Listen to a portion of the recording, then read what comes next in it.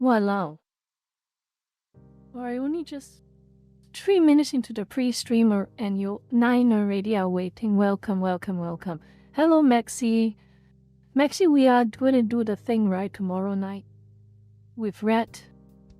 Confirmed? Yeah, I think it's confirmed. Oh yeah, speaking of which, I have to make the thumbnail for that too. I might spend now to do the thumbnail. Maybe I'll do the thumbnail right now. Hold on. Max. Yup, you're going for it tomorrow. So I think Red says meet up at 8 p.m. my time, which is your time is 9? Wait, no. What's... Okay, I'm a bit confused. What's the time? Hold on.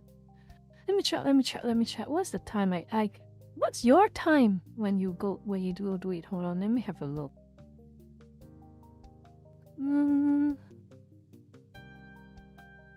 Oh. Huh. It's 10 p.m., right? Your time? Yeah, 10 p.m., that's correct. It's okay, 10 p.m. Yeah, your time, 10 p.m. So everything works out right, I think. Okay, good. Let me just double check. I have to make the thumbnail. Been lazing about for that, so I have to do it. What should I do?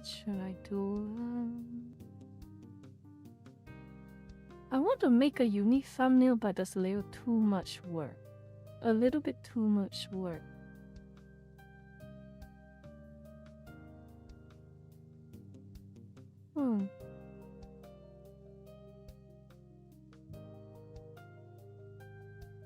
Let me just see.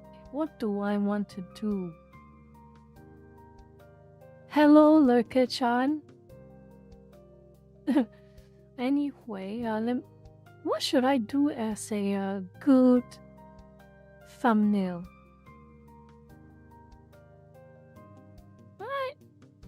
I can work with something. Hold on.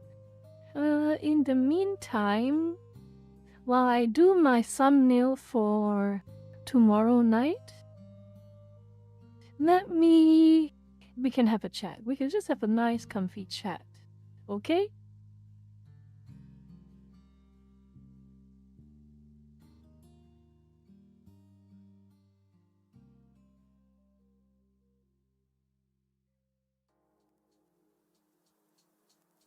We can just have a nice, comfy chat while I do my thing. In the meantime, what should I use as a picture for you all to just think about? Let me see. Food for thought. There we go. This is perfect. Okay, hold on. Let me just set this up for you all while I do my thumbnail. Nope. Here we go. Think about this.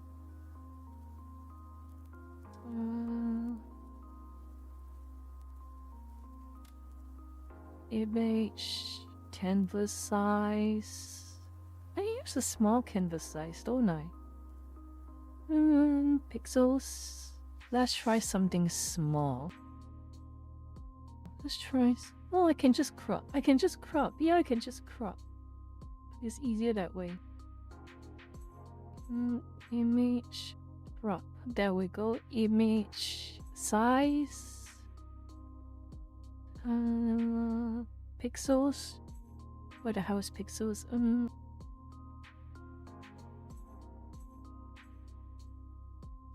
Okay, that's good.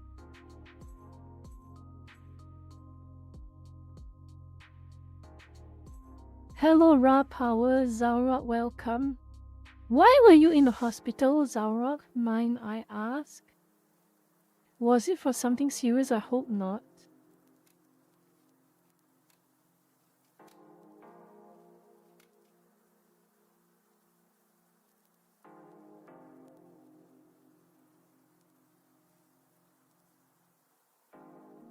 Determined you'll find a good chart.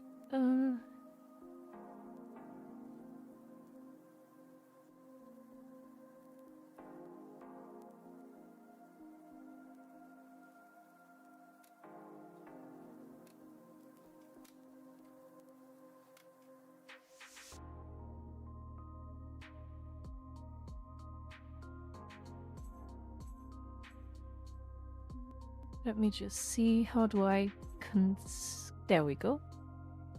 Ah, so screen size too big.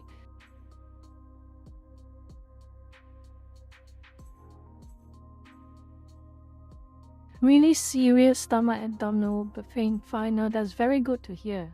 That's very good to hear. Oh, by the way, Trumpet, you gifted a sub. Thank you for another gifted membership. Carson, if you are here, you better go thank Trumpet, okay? I want to find a good noise image.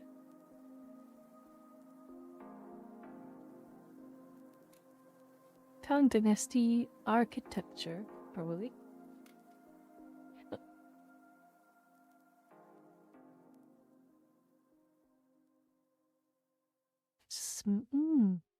Wow, wow, wow, wow, wow. You can really see the resemblance. You can really see the resemblance. The screen, the image is way too small. I need something bigger. More tools, size, large.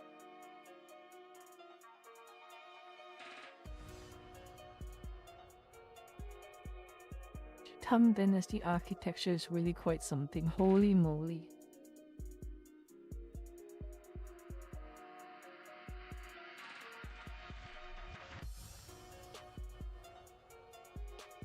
Nice. Nice, that's correct. Oh jeez, the image.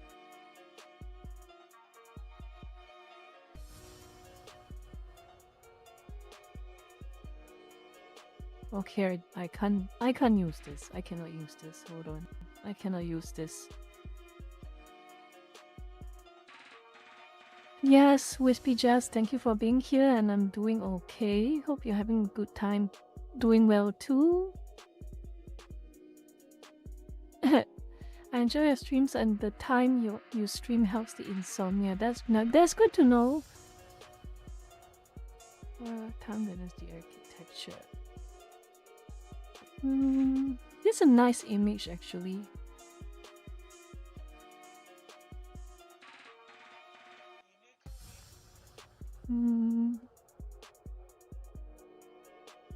I just need to create. Alright, this should be enough. This should be enough.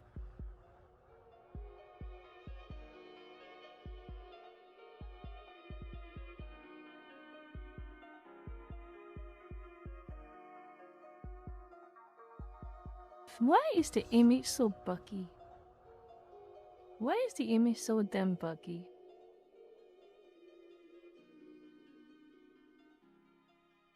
Let me see. Let me have a look.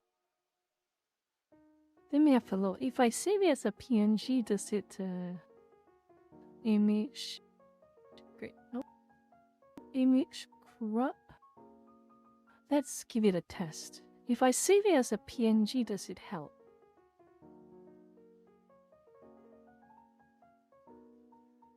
Kinda don't want to do PNGs. I'm so bored.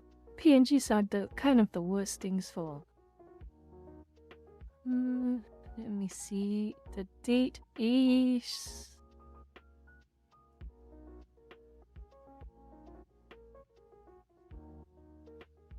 Let's try this. Let's see if the image renders properly. Assets, announcements. Nope, it does not render properly for some reason.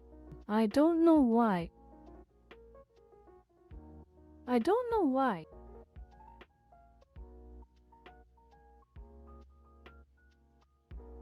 Let's try a different tactic.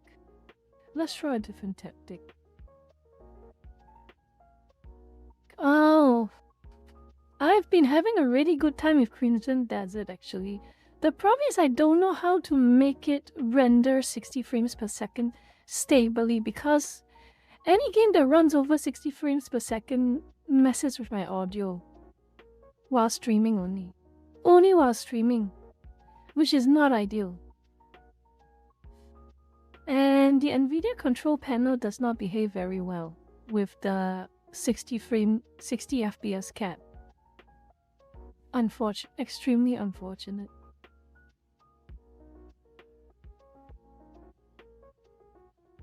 Oh, Nord control X Neo. Close this. Don't save this. Let me open this again. Yes. Control copy. Control V. Now it works. Correct. Now it works. Good.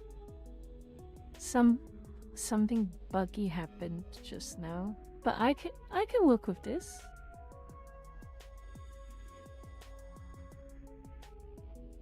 All right. Now I just need to put in the announcement. Hopefully in 5 minutes I'll be done and I can get back to you all, lurkers. So please bear with me, be a little patient, okay?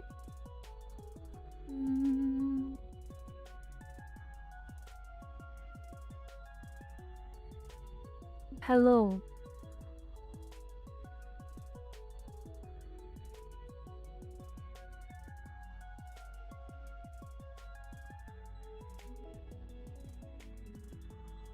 I'm doing thumbnails. That's what I said, wasn't I? I was doing thumbnails. Let me see. How do I...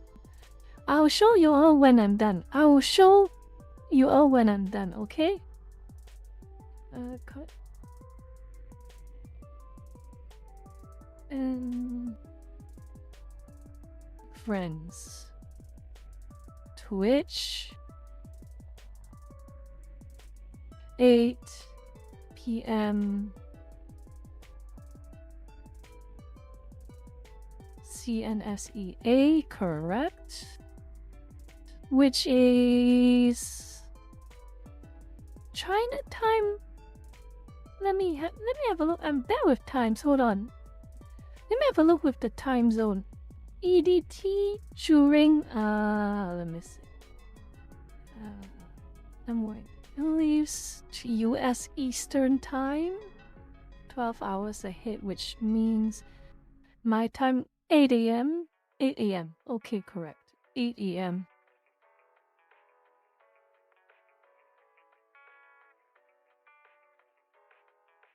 And my link for, let me see, Twitch, correct?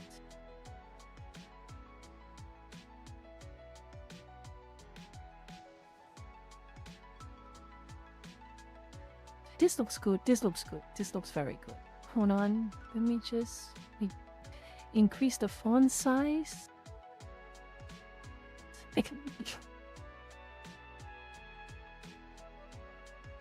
Nope. Yes, correct.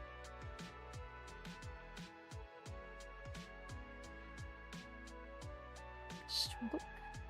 And stroke level 5. Done. All right. Save as PNG announcements collab. Wait, where's my Twitch? Twitch.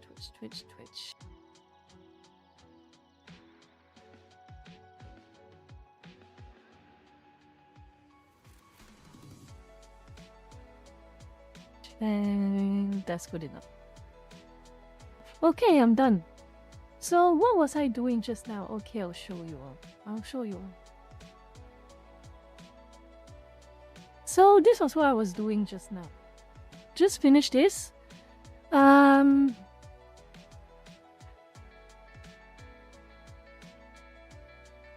So Red invited me to another VR chat tour of various different cultural locations. It will be on Twitch, It will be on Twitch.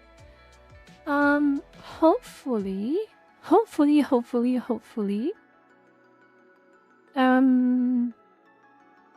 it'll be a relaxing one. It won't be a long one because it's a night stream and it's the bonus stream. It's practically a bonus stream.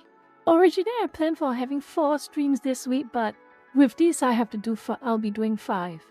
So tomorrow will be, as you probably can see the time. Okay? So that's that. I'm done with that. Excellent. Excellent. VR chat tourism, indeed, indeed.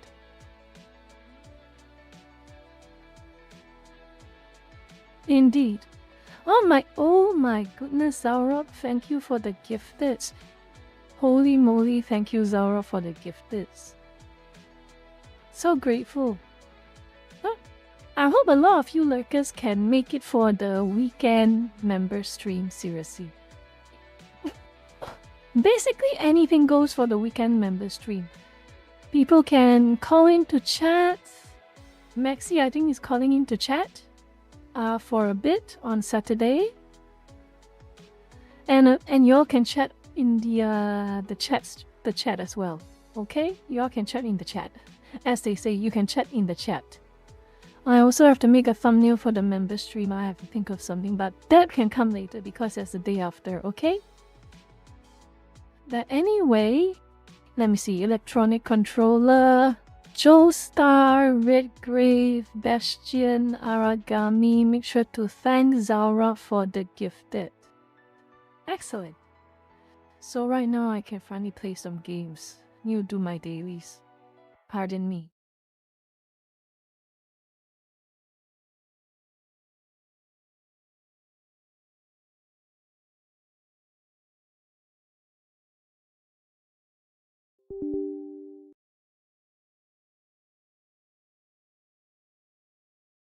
Oh.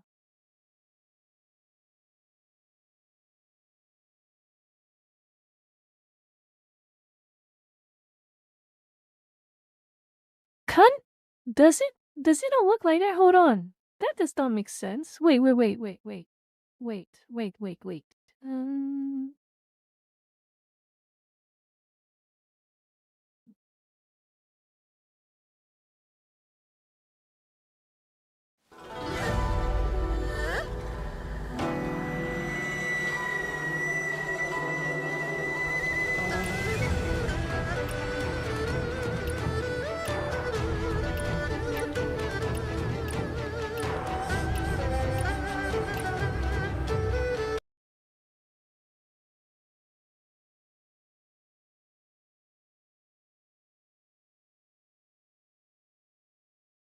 Um, you can. You can actually. To be invited as a guest to appear. You can actually. You can join the member stream. I probably have to find some way to but it's quite convoluted. Not gonna lie, it is a little convoluted. Let me see.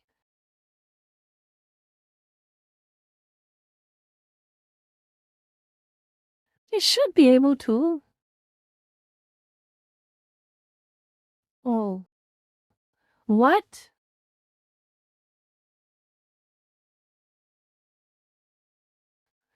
That is stupid, isn't it? Oh my god, that is quite stupid. What even is the point? What even is the point? What even is the point? Hold on, let me just... What even is the point?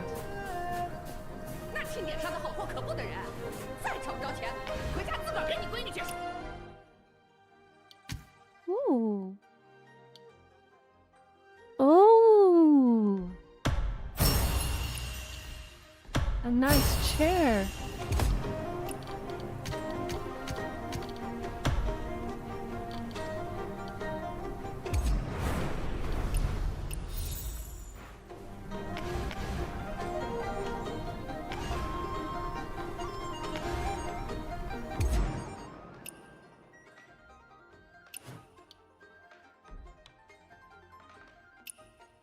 Why is there a red on?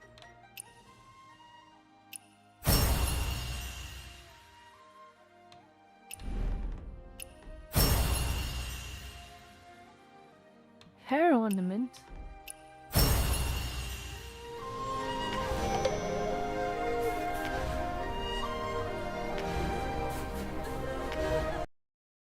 Well, I'm going to do a bit of research actually.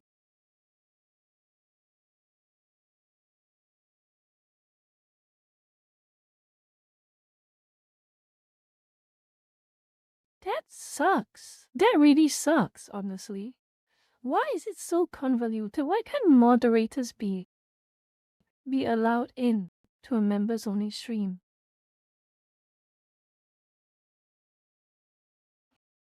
Oh my goodness. Once again, Google Gemini gives misinformation.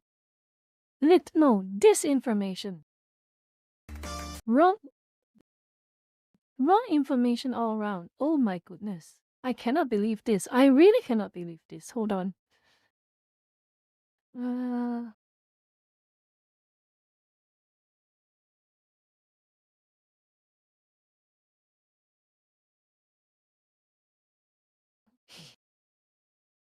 this is so stupid. I swear. I swear. So stupid. No, I look. OP, I uninstalled Copilot. The moment they updated with Copilot, I uninstalled it. Let me see. So, bronze channel moderators, the ones you FI community.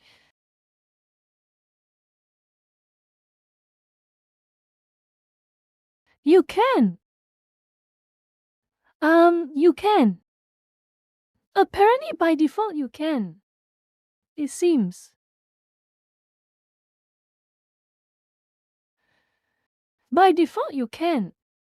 Look at Chan, I don't know where you got your information from, but by default, it seems you can join moderator. If you're a moderator, you can join members only streams. It seems to be a thing. Let me double check. Settings. Permissions. No. Community moderation.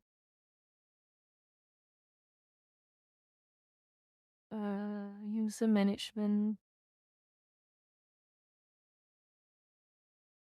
Yeah. You should be able to. Lekachan and Mochan can join it. Can join members only streams. It should be okay.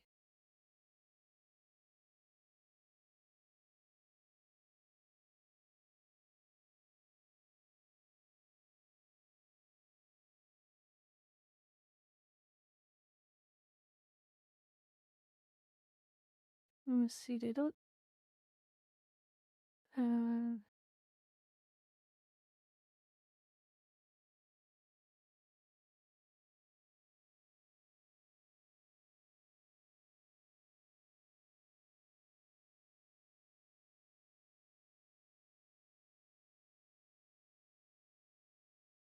it seems you should be able to join.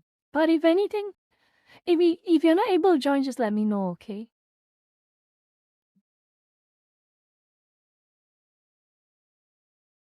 It should be possible. It's so weird. Hold on. Let me try again. Let's see. Let me just triple check. This is the first time I'm trying something like this.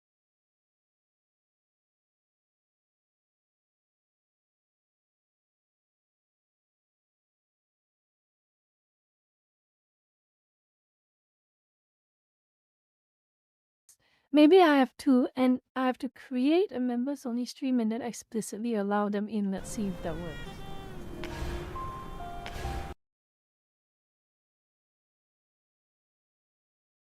Uh,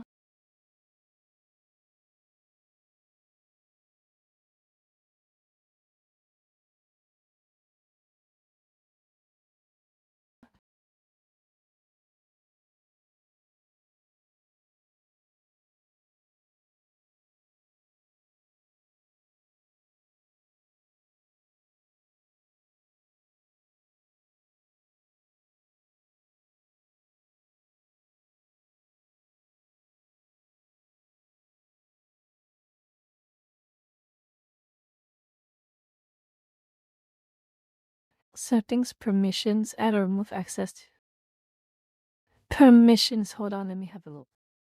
Okay. I'm glad someone asked this question. Because I have to make this I have to set this properly. Otherwise, it's going to be quite a mess when I do it on Friday or even Saturday. Hold on.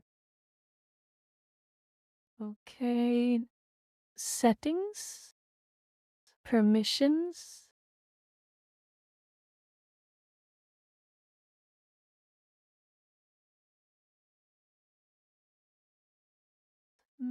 Let me have a look.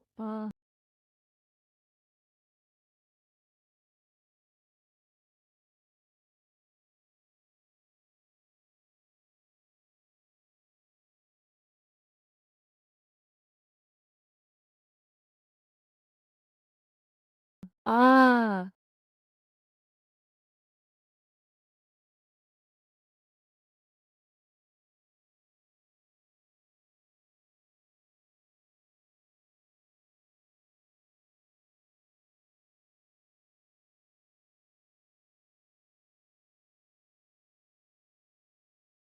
oh, okay.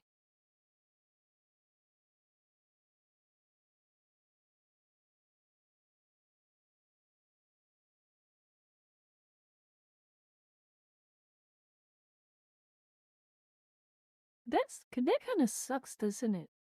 Oh my god, that is. Okay, I think I have an idea. I think I know what's going on. Mods get to only see the chat of the members only stream if they do not have a membership. The only way for them to see everything is to give them direct permission to the entire channel, which is not ideal. Only the admin gets to have it. Oh my goodness, this is so convoluted.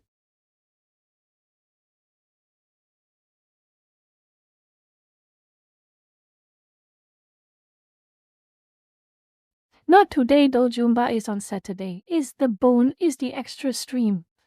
Like I said in the previous date, I'll still have my standard streams every 3 weekdays.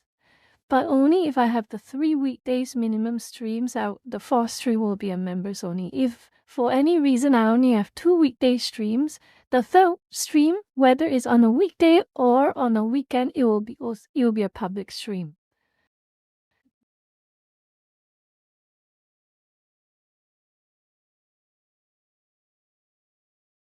Oh well. I'll play by the ear. I'm still going to try and do the members only stream because I do want to give something for those who paid for who got memberships. I want to do a little something for those who got memberships, but it is what it is.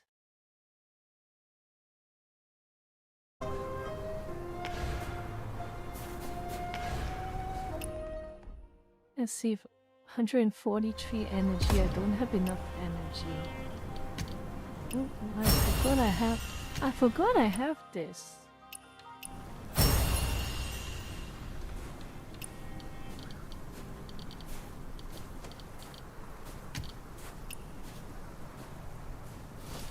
A bunch of coins. Oh wait, I have a whole bunch of coins. This peach blossom pet. 那庆典上的好货可不得人，再抢不着钱，回家自个儿跟你闺女解释去。 I've never used the member streaming part of this before. Let's see, what should I do? Should I spend another pill to... You know, I will. I will. Let's do...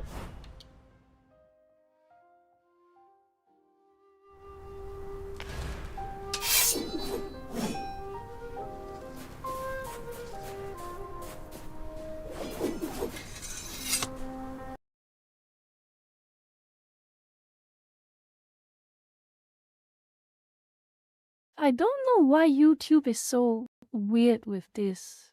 You would think that moderators get a pass for this. This is so stupid. This is so stupid to me. This is so stupid. Eh.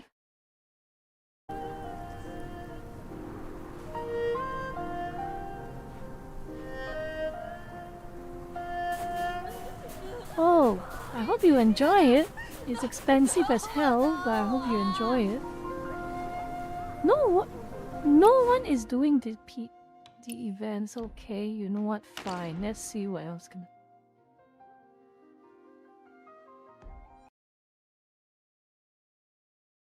Let me go live chat again. In other people's chats, YouTube deletes half my comments, and it's just gaming advice, nothing of it. YouTube is an extremely strange platform. I can't wait for Elon to have proper integration.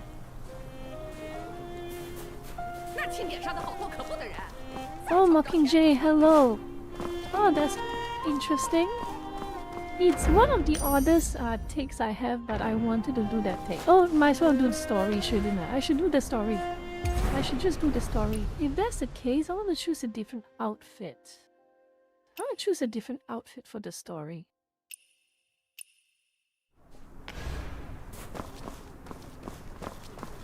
Oh, thank you very much for those shots, Chao Yong.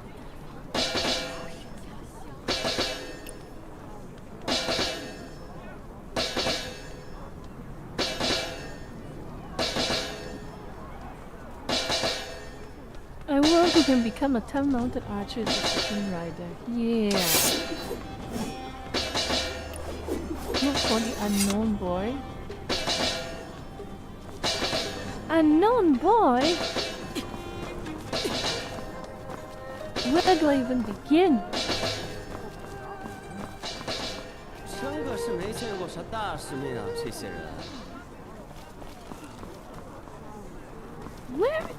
Where do I even begin?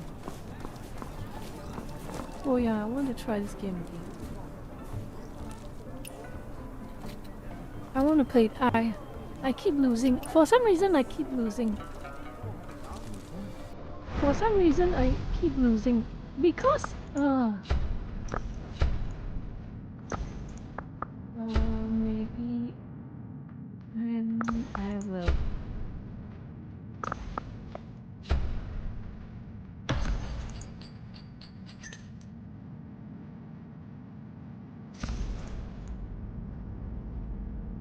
Pieces cannot be destroyed in the first round.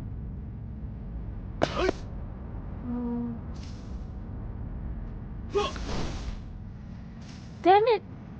Why did it move so fast? These freaking idiots. Oh, that worked out fine, didn't it?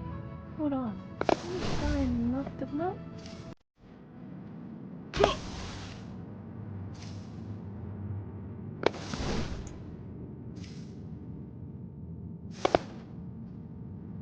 Oh my god, that was horrible. Oh, that worked. That worked out. Oh, that worked out a lot.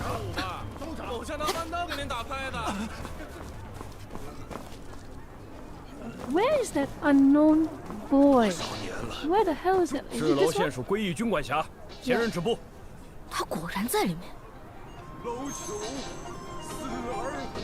Yeah.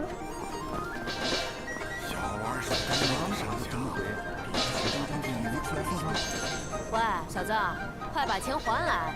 怎么这么不学好，强要人家的东西？嗯，你果然找来了，不错，有眼光。啊？今日你有幸结识未来的河西节度使，他买了这花灯做礼物，就允你做我的跟班好了。你父母是谁？家住何处？要是实在没钱，这当算我送你，但以后可不能再……哎呀，你是鸟吗？叽叽喳喳的，我都拿跪躺了。这次相遇叽叽喳喳，哎呀，我带你去做一件大事。叽叽喳喳。叽叽喳喳。有点身手，当跟班有点可惜。我决定了，升你做大统领，怎么样？那升的是很快了。小少爷，您这七拐八拐的，到底要去哪儿？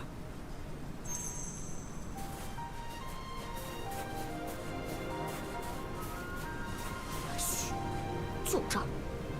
这可是我的独家密道啊！这下面黑得很，我拿着花灯先下去照路。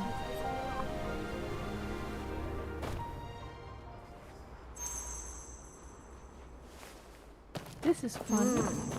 我没看错你，不如少爷您能上天入地。我不叫少爷，听上去一点本事也没有。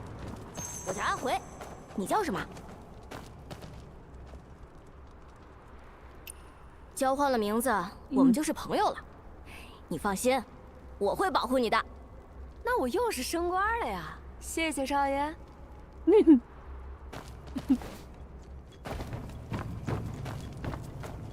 Ooh, a chest and 钱财有什么要紧？出去我送你几下。how rich are you, kid? Actually, then you have to steal a balloon.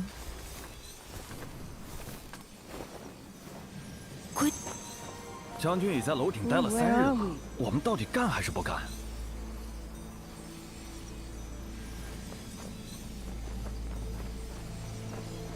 Oh my god! Oh shit! I almost got seen.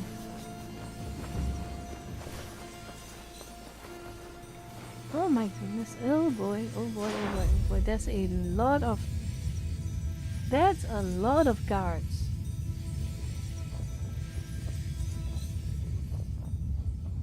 长安信使又来催启程，这月第几包了？呸！上次传话的太监瞅着我老爸直撇嘴。现在这扇门，他们就抓不到我们了。 I hope there's something good in here.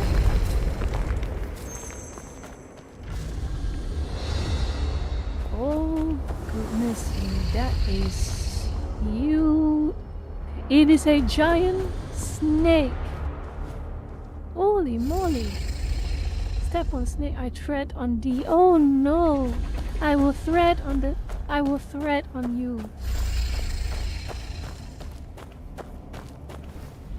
Holy moly. Oh, I have to consult with the... Why do I have to talk to the boy? Why do I have to talk to the boy? Why do I have to talk to the boy? I don't care. 长虫，好大的长虫！这楼里透着古怪，要不你先跟我回去？我才不！我要去见河西节度使，我要杀了他。你说你要如何？我要去杀节度使张议潮。你害怕长虫？那你回去吧，我不连累朋友。鱼灯的钱。 Well, obviously I'm going to threat on thee. Oh, you're fine. 张议潮的军功画，自大鬼！你好端端的，为什么要杀节度使？因为他骗了我。他骗你这个小孩？ Huh? 说了你也不懂。 You want him dead?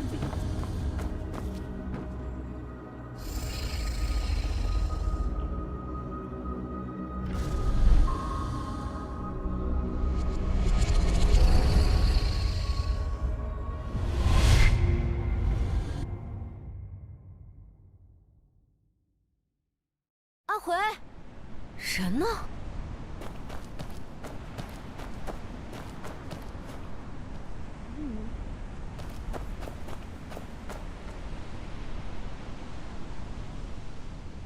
臣所将之兵，皆是乌合之徒，上游杀敌色路，血流满野。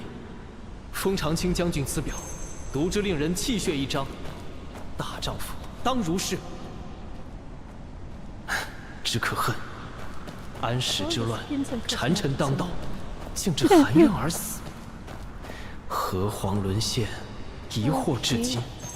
沙洲如今科穴重负，典籍被焚，动辄得救，万木断足。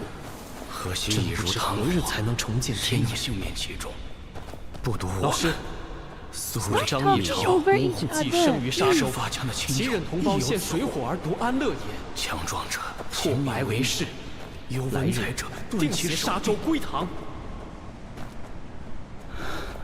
郎君手上的破白剑，自然是好剑，只可惜，却斩不破我等的囚笼了。老师，我放他却不能救他，那算什么救人？我该如何是好？ Bench kids. Oh no, not this again. Okay, let's just go see what. Ooh, that is a big statue.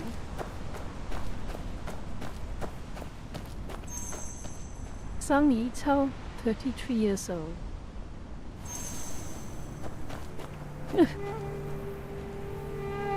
静心，老师，我静不了。冠军侯18岁两战成名，20岁直取祁连，河西4郡由此而设。22岁封狼居胥山，连瀚海而还。24岁以留名青史，而我今已年过30，一事无成。 便指望我百姓被逼义服为奴，哀嚎不已。却 Oh my god, I suddenly got lightheaded for a brief moment. I hope it's not vertigo. I hope it's not. But I'm back to normal now. 成 Just 事 a brief microsecond. 若要举事，尽可振臂一呼；若要成事，则当切记借事。 成事，谋事。若事不至呢？等。若一直不至呢？你知。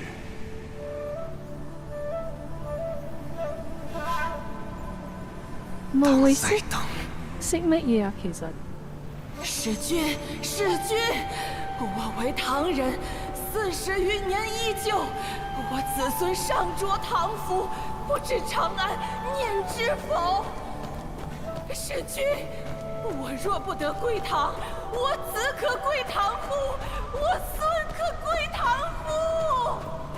长安，长安有记先藩事。若我在此，若我迎敌，当如何排兵布阵，全我同胞性命？ 一人之位，一君之位，搭上无数人的性命，也仅得1州的胜利。若只剩1州，此生也不过一时。敌军环伺，若他们再来，如何是他？ You really want one electronic controller? Okay, you really. Oh wait, place the flags. Okay. 南州得县，沙洲即将被调走。Oh, here we go. 峡中镇民死为民，屠龙右，今日见何堪？灭家者从左，有举事者从右。诸位，剑之所指，当为我大唐日月所照。49年。 49年，不用再等了。河西，可随我归唐。Okay, it got buggy. The quest got bumpy all of a sudden. All because I wanted to do a. 我刚才好像在画里还跟着一个人。 好久的路，好似一段很长的岁月。嘘，他醒着。Yes. In a way. Wait, what? What the hell? 他醒着。What the hell? Oh, it's away. Okay, that makes sense.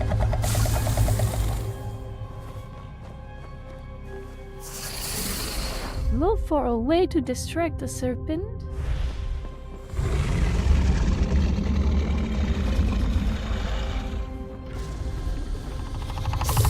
Look for a way. Oh, okay.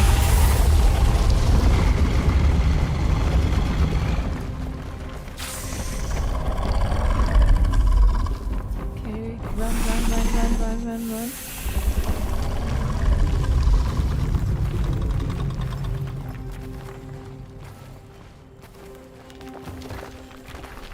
Hello, Nana, welcome. Arya, why do you say such things? Oh,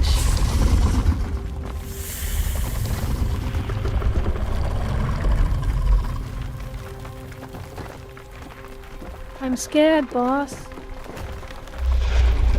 I'm scared. I am so scared. I am scared. I am so scared. Holy moly.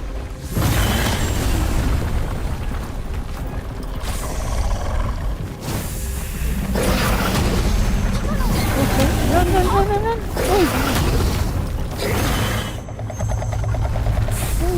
moly, that was horrible. 这有了，蛇呗，嘿，好玩。Holy shit. Oh dear. Oh no, how am I gonna do?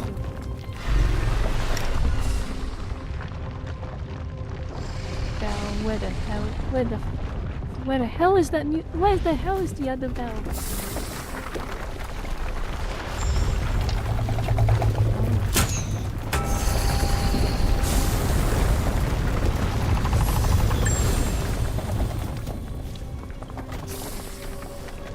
So, how do I get up there? Exactly? How do I get up there exactly?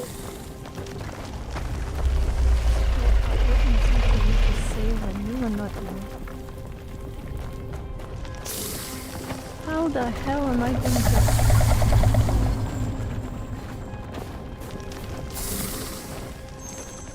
好朋友，要不我们出去了，一起 Oh, 去 that 沙洲 worked 吧。 out. 你喜欢的那种宝箱，我家里有好多。这么好些，你家里很有钱啊。Good morning, C4. Oh my god. Okay. I got 将来啊，要做更大的事儿。什么更大的事？杀敌， Oh my goodness. 我核心。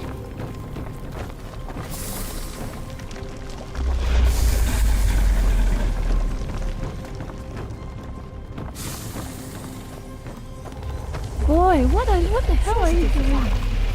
这次还是打仗吗？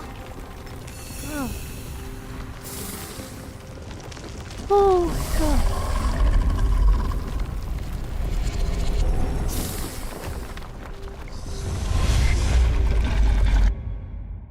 Hello, Zephyr. 看这里，是张议潮的名字，他会在这里吗？ Oh, this is 余下救治伤员，说服我按贞观年旧例折半一下，以鼓民心。高进达，我有一事，唯你能行。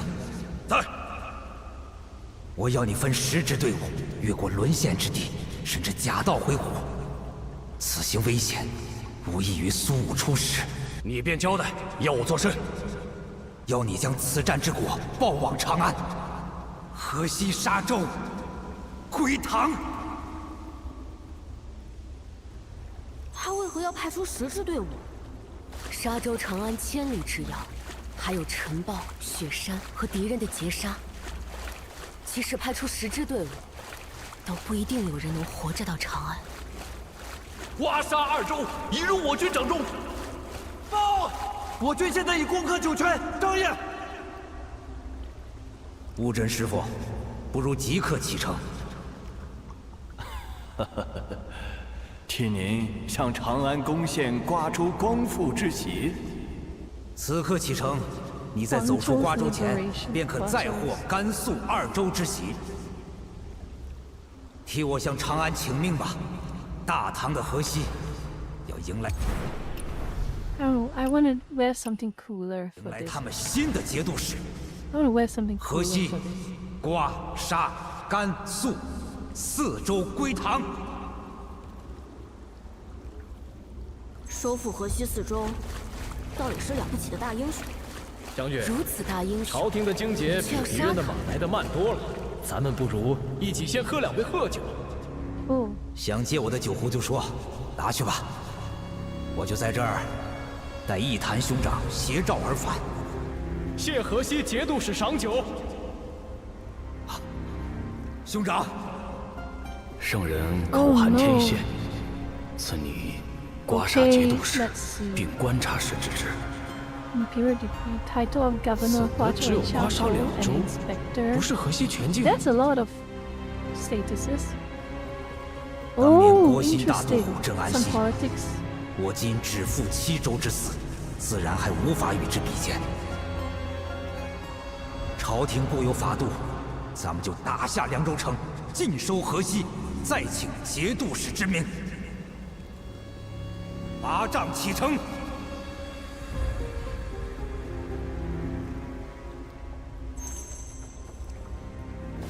归义军送来了质子， Politics. 竟是张议潮的兄长。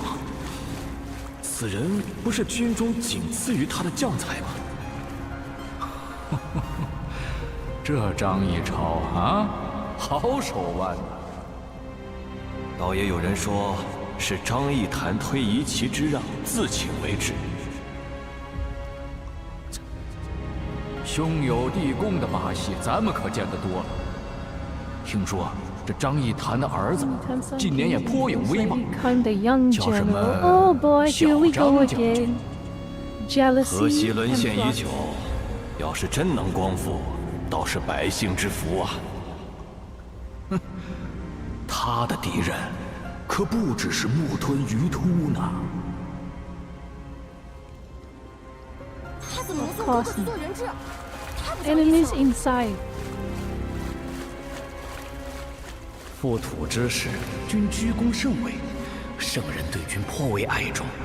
只是凉州乃河西重镇，一日未复，朝廷不安呐。张氏老儿，若得凉州大捷，你以为你是什么大唐河西节度英雄吗？舍君其谁？小皇帝的一匹驮马。咱们兄弟浴血多年，节度使的河西百姓哪个不称颂？你的甘草。如今又折 Stop 了多少同 talking 袍在凉 over 州？ each other. 朝廷却连个封号都拖拖拉拉，这算什么？众将听令，讨番开路，取凉州。 长安山岭崩，新帝即位13年了， Oh my god. 够长安城换7任宰相，也够换一个皇帝了。凉州城破，将军，凉州打下来了。打下又如何？刮痧2州的节度使，怎么号令凉州？通告百姓，通告长安。文书抬头就写。 Inform the people in 写 Changchun. 河西节度使张议潮。张仪超。大张将军，看，那是河西节度使大张将军。奉西南单河闽阔诸州头级，并沙瓜甘肃 I wish 伊 it 凉 was 河西6州。 This is Mandarin. Mandarin is after. Oh, here we go. Something's gonna happen. Boss fight? Boss fight?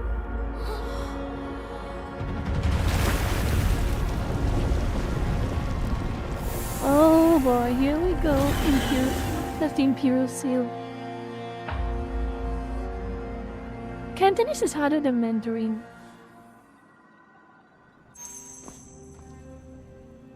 Technically. Oh, I got kicked out. Oh shit. How the hell?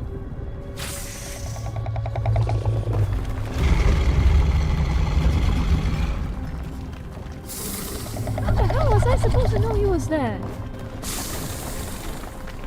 How the hell was I supposed to know he was there? Seriously. Damn snake. Stupid snake. Where the hell Why the hell are you staring at me here? Mandarin is easier, and well, it's kind of like Italian and Latin in a way. Okay, guess I don't have no. Guess I have to rap with the rappers.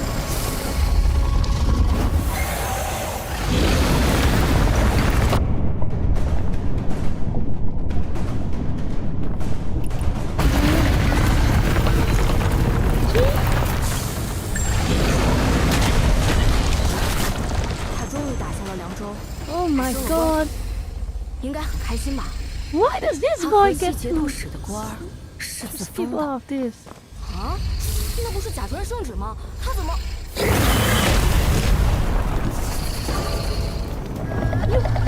Why does the stupid kid? Why does the stupid kid? Why does the stupid kid get to walk like that? Why does the damn kid get to walk like that? That's cheating. That is cheating. Piece of crap. Piece of crap. Kid. Lousy 张 kid. 玉成就在里面。 You lousy kid. Why the hell do you get special treatment? Why does the snake not target the damn kid?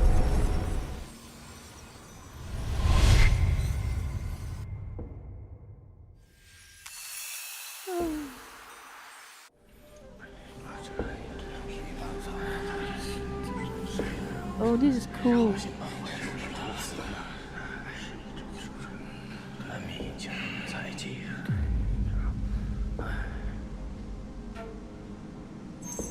圣人口谕：张清毕生所志，唯在归堂。圣人续下，视卿为股肱。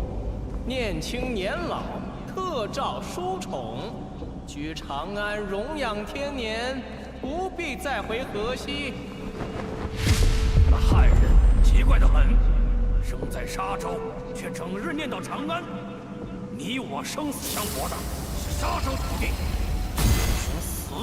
也要战死在我们守护的故乡土地上，怎可死于他乡安了我？安史之后，朱振怀二心者多，先皇赐号归义，与归堂尽忠之意。事至弥他，生死已知。请忍见归义荆节蒙尘，袍泽入于天下乎？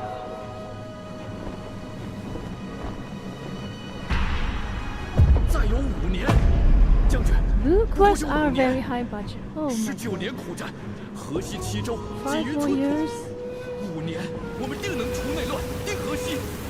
那时，便是真正的河西归堂。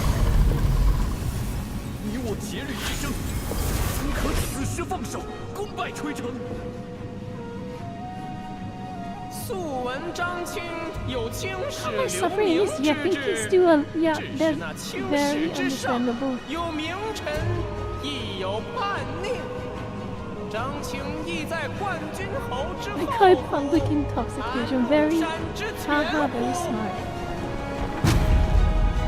一连山脚，我们几万兵还等着跟你再战呢。你不来，是拿不动刀了，还是人老了？胆魄也被秃鹫吃了，要做个逃兵败将吗？弓弩火器都藏在市楼下了，等将军令下，秦太监除家贼，大事顷刻可成。朕的使者荆节未出长安， It's always the you. 河西却有了节度使。朕的圣旨下了3道，却未见应召之臣。 Oh, okay.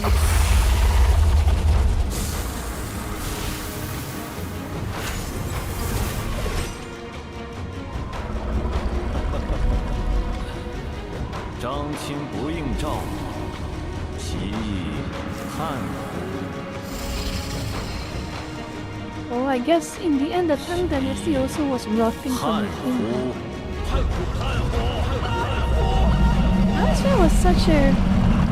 I always found it was such a shame that Tang Dynasty ended and the Tang Dynasty replaced it. 大赵将军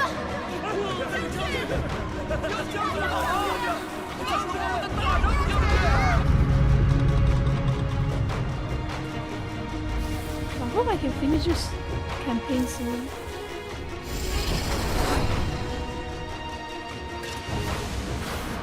Oh, it was a hallucination. It was a hallucination. Damn it.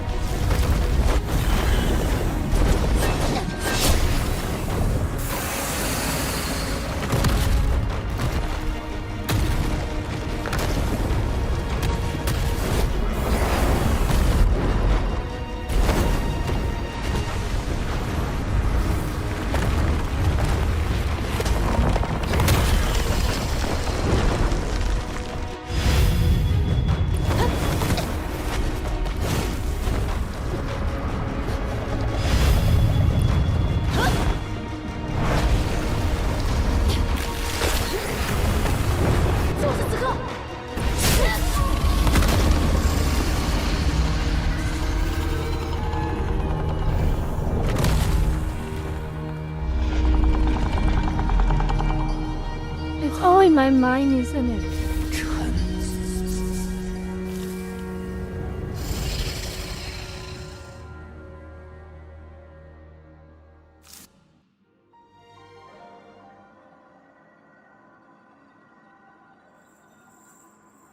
阿回，阿回，我在这儿。 Shut up, Zephyr.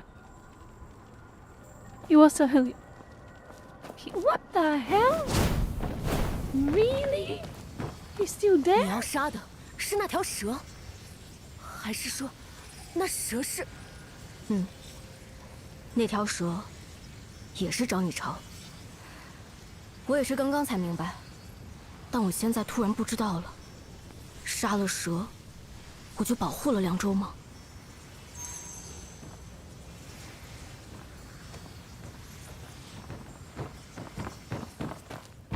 Halfway is right here. Stupid objective. Halfway is right here. 这是刚刚那3个门扉上的画。 Tang Dynasty painting. 是。凉州收复之后，百姓自发为他建了佛窟，还画了这幅壁画。壁画上写：“河西节度使张议潮，统军收复河西一道星图。”他平生无甚爱好，却偏爱此画。 还叫人临摹了一份，放在这里。我之前讨厌这画，直到它是好大喜功。现在想来，也许并不是我想的那样。阿回，你好像有点不一样了，好像不像个小孩子了。走吧，去见他。 Yeah, it's not that simple. Everything with this is never simple. Oh, chest. 张议潮，我等你许久了，还有我们的客人。Oh.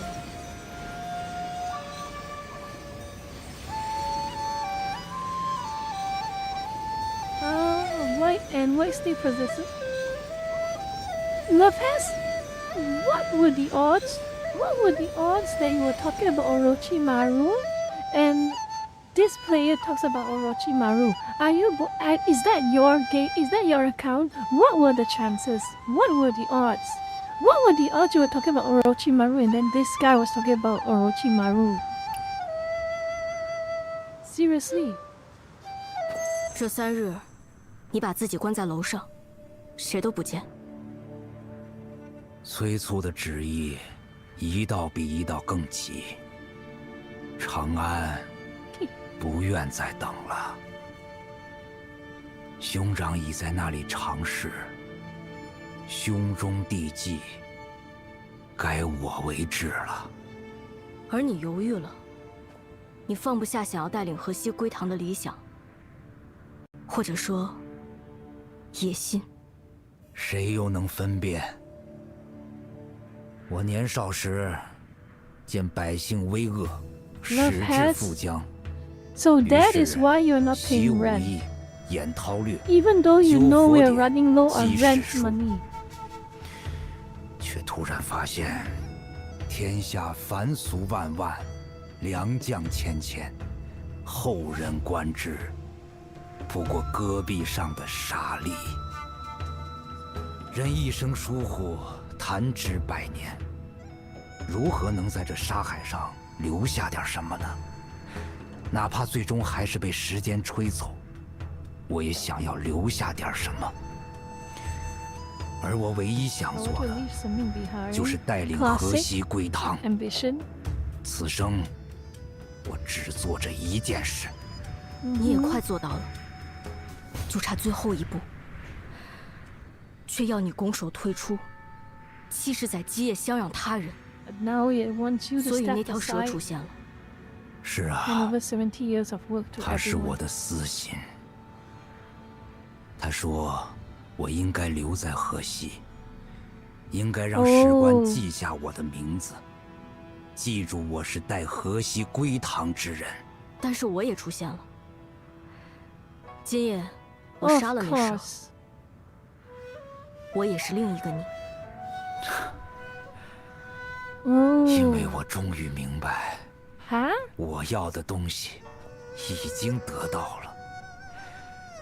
我要的不是史官笔下枯槁的名字，我要的是那幅画，那是沙海被吹走后，依然会留在这片土地上的东西。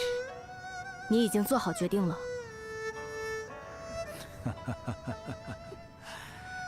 是啊， That means being a landlord and a 那你 high 知 level 道 player. Don't ruin the mood 今夜我 control. 还要 please. 做什么吗？ We'll talk about that later.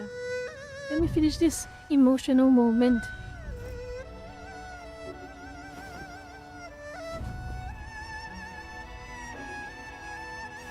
I don't think this 蛇 kid 形 is a kid at all. 是张议潮的私 He 心， just looks like a kid. 慈心亦是张议潮的私心。我与破白皆献于你。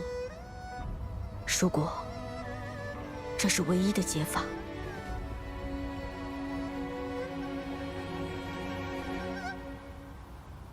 Is that him?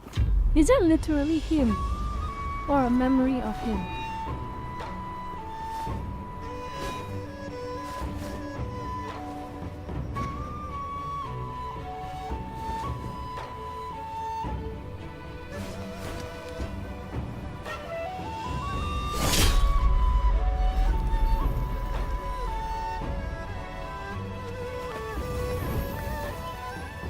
“圣人不死，大道不 Yup, 止。” it wasn't him. 青史标兵，我的落笔本就不在庙堂深处。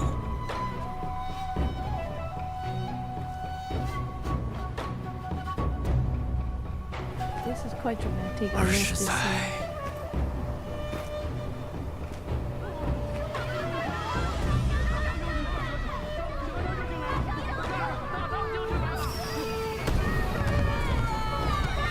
Old General Tang.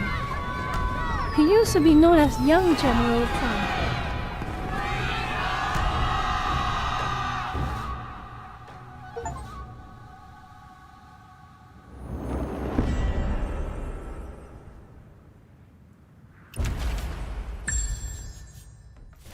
Done. That was a cool. That was a really cool quest, actually. Alone in Chang'an. Complete the Hertz homeward file. That was a nice one. Let's see. What do I get? Ooh, wildfire search. I can get wildfire search now. There's a crowd control bit. There's a crowd control skill, which I don't know if I want to. Should I level up? I don't know if I should. Find tenacity, dealt damage increase for damage dealt increases by 4%, gain extra 1% per enemy within 3 meters. Well, it's very situational. Very, very situational. I don't think I need that, honestly. I don't really think I need this, honestly.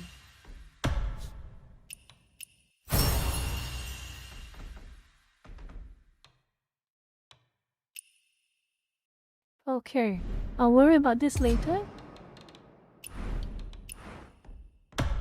Oh, I'll worry about this later. Let me just claim all my rewards first.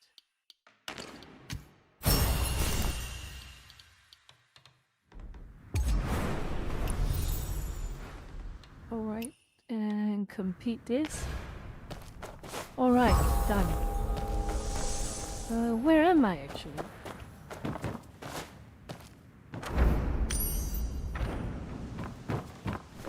Where am I? Oh, I'm up here. I'm in the governor's mansion, okay.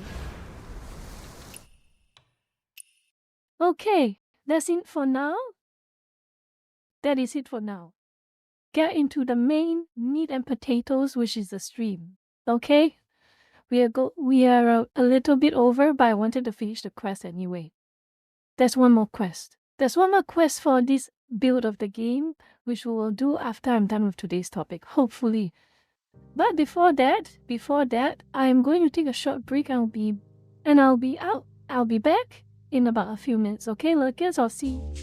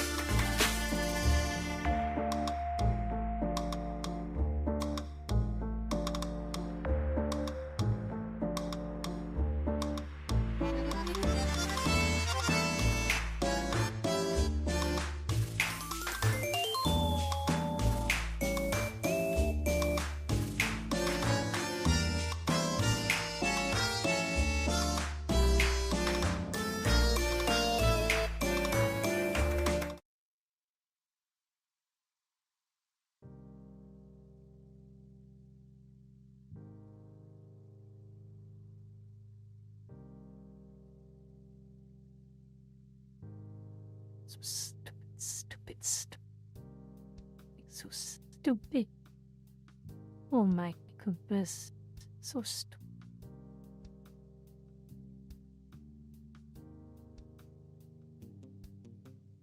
I guess it's just as well I came back in a bad mood.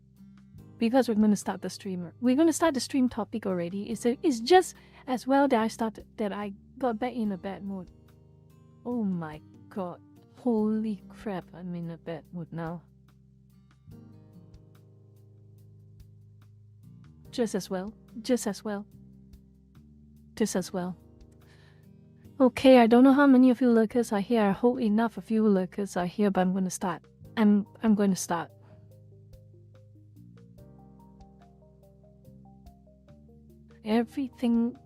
Everyone's so slow where I am. Slow. Everything is so slow. This is slow, that is slow, this is slow, that is slow. Have to do things myself. Anyway, let's start.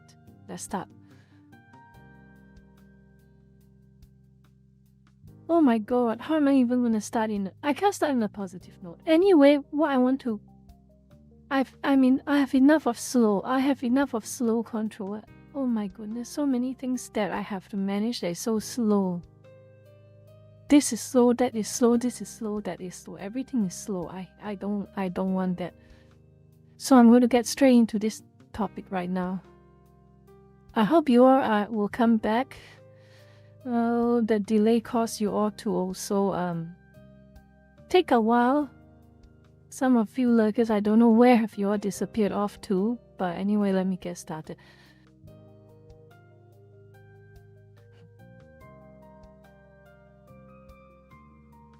At this point, you all probably already have an idea, right? Most of the games I play right now are either Asian games or old games.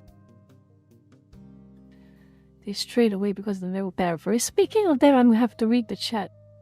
I have to read the chat. See you. June is away. Good night, June. Okay, want to sell electronic controller? Shut up.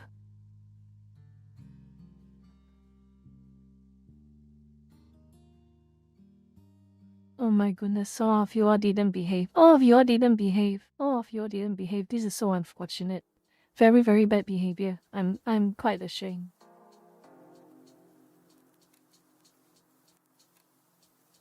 Anyway, let's start. I've been saying that start so many times, I'm so sorry. You probably already know I've been playing a lot of Asian games. Either Where Winds Meet, or Crimson Desert, or... George, you didn't do anything wrong. Crimson Desert, or old games, or AA games, or indie games.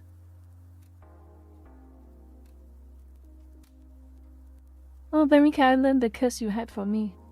吵你吗?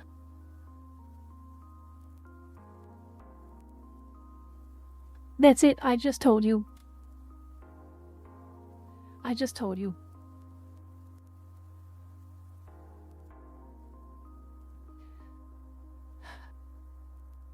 You know, it's so frustrating. It's so extremely frustrating.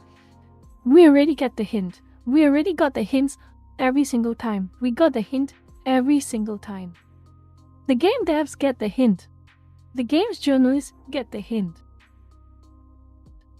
Gamers want to play games that they enjoy. And I want to show you something. It's a short video. Hopefully I can find it.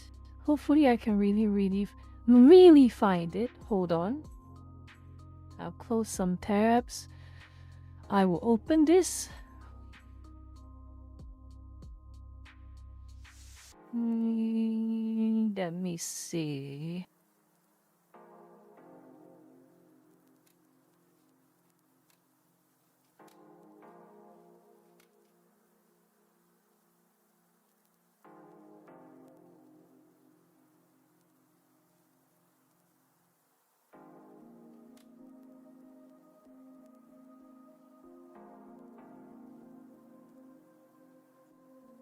Let's try and find a very good image.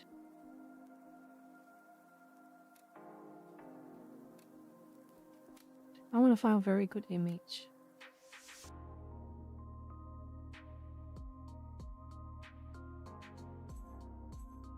I want a short one. I want a really, really short one.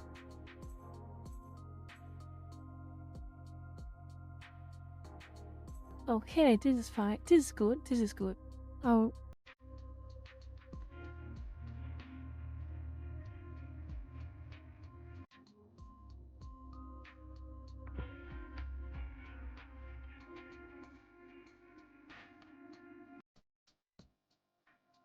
Okay. It's probably copyrighted music, so it does not this again. Not this again. I want to show you something. Wait, wrong expression. Wrong expression. There we go. Some of you probably would remember this, don't you? Some of you are probably, if you're old enough, you probably remember this, don't you? You remember this?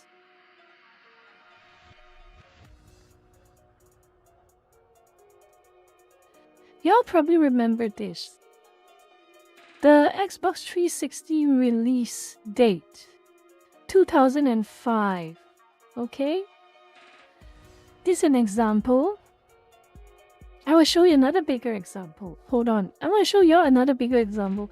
Johnny English, thank you for the gifted sub. So I want to show you a bigger example. I assure you it will be relevant. Showing you these videos will be very relevant.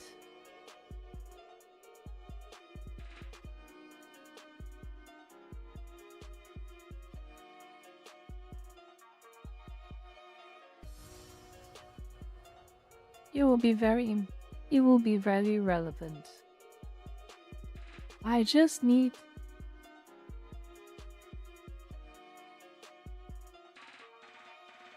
the Xbox 360 launch. Oh my god, stupid AI slop. I don't need your stupid AI voices. I just want something straight out of. This is the Xbox, and so for the first time, let me now unveil Xbox.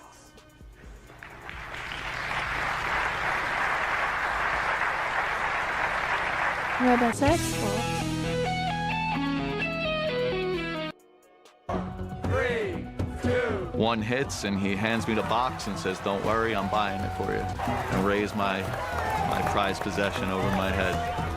Edward Glucksman became the first gamer in the world to ever own an Xbox. It was a magical night. I'm a 20-year-old kid looking for a console. That's all I wanted to do.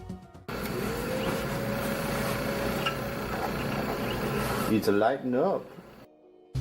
Let's go to this one. The Once moment we've upon been a waiting for time is when here. Adam is down at Best Buy in the Mojave Desert to witness the sale of the first Xbox 360. Adam? Here we go. The excitement level just Oh, what a kicked day, up a couple what a of day, notches. back in the old We're right days. here in an impromptu Best Buy shop, and all of the new Xbox 360s are being unloaded. It's actually quite a rather dramatic sight. And I believe we're about to see the person who's going to buy the first Xbox 360 here in the U.S. and obviously here in the world. It's amazing as all the people just are grabbing these big white boxes out of these trucks right here. They're rolling them down this conveyor Yes, belt. I did. And, Okay. all right, this is the man who bought the first Xbox 360. Was this a transcendent moment for you? Oh, yes. Now you guys actually have a pretty good story to tell, because you traveled almost the longest distance to get here. Where did you come from? Senatobia, Mississippi. You came all the way from Mississippi, and was it by car, by plane, by bike, by tricycle? By car. By car. How long did it take you to do it?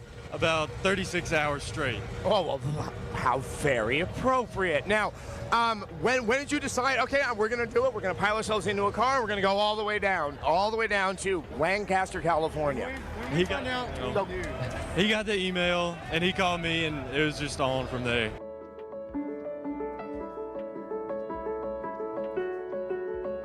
Oh boy. Let's just watch a little bit, just a few minutes of this.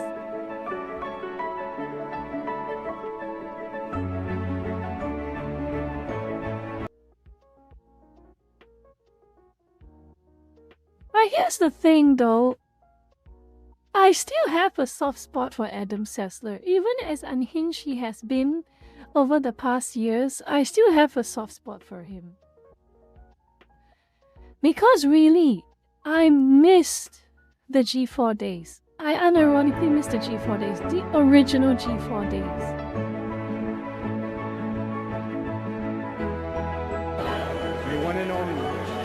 The one core system that they have is right there. No one's gonna get that. I was gonna wait that long. I worked till 12. I had to be here, so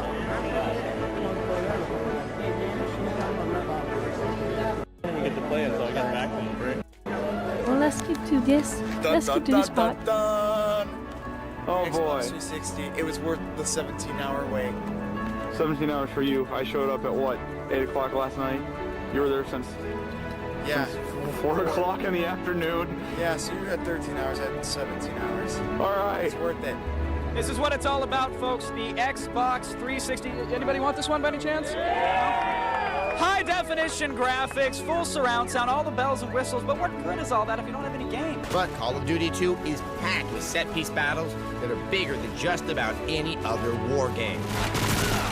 Control is exceptionally smooth and intuitive for a console FPS, to the point that you almost don't notice you're not using a mouse to pick off Jerry Scum through the scope of your telescopic death delivery device. Add in an extensive online multiplayer element, and you have yourself a World War II game that, for the first time in a long time, is an absolute must-play. A 5 out of 5. I mean, it was a good game. I really enjoyed Call of Duty 2.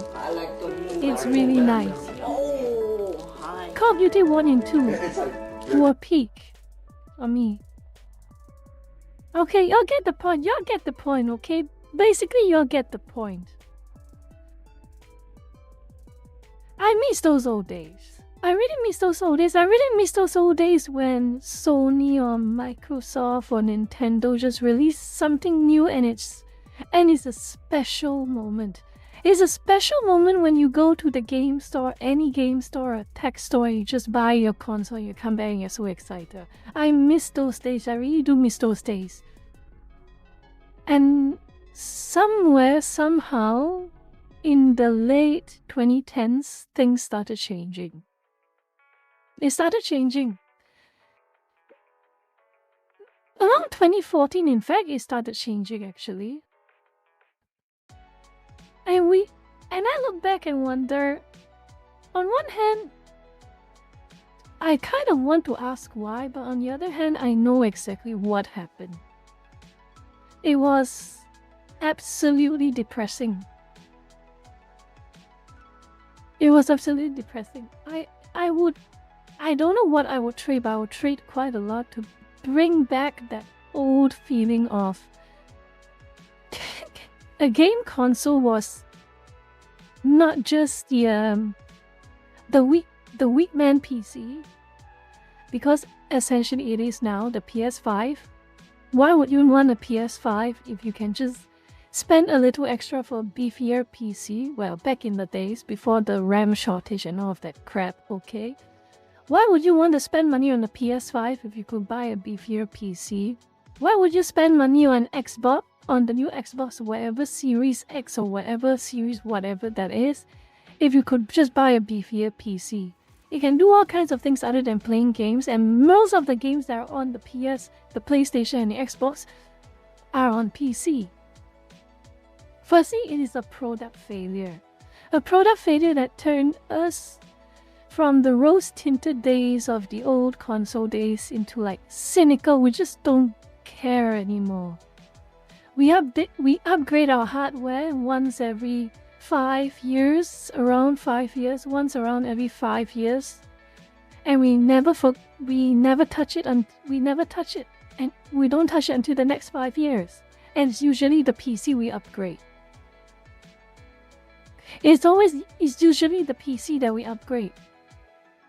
We don't care about the consoles. Those who do, honestly, they are relics of an old age.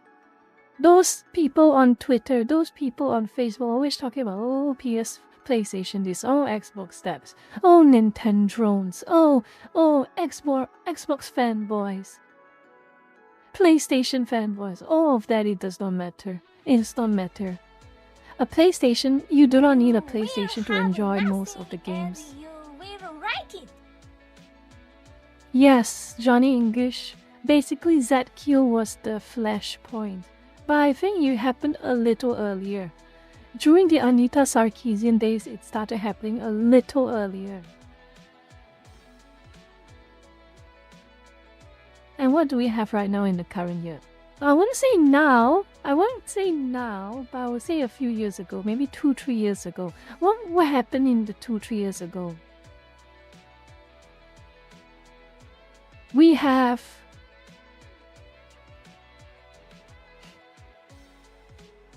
an industry that no longer treats their customers like customers. We have an industry that does not care about gamers anymore. You saw the original Xbox. You saw the original Xbox. You saw the Xbox 360's release. I bet, and I am willing to bet, even PlayStation 3, PS4. Let's have a look at PS4. Let me have a look at PS4. Let me have a look. PS4 release 2013 lining up. Let's see if we can find.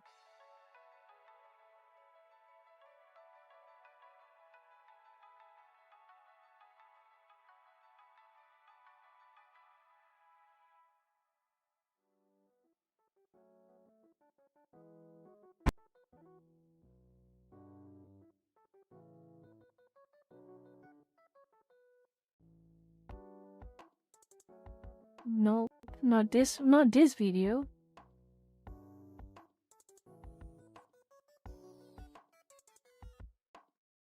How long you been here? About 5. PS4, most definitely. You're getting it tonight, rather. Are you actually going to stay up and play tonight? Oh, I'm going to bed.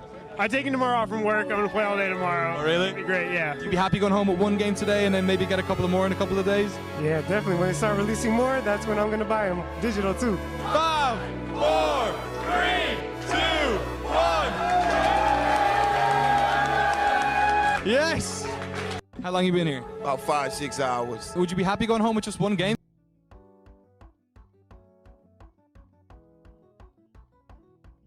Even as recent as 2013, gamers were still hyped for consoles. Gamers were still hyped for video games.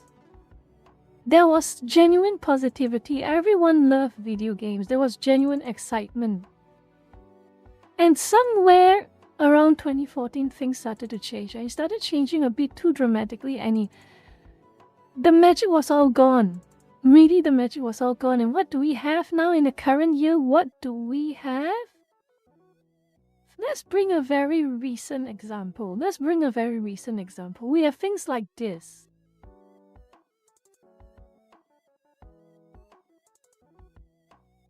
Don't forget to wish list and note the release date of your modern agenda. We have things like this. Or if you want a little bit of a classic, if you want a little bit more of a classic, we have things like this.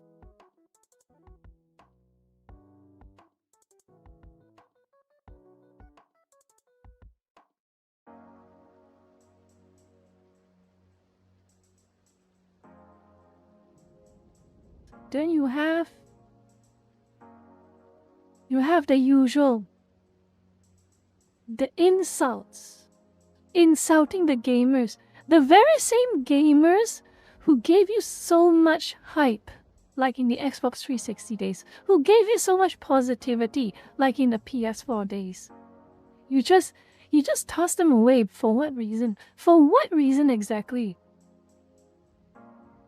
Ego.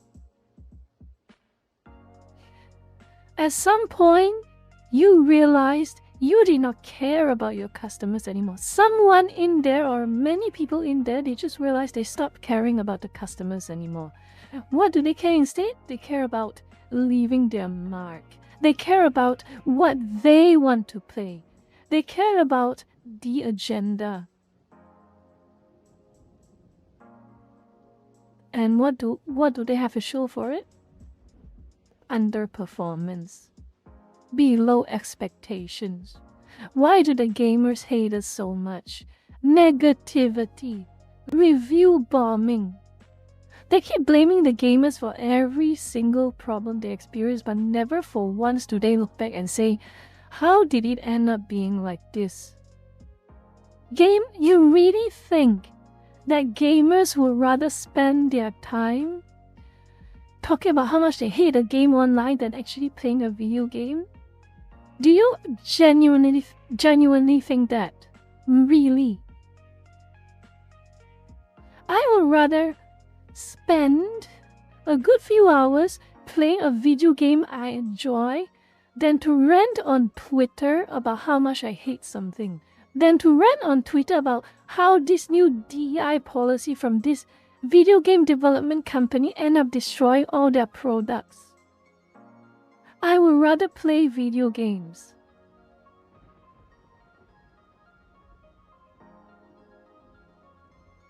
But that's not how some of them really think, do they? It's really not how some of them think. They really do think that it is an elaborate conspiracy against them to make them fail. They forgot the basics of reality, and one of the basic things of reality is if you want someone's money, you make something for them. Make something that they can't say no to. Then you will get their money. It used to be that easy. And somehow, somewhere, things just went to shit. And, let's go back to this. Let's have a look. Remember this? Don't forget to wishlist and note the release date for your modern agenda. And let's have a look at whether the modern audience, as they say it, the modern audience, have they really done much?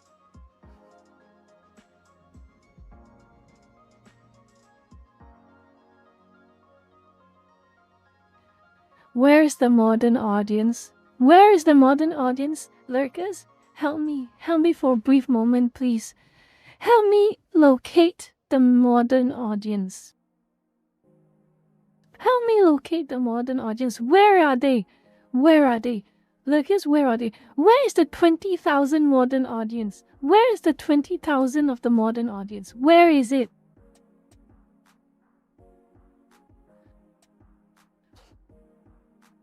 $20,000.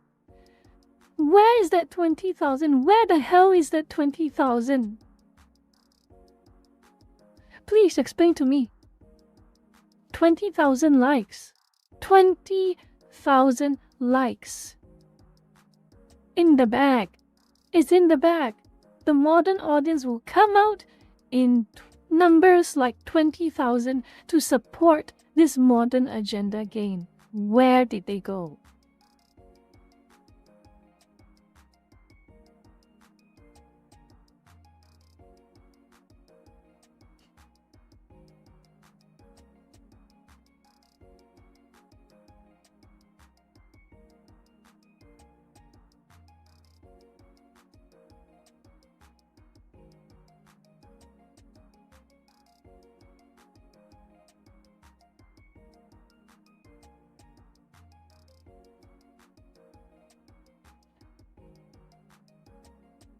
This leads to the core point of my story. This is the core point of my lecture today. Okay? Oh yeah. At least half of those who hate playing. Or more than half who hate playing. I've seen many streams of people who are just playing the game because they just want to see how much of a trash fire it is, and them suffering through it.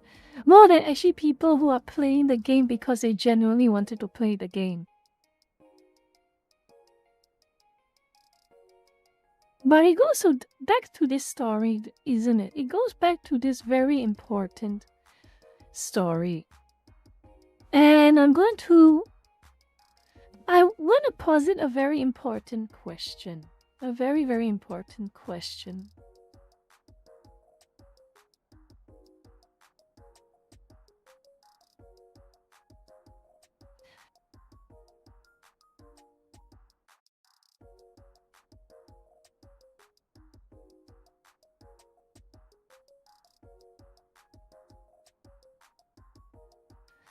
What is the modern audience? What is the modern audience?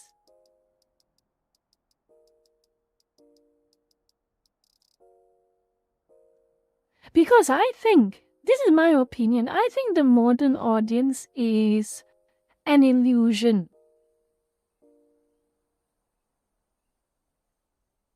I really think it is. It is an illusion manufactured by a very small number of very unpopular but very vocal people. And what do?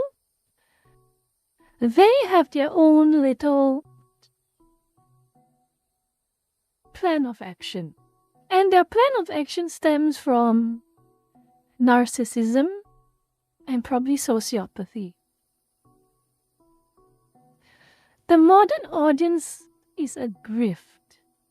I don't use the word grift very... I don't use a grift very, very easily. I qualify it.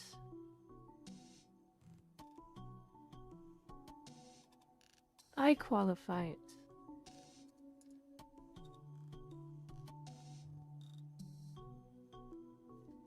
I mean, I want the perpetual.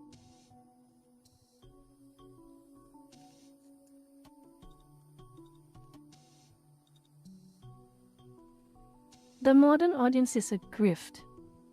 Here's one thing that the Pak Chor would love to use. Here's one thing that the Pak Chor will always love to use. They love to use the term grifter. They love to use the term grift. And we have reached a point where anything they accuse you of being, or us, or me, or you, or anyone else of being, is a projection. They do what they accuse their enemies of doing. And there is no bigger grift, in my opinion, there's no bigger systemic grift than the concept of the modern audience.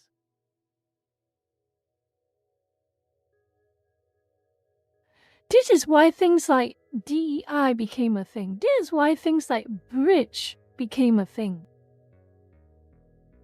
And it's funny how bridge became a thing, because bridge came out from the ashes of DEI.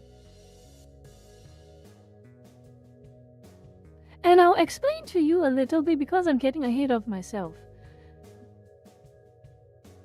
So, if we can recall the definition of a grift, it starts with a few things.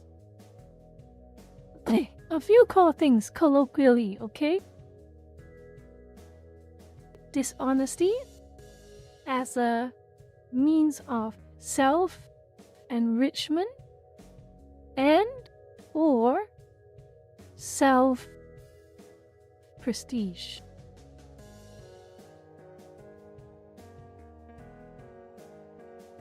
Let's go with the easy part first. Let's go with self-enrichment and self-prestige. Straightforward. Get paid money. Get government grants, which is also money. Not this again. Oh, damn it. I should turn off that toggle. And most importantly, get fame, prestige. Taking credit for helping, contributing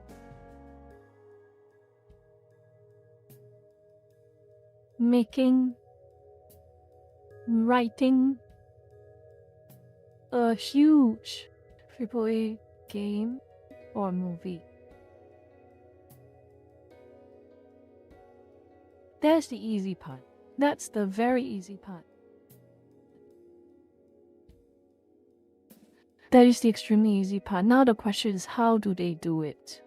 How do they do it? Well, there are a lot of ways for them to do this. But the modern audience is their biggest tactic. It is their biggest tactic. It's their biggest push. It's their biggest argument. The notion lying that consumers, audiences,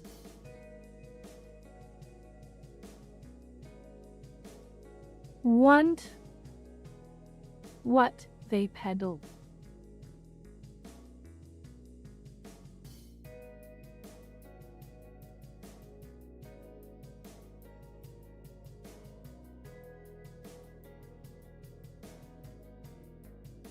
Oh, Pete, here's the thing though. Is it though? They tried. And of course, that's one of the clay. What they function under the hopes? They hope when you lie enough, the lie becomes the truth. But here's the problem. Here's the problem. Here's one big problem.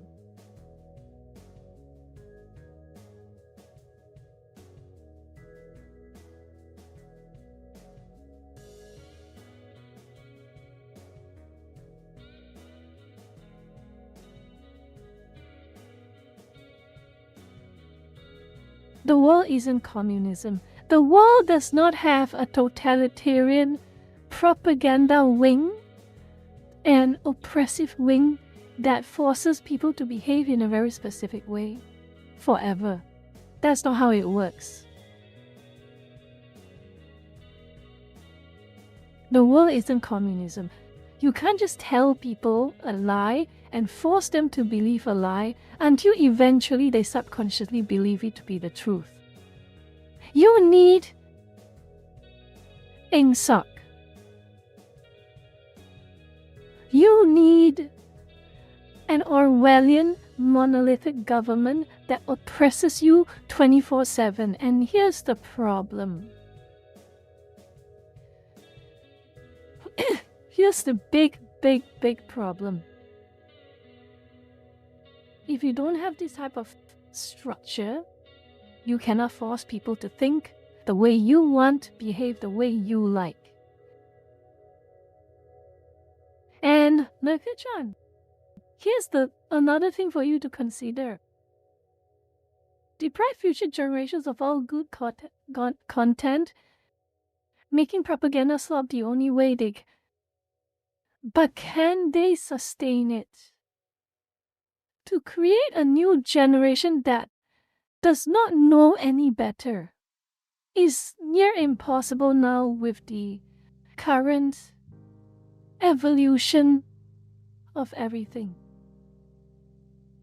Not for at least half a century. It has to be half a century of coordinated, consistent, and self-feeding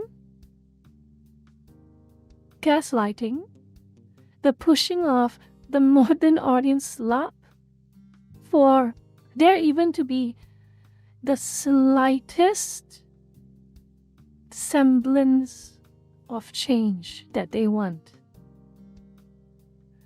They push it, yes. But here's the problem. They are making a mistake. They are making a mistake. They probably are aware they are making a mistake, but they are making a mistake nevertheless.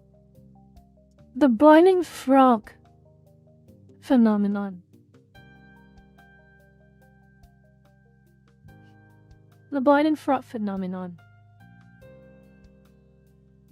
To truly boil a living frog, you need to turn the heat up slowly over an extended period of time until eventually it does not even realize it's being boiled alive.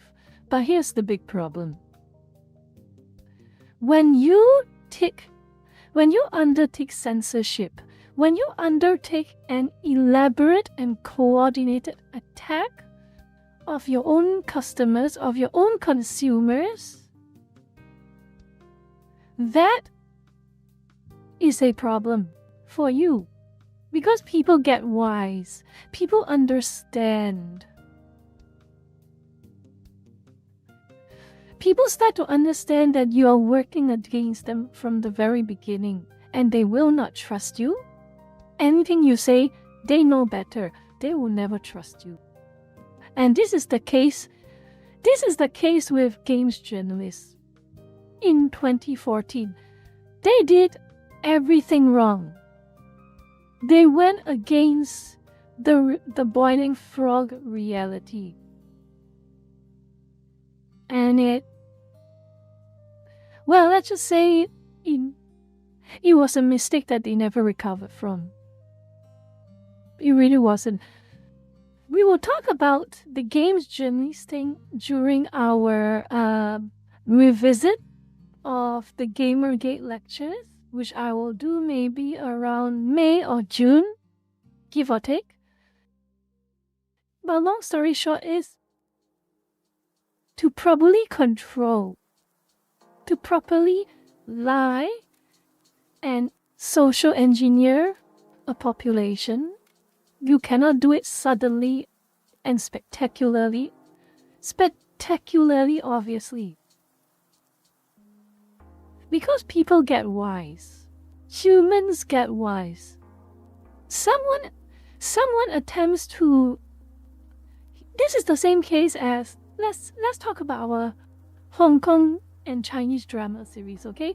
Let's talk about Hong Kong and Chinese drama series. Let's say you are an evil concubine. You want to poison the emperor. You want to poison the emperor so that your son can take over the throne of the imperial court. Okay, let's do something very straightforward. You have two options. You have two very obvious you have two big options. The first one is the dumbest, which no one really does. Not even the most evil and the most scheming person would ever do. Call a hitman to assassinate the emperor. That's not how it works. People ask questions. People ask questions. People will investigate. They'll find out who paid this assassin, how much he got paid, and then you will track back to this maid who paid this X amount of gold or silver for the hit. And then they trace back to this maid, they captured the maid, they ask who sent you? Then it was this head maid who sent them. Then they captured the head maid, they say who sent you? Oh, it was this concubine. Or it was this concubine or the wife of the emperor. You are dead.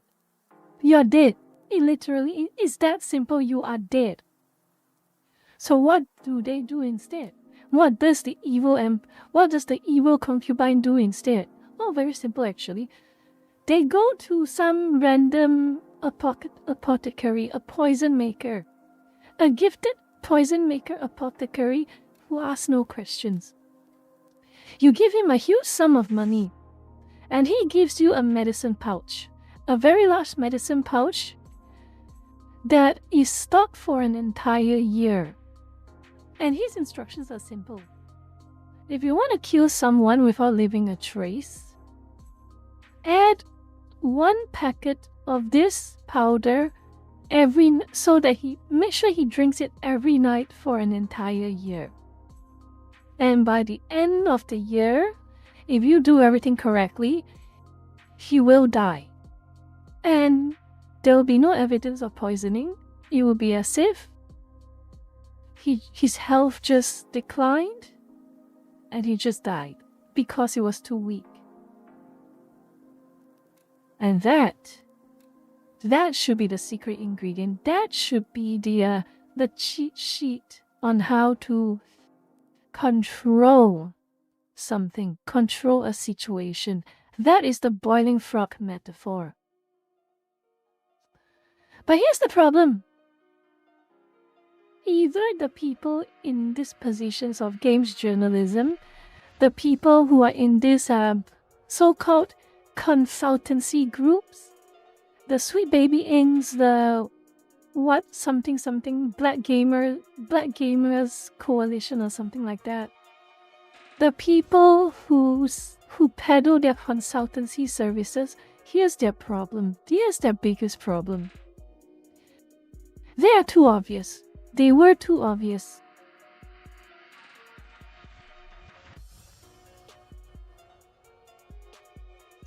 And because they were so obvious, they made their biggest mistakes in their lives. Sweet Baby Inc. became the ZQ of Gamergate 2. Kim Belair became the face of Gamergate 2. Gamergate 2 didn't just slowly build up. Unlike Gamergate 1, it exploded. It exploded with such a huge spark and a burst of flame. Everyone saw. Everyone did.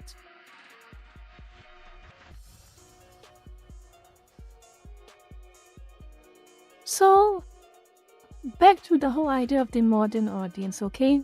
The modern audience is a manufactured concept. It is an illusion.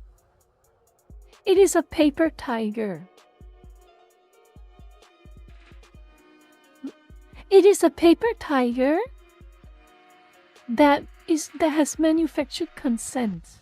It not even manufactured consent, it manufactured the illusion of consent. You can have, for instance, let's go back to this example here again, the ex-voto. Don't forget to wishlist this for the modern agenda. This is the manufactured illusion of consent. 20,000 likes. I can say with some level of certainty and confidence, seeing with the benefit of hindsight, I can say with a level of confidence that it was the illusion of consent.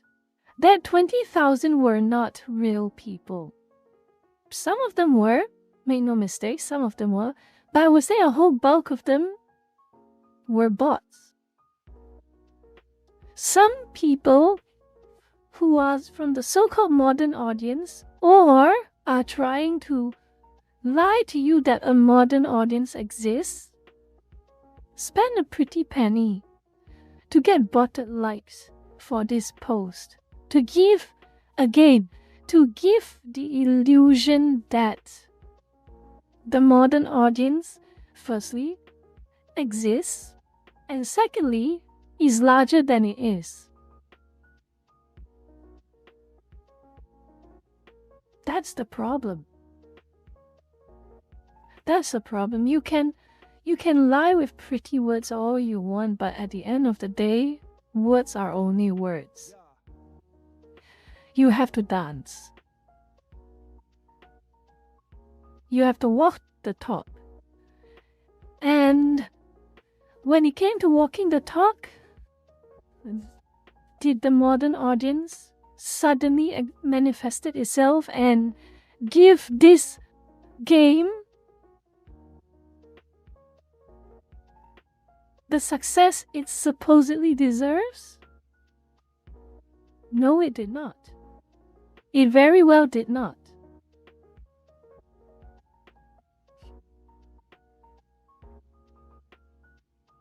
And just like how they will tell you that the modern audience supports something, there will also be the other case of the modern audience opposes something. The boy will boycott something. That you have to be careful. Do not anger the modern audience, because if you do, your product will be boycotted. And I want to find an ancient post from the old days of 2023. Let's see if I can find it.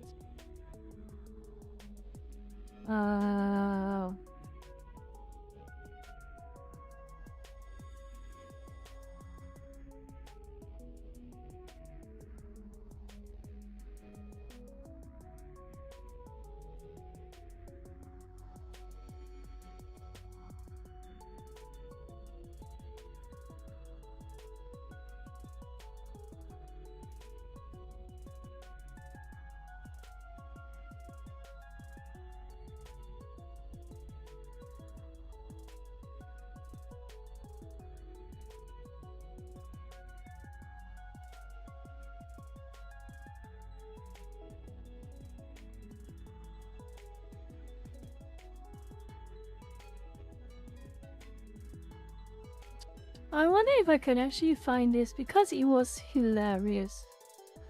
You'll probably remember the situation. I think you probably would remember the situation quite a lot, I think. But the story was basically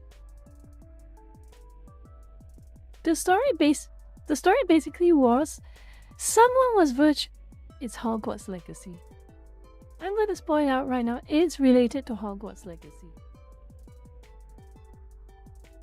And apparently the story was, you'll probably remember this. There was some user on X or Twitter back in the days who was virtue signaling about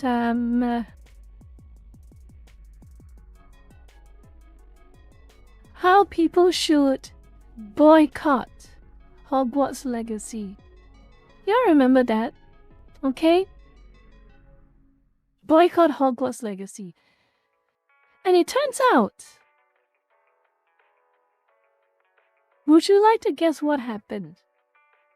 Would you like to guess what happened? I want to find the person. I really want to find the person, but I can't seem to find it right now. I cannot seem to find this person right now.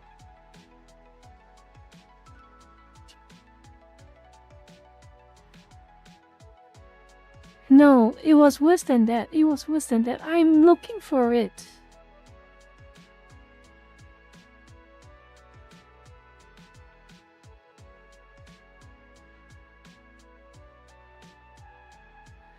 I'm sure some of you remember this, but long story short is there's this one person online who was talking about people should boycott Hogwarts Legacy, and lo and behold, guess what happens?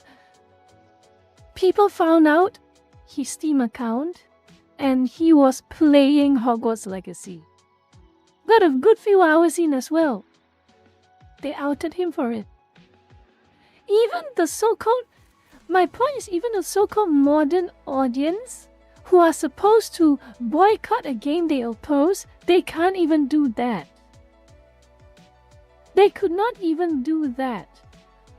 And I hope I can...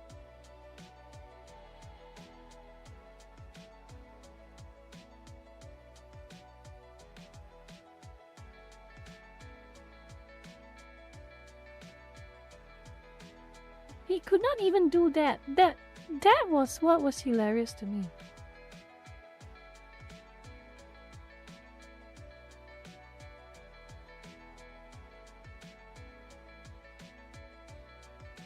But I can't find it.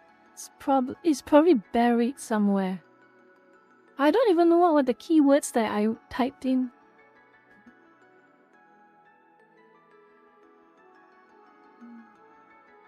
Maybe the word boycott? Let me see.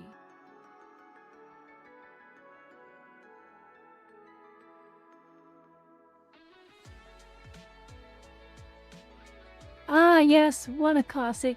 What a classic.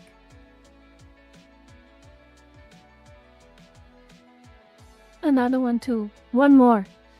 Remember this? The boycott Genshin Impact incident about the Netland banner? Remember this? Remember this? Do you remember this? Do you remember this? Apparently,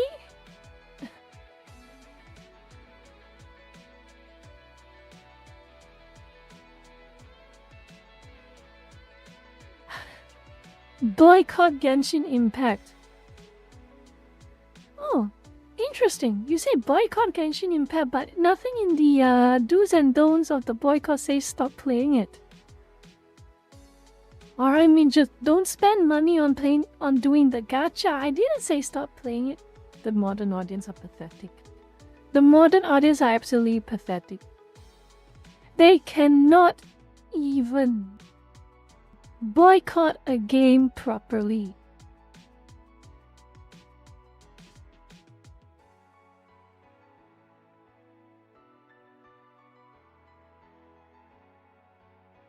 You cannot even do that.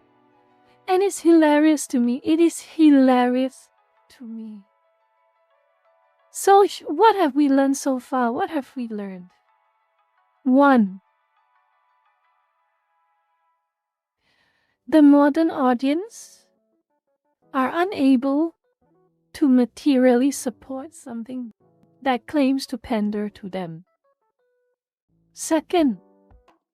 The modern audience are incapable of causing any damage to something that they are against, to a game, a movie, or anything that they are against.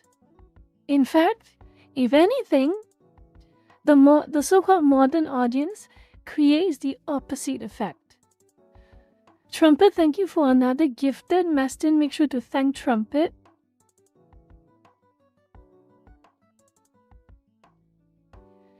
It's nice to see many members will be able to join the Saturday stream.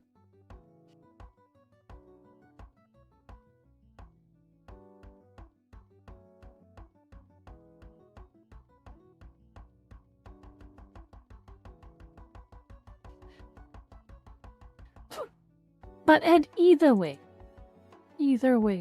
where do we go from here? Where do we go from here?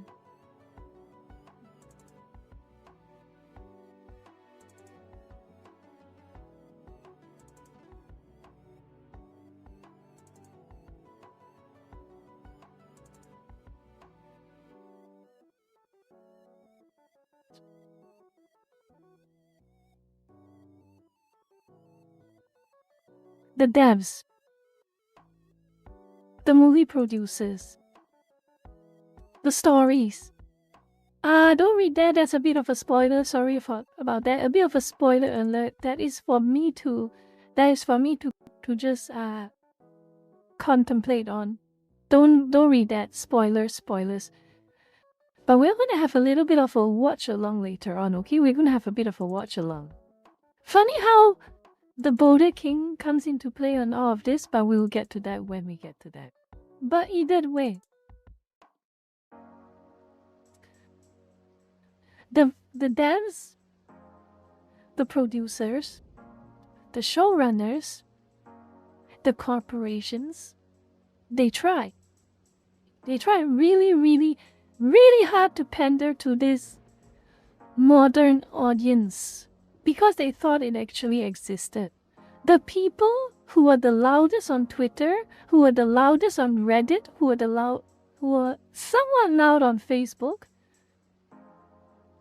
and of course the games journalists and the journalists everywhere, who are all part of this clique, they, at one point in time, managed to sell the lie. They lied, and the corporations fell for it. And because the corporations fell for it, they tried. They tried so hard.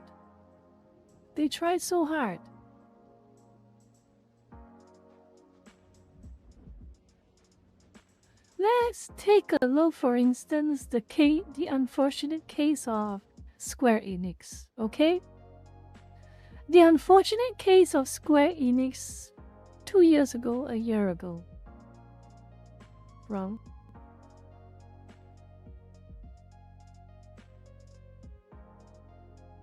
They fell for it. It's a mix of California influence and Japanese who didn't know any better. But they fell for it. They believed the existence of the modern audience. And they went all in. Just like in Square Enix is the biggest example. They went all in. If they didn't went all in, we wouldn't have something called Forspoken. We wouldn't have Final Fantasy 16 ending up being the way it did. And what have they got to show for it after all that? What have they got to show for it? What have they got to show for it?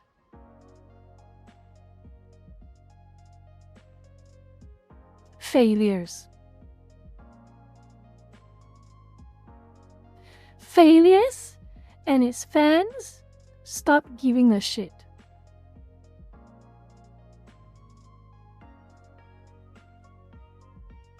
Who needs Final Fantasy anymore when you had Expedition 33?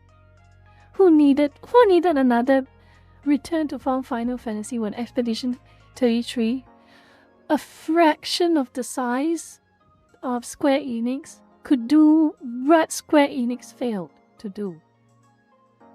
Who needed Square Enix anymore? And what did your ethics department do?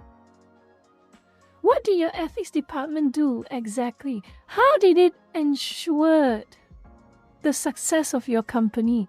What did it do?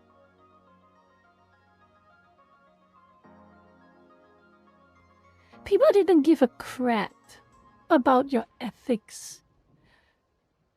Your Square Enix fans didn't become Squaresoft.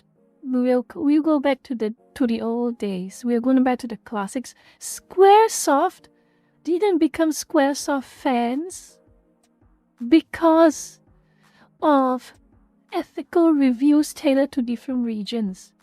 Squaresoft fans became Squaresoft fans because they had a unique approach to RPG games that only Japanese could achieve.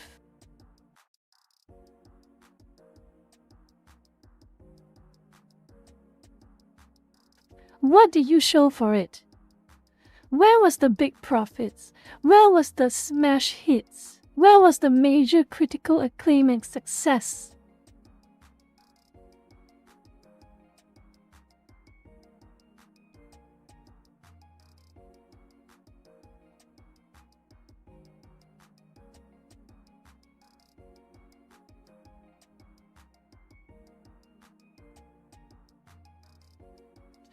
And again, I want to bring to your attention the bottom left.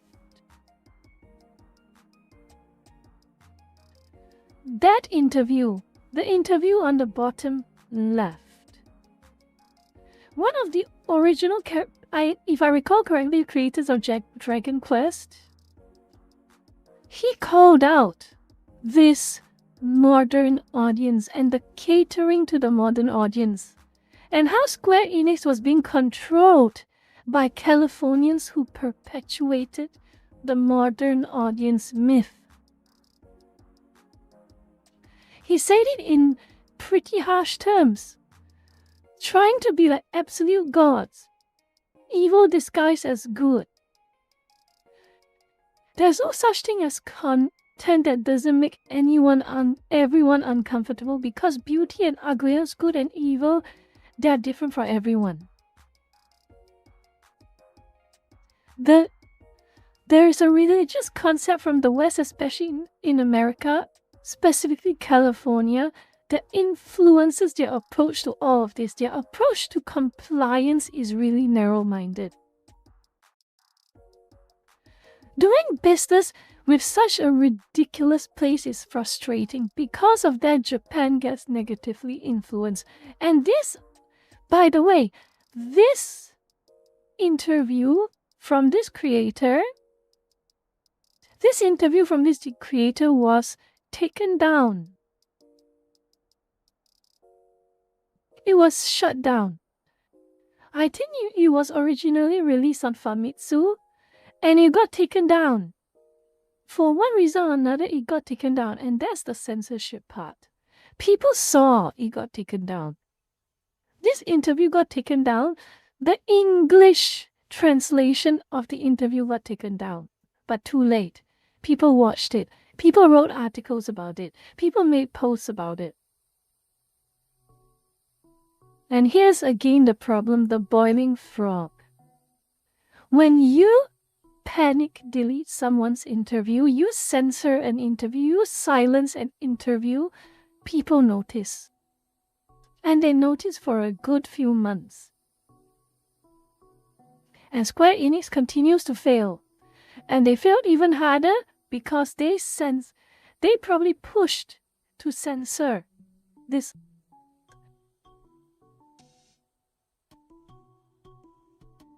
interview from one of the original creators of Dragon Quest. And what do we see here? One of the Californians kicked out.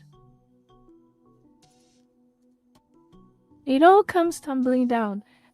At the end of the day, we have to remember one thing. At the end of the day, if you are a peddler for the modern audience lie, the modern audience grift, the modern audience illusion, you have to remember one thing.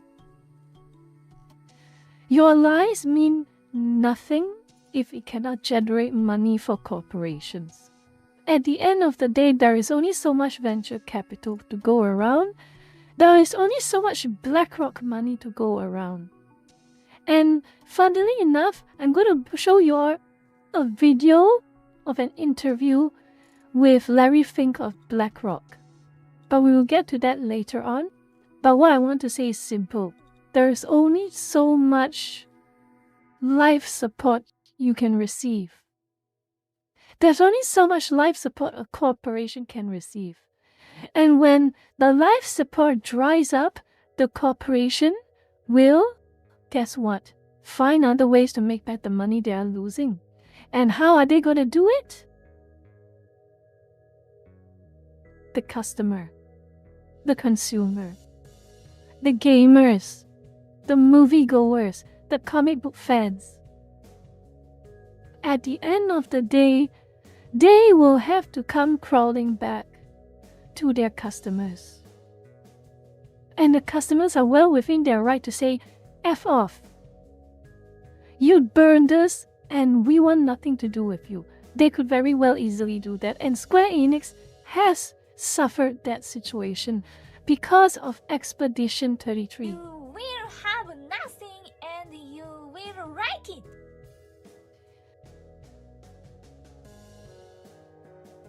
Johnny, what the hell is this? Johnny, are you sure you can afford that? Johnny, I hope you can afford that.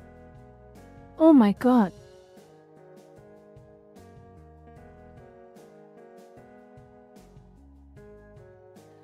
Johnny V91.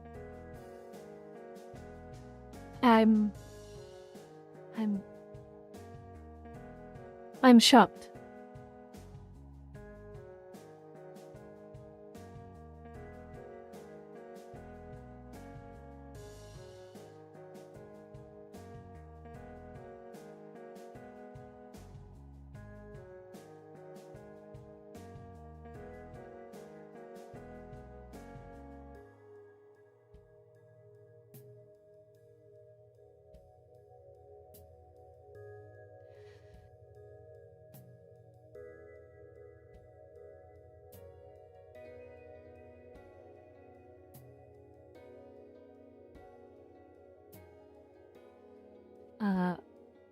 Thank you, Johnny.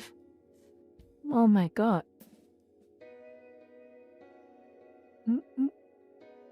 Make sure you can afford. Seriously. Any lurker, make sure you are comfortable with your finances before you do something like this, please. I am very grateful, Johnny, for that. Very extremely grateful. But again, I can't say I am comfortable. I am comfortable seeing that amount. So again, the best I can say is thank you very much, Johnny, and make sure you are extremely comfortable with such amounts before you commit to them. Anyway, I'm thankful for that, Johnny. Thank you very much.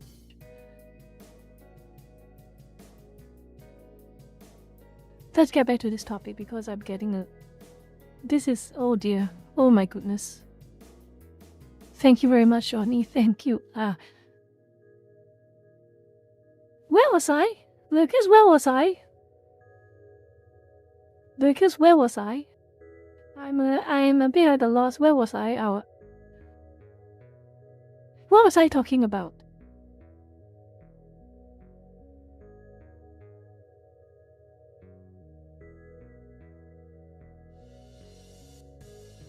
Oh yeah.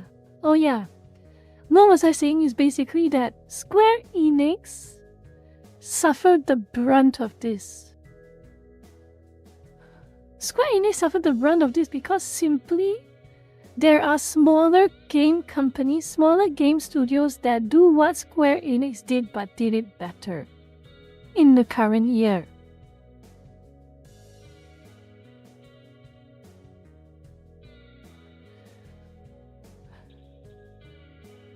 And it's their karma. They deserve it. That's the problem is they deserve it. I would like to say they do not deserve it. I would like to say they do not deserve the failure, but this is what happens. This is what happens if you do not appeal to people. Someone will pick up your slack. Someone will always pick up your slack. This is the nature of reality. This is the nature of freedom. This is the nature of a free market. You are not living in a communist society. You are not obligated success. No one is obligated to give you success. Not in a free society where everyone can think for themselves. No. Chaos Smash 64, thank you for the 5. Square has not been the same since the Spirits Within movie and Final Fantasy 13. They are the physical definition of Icarus, except they're burning themselves. I do not understand what they were thinking with the Spirits Within movie. I watched it too. I gave it a chance and I watched it. I do not understand why that movie existed. It was nothing like Final Fantasy. You could have called the movie anything. You could have just get rid of the word Final Fantasy and just say the Spirits Within. It would have been as people would not have noticed the difference. But Final Fantasy 13, that is a game that Final Fantasy 13 is a game that I have very mixed feelings about. I don't hate it. That's the thing, I don't hate it. Because my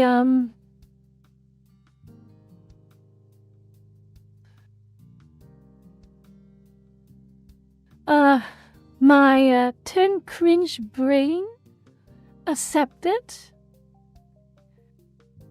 Final Fantasy 13 a lot better than the typical turn-based, the typical turn cringe Final Fantasy ones. And of course, I did like its odd hybrid combat system. And also I like Lightning. I like Claire. I like Claire as a character. Design-wise at least. They could have done a lot more with her character for sure, but I like her character design. I like Claire. The bad-tempered, grumpy and gloomy Irish girl, I like that. I like that type of design a lot.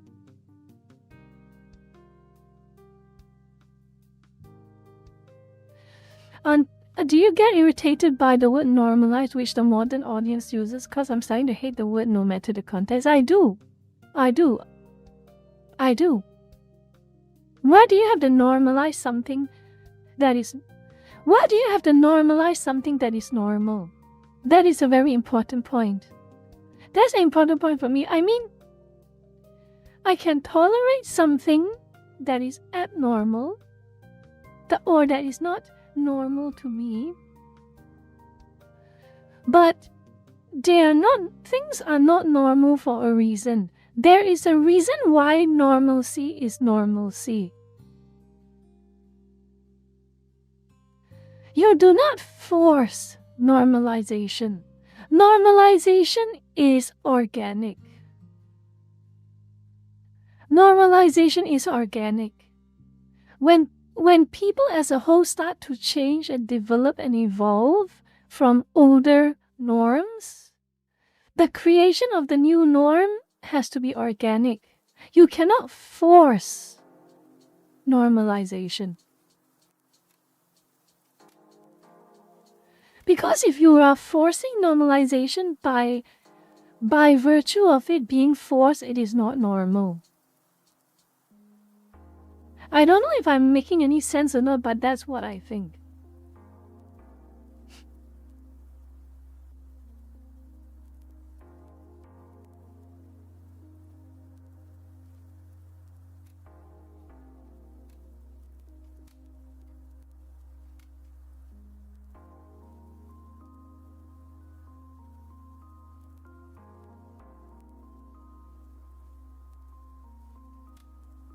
Do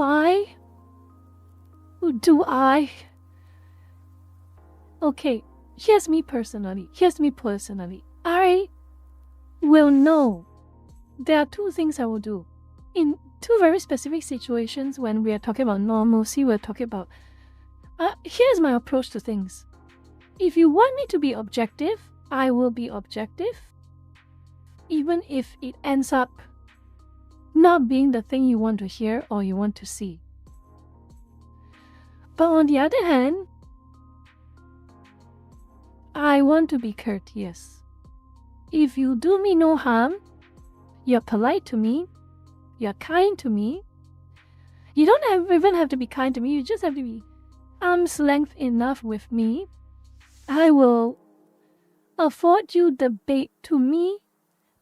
basic rudimentary mutual respect. And I don't mean respect as in, oh, I respect you as a figure worth respecting. No, I mean respect you as you are decent to me, I'll be decent to you. Okay? If you're decent to me, I'll be decent to you. And if you have been nothing but kind and nice to me, and you, let's say, you want me to tolerate some abnormalities that you may have, I will. I will do my best too. If you don't force me to do it, and if you appreciate that I do it, I will. But the moment you start a problem with me, you start being obnoxious, you start demanding things out of me, that's when I will stop taking things the way you want me to take them. That's my approach to things. Again, it's Confucianism 101. Do not do unto others what you don't want others to do unto you. You are being rude to me, I'll be rude to you. I mean, I'll try to be polite to you, but until I realize that you have been nothing but rude to me, and that we are going nowhere, I'm going to match your tone already. For instance, let's just say, let's just use the most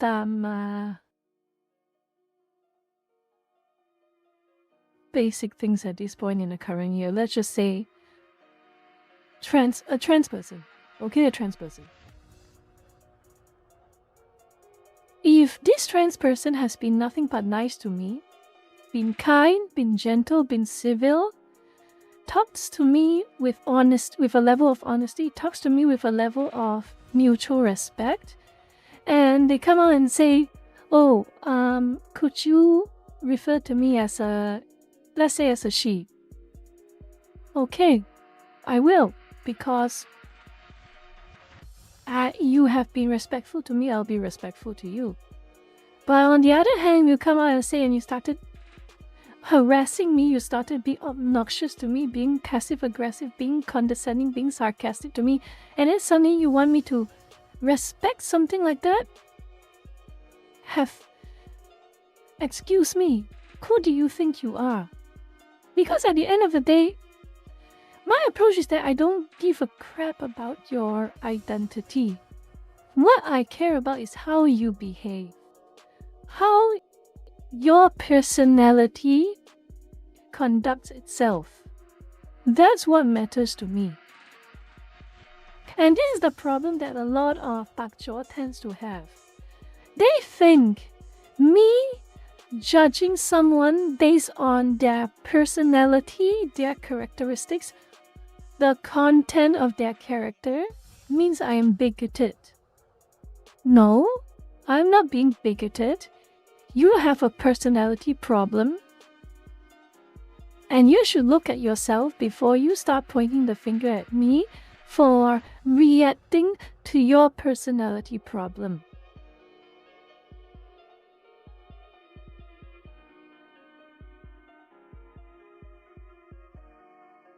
If you want to follow that, that's fine, Lurker-chan. Maybe it is your own personal belief. But from my own personal philosophy is that I like harmony. I like being harmonious.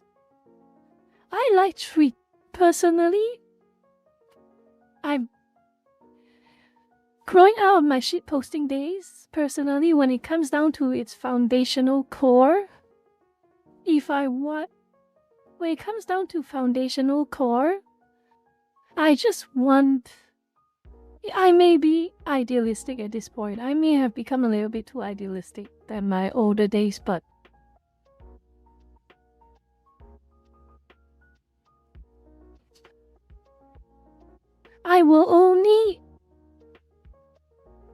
there's only one way that will make me abandon going after harmony.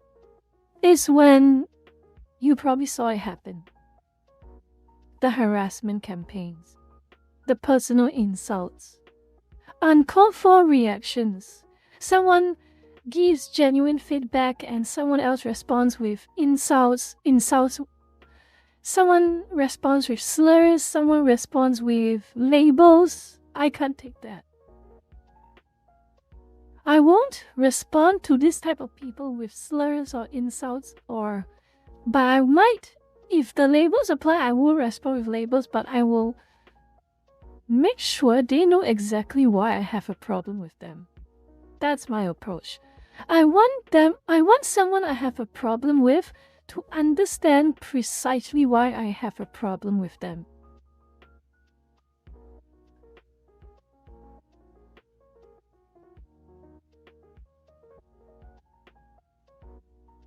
They will pretend to be cordial when you're losing. They will pretend to be cordial when you're losing, but here's the thing. Honesty. This is why I also say honesty. I didn't just say cordial, I didn't just say gentle, I didn't just say kind, I didn't just say civil, I didn't just say decent. I also said honest.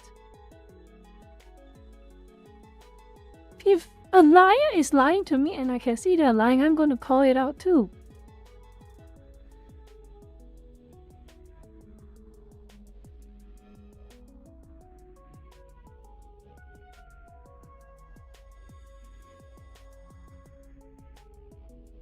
And of course, that's just on average. Everything happens on a case-by-case basis at the end of the day. So of course, when I'm talking to a fucking map, an MAP, no amount of cordiality or decency or kindness or whatever is honestly warranted towards someone like a map. You know, honestly. If you are a legit predator who are going after real people who are really expressing a little too uncomfortable of an interest with people of a specific age group that are real, no, I don't think you deserve even the basest level of kindness or decency, in my opinion at least. If you are so willing to express this loudly and proudly, I remember this.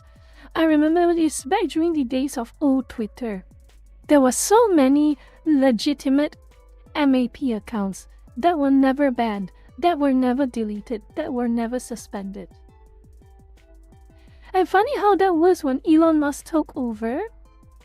All those accounts started disappearing one by one by one. That's one of the best things Elon did, in my opinion. There are a lot of bakchor and a lot of random people on X right now who will say that, oh, Elon made X worse. No, I don't think. You're lying to my face if you think that's the way. You're lying to my face if you think that that X under Elon has been worse than Twitter under Parag, or even late-stage Jack Dorsey. You are lying to my face. You are lying to my face if you can even insinuate that X under Elon Musk was somehow worse than the Trust and Safety Committee Twitter. Because I've seen Twitter at its worst. You can argue with a communist, a legit communist supporter, arguing with them, not even insulting them, not even throwing death threats at them, not even saying anything spicy or offensive. And you can get... I got my post deleted and I got shadow banned for arguing with a communist. And the reason Twitter gave me back in 2018 or 2017, I can't remember the date, for my post, for my reply being deleted and getting shadow banned for who knows how many months, was that I was quote-unquote bullying. I was bullying someone because I was disagreeing with them on communism.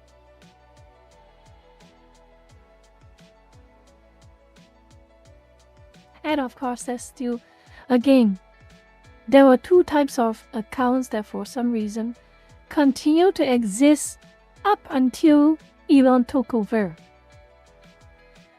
The map accounts and the unironic zoophile accounts. The ones with that weird symbol, I don't know, that kind of looks like a Half-Life symbol but flipped upside down. I don't know what type of symbol that was.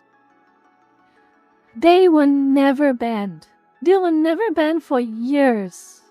Under Jack Dorsey and under Parag. They were never banned for years. Then when Elon took over, they were gone. And that was one of the things that I think was a good thing. But I think I'm getting a little bit sidetracked. Yeah, I spent about half an hour being sidetracked. I'm so sorry. But like I said, back to the topic at hand.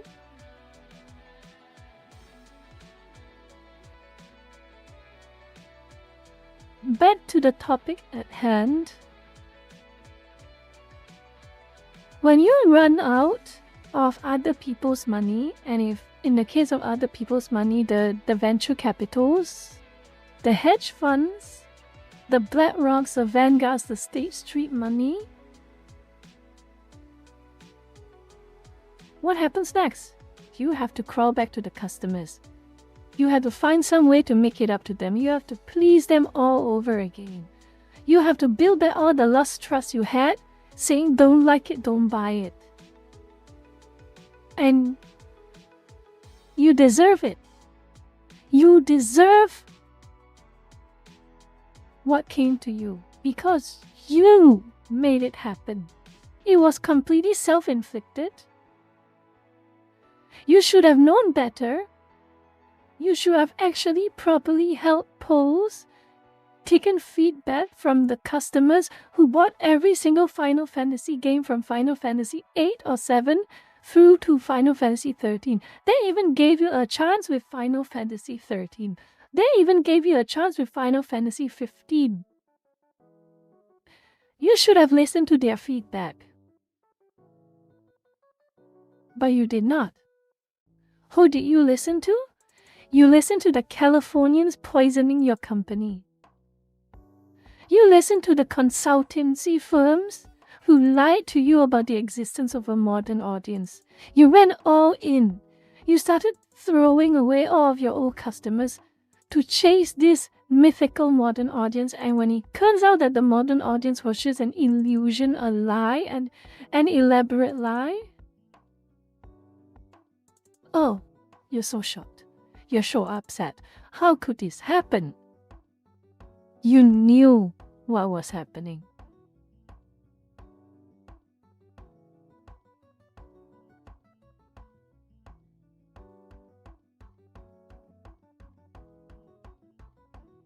And I'm glad. I mean, the people who push these things, the people who are the reason things like the ethics department exists, things like censorship exists, things like changing for the modern audience exist. Those very people who made those decisions, they are a net negative to your company, and they deserve to be laid off because they did not just not generate value for you, they generated negative value for you. So people like Yusuke Haruguchi, the localization project manager, and then of course a lot of Western staff. Not all of them, I'm sure, but I'm sure a lot of them. I would say the localization teams are the ones that deserve the X the most.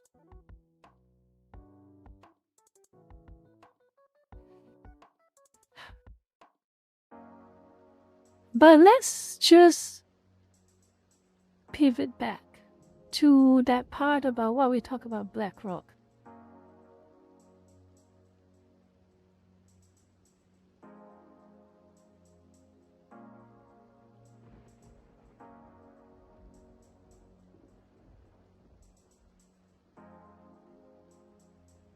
Like I say, at the end of the day, you only have so much of other people's money to use. And evidently, someone has been, how should I say this? Someone has been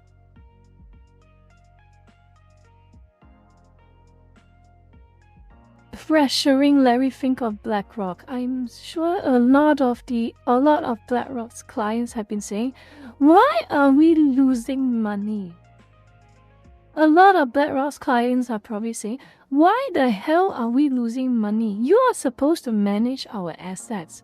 You are supposed to manage our funds. You are supposed to generate us money, not make us lose money, you idiot. And in the end, do you believe a video like this came out? Era, A video failed like this came out. The ESG, the DEI, the kind of push for that. When you talk about things now, you talk in a practical sense, what we can do, what we can get done. Looking back at that, how do you see it? Society moves, the pendulum moves all the time.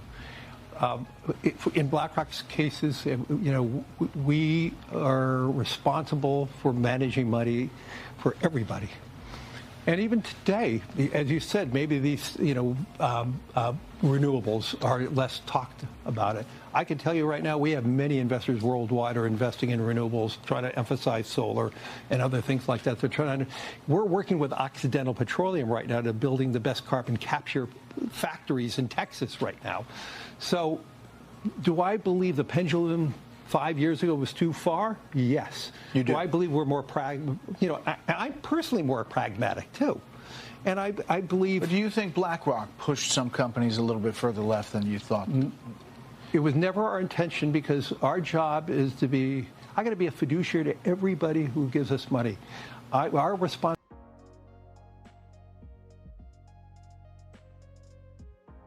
To be fair, you can never believe a single word that comes out of Larry Fink's mouth.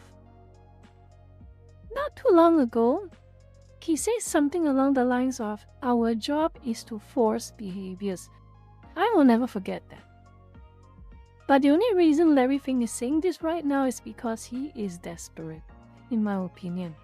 If he wasn't desperate, he wouldn't be admitting all of this. He would not.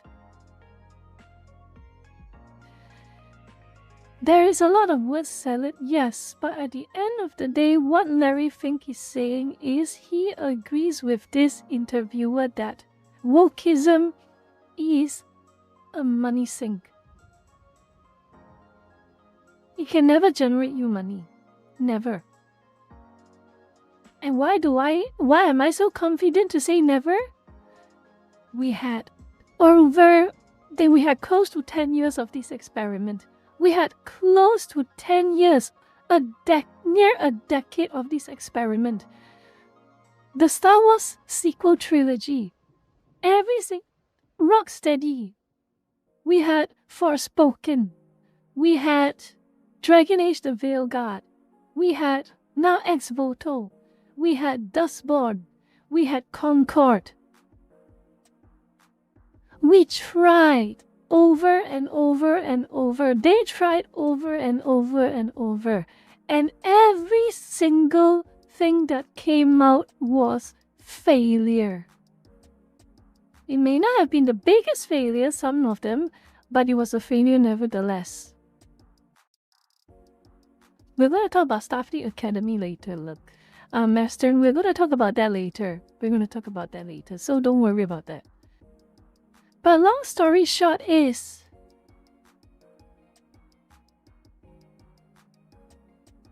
at this point, we know enough. Wokeism, you can push it as hard as you want.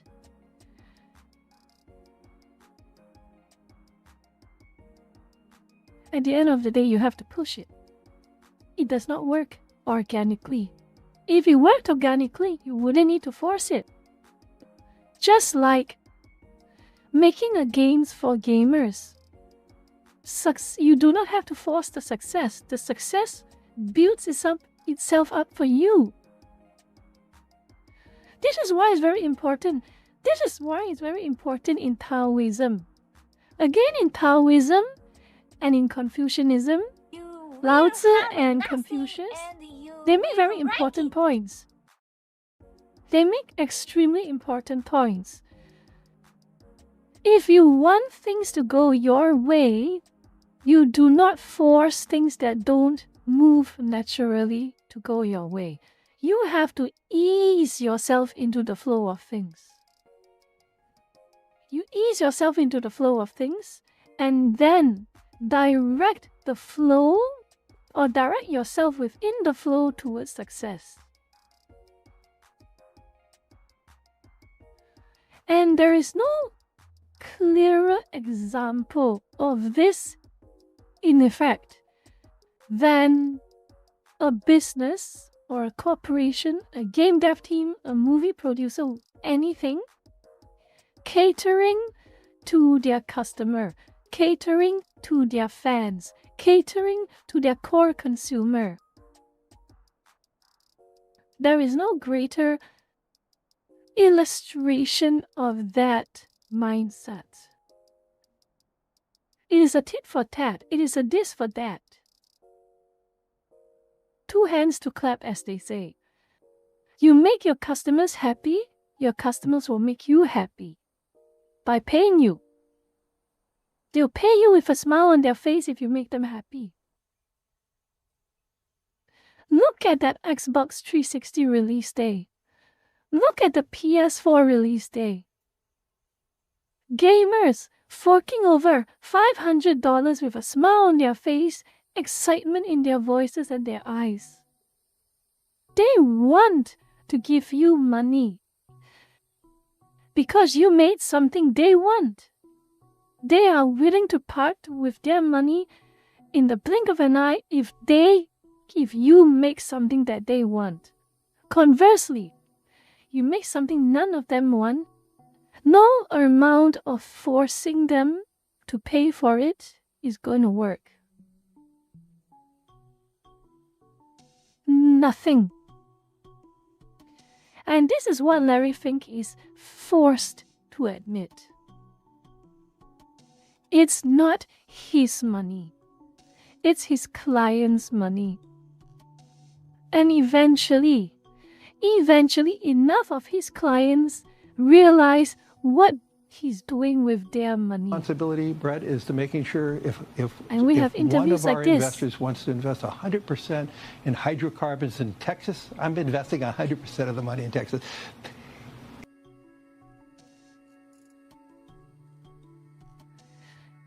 And he probably admits it with gritted teeth. And he probably is shameful for him to admit with gritted teeth. So basically he's saying is, at the end of the day, he can push all of his nonsense DEI and all of his nonsense ESG nonsense all he wants. But it's his client's money. If his clients' money say, I want you to invest in coal mining, he will have to invest in coal mining. But if another state fund wants us to invest in, let's say, all green energy, we're going to do that. It's their money. But today, because of AI and the overwhelming need for power and electricity, it can't just be one way right now. It can't just be hydrocarbons. So if you see what China is doing right now, China is rapidly building more nuclear than any other country in the world. They have the largest solar fields in the world, yet they're the biggest importer of gas and oil. And so to me, more importantly today, I think society has moved into a better position of having more pragmatism, and what you're hearing from me is I'm echoing what we're hearing from our clients. Do you believe? In other words, people are starting to wake up. People are starting to wake up. He's trying to paint it as if that this was his intention all along, but honestly, this was not his intention all along. He just has to paint it as if that, this was all just part of my plan to make you ignorant clients actually become more pragmatic. No, that's bullshit. He's just trying to scramble and salvage any semblance of pride he has. When the clients say, what the hell are you spending my money on?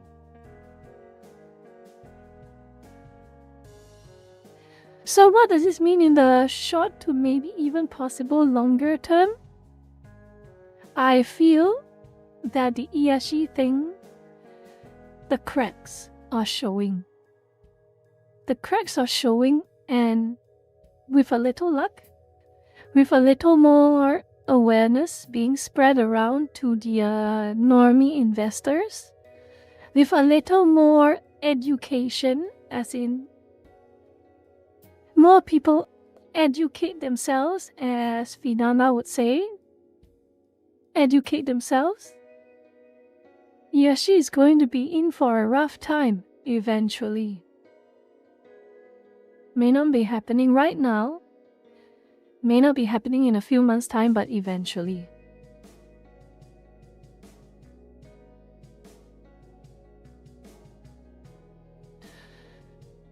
Okay, I'm going to take a short pause. I'm getting hungry again. I'm getting extremely hungry again. I'm going to take a short pause. And I'll be back with you in a few minutes, hopefully. I hope there'll be no more delays this time. I hope there'll be no more delays. So I'll give you all a few minutes to just take a short break, and I'll be back with you shortly.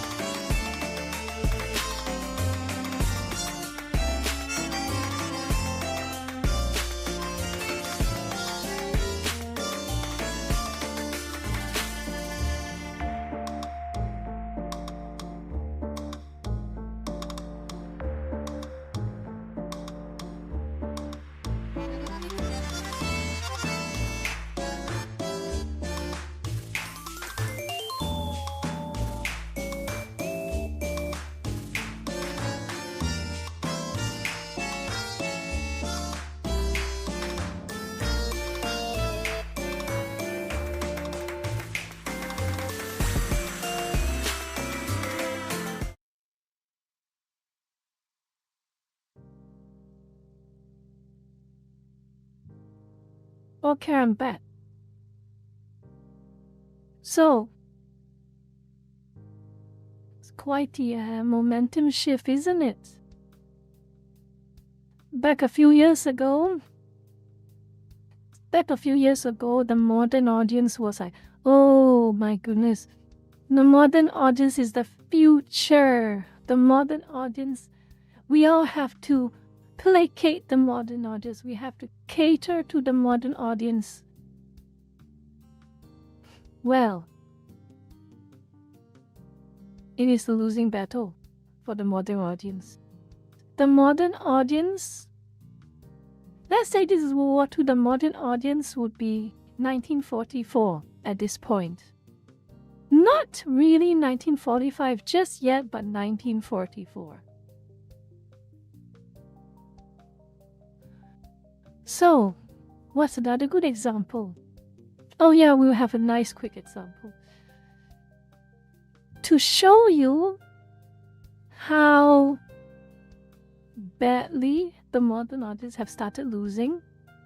To show you how badly the modern audience have started losing. Do y'all know the story of Overwatch? That newish character. The new character. Are you aware of the story of the new Overwatch character, Unrun? Unrun? Oh wait, you missed your last... Wait. Oh, here. Starkiller from Force Unleashed is better than Ray. Yes. Oh my goodness, yes. I would watch a sequel trilogy. No, Starkiller would be a Star Wars story, basically. Starkiller, a Star Wars story, probably. It would be. But yes, honestly, I would rather watch a proper sequel trilogy that is about Kyle Katarn. The Legends timeline. Yes, basically the Legends timeline. But moving back to this topic. Anyway, thank you for the tool. Yes, he brought down the free Star Destroyer. And that game mechanic was so frustrating. I remember a lot of people were like complaining online. How the game mechanic, the in-game mechanic to take down the Star Destroyer was so finicky. Well, why I want to go is, why did I bring up Overwatch? Well, there is a newish character in Overwatch that I recall is coming out, or it came out. I'm not sure if it's coming out or came out. But her name is Anran. I think she's is a fire-based character, whatever. It doesn't really matter. But long story short is, I want to show Anran has a very specific character design, which is, well, it is a, to be fair to Blizzard, it is a pretty decently designed character. Let me close some tabs so I can show you a bit, okay? Let me close some tabs to show you.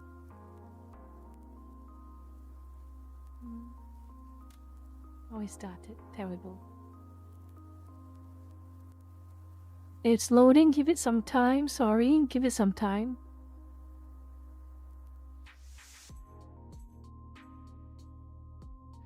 Let me see.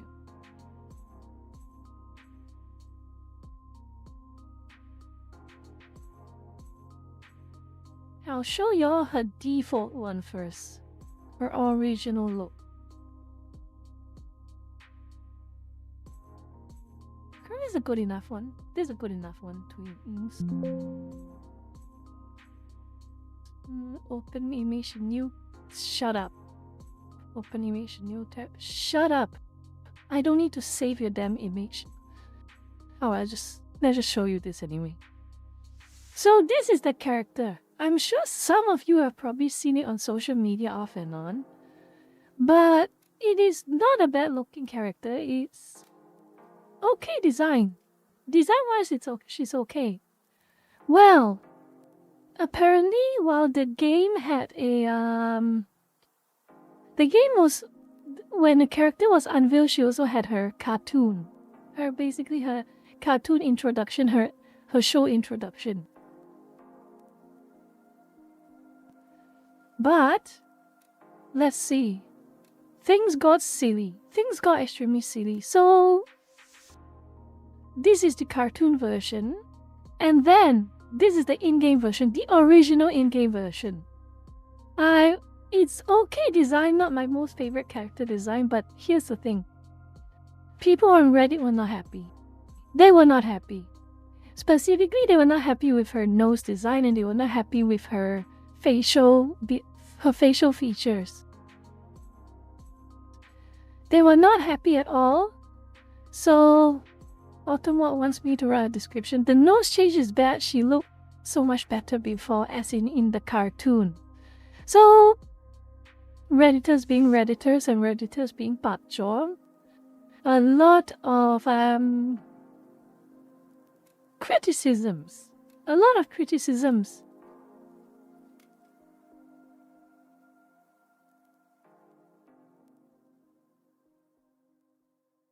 There is a lot of criticisms. And a lot of Redditors were not happy. Big shock. Redditors not happy over things that are nice looking. Oh boy, it gets worse than that.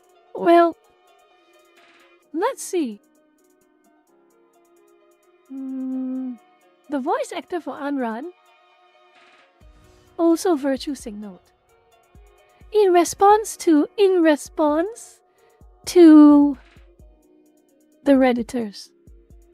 And here's another thing again you have to know. This voice actor is making appeals to the mythical modern audience. And you will know what I mean when we share her video. Let's give it a hear. Anran in Overwatch. 大家朋友们好，我是 Fariha， 我是安然的英语配音演员。I'm gonna be so honest. I'm nervous about this video because I didn't want to.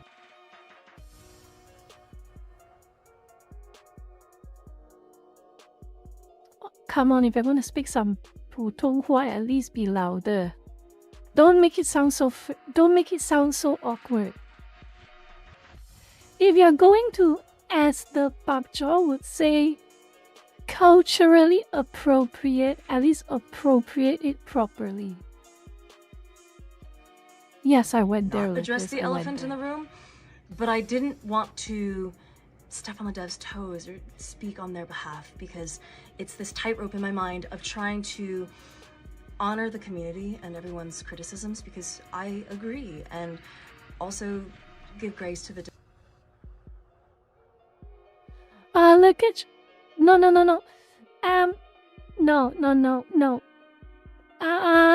Tindam, don't assume here, because there's a reason why I put the Overwatch incident into the Ballad of the Modern Audience stream, today's stream. There's a reason why I put it there, okay? And you will find out soon enough. I'm just telling you the story from start to finish. So right now, there's a Chinese or Korean character I do not follow Overwatch, but there's a Chinese or Korean character. Her name is Anran. And this is her character. The original design. She also has her own cartoon.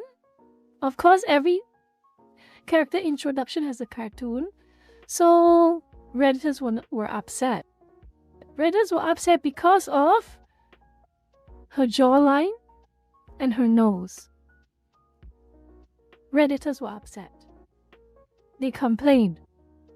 And of course, the VA thinks that the Redditor is the entirety of the Overwatch fan base, and she decided to virtue signal. They're always trying their best in the situation they're in, right? So I wanted to. It's not over yet. There is a punchline to this. Celebrated anything myself, so here goes. I got to mourn Anran between the design I had hoped for her and the design we ended up with. Because I think in her comic and the cinematic Elemental Kin, there was a precedent set by it. There was a unspoken promise that said, yeah, like Lekka-chan, the story is not this simple. TLDR first. I'm not spoiling anything yet, but TLDR, the story is not as simple as you think it is, Lucas. It is not as simple as you think it is. You might be satisfied with the story, but if I say anything more right now, it's spoiling it. So we'll go step by step. These days, right? The Ozempic chic, the contour your nose, you have no nose, the tiniest nose. And I think because of that precedence, people feel...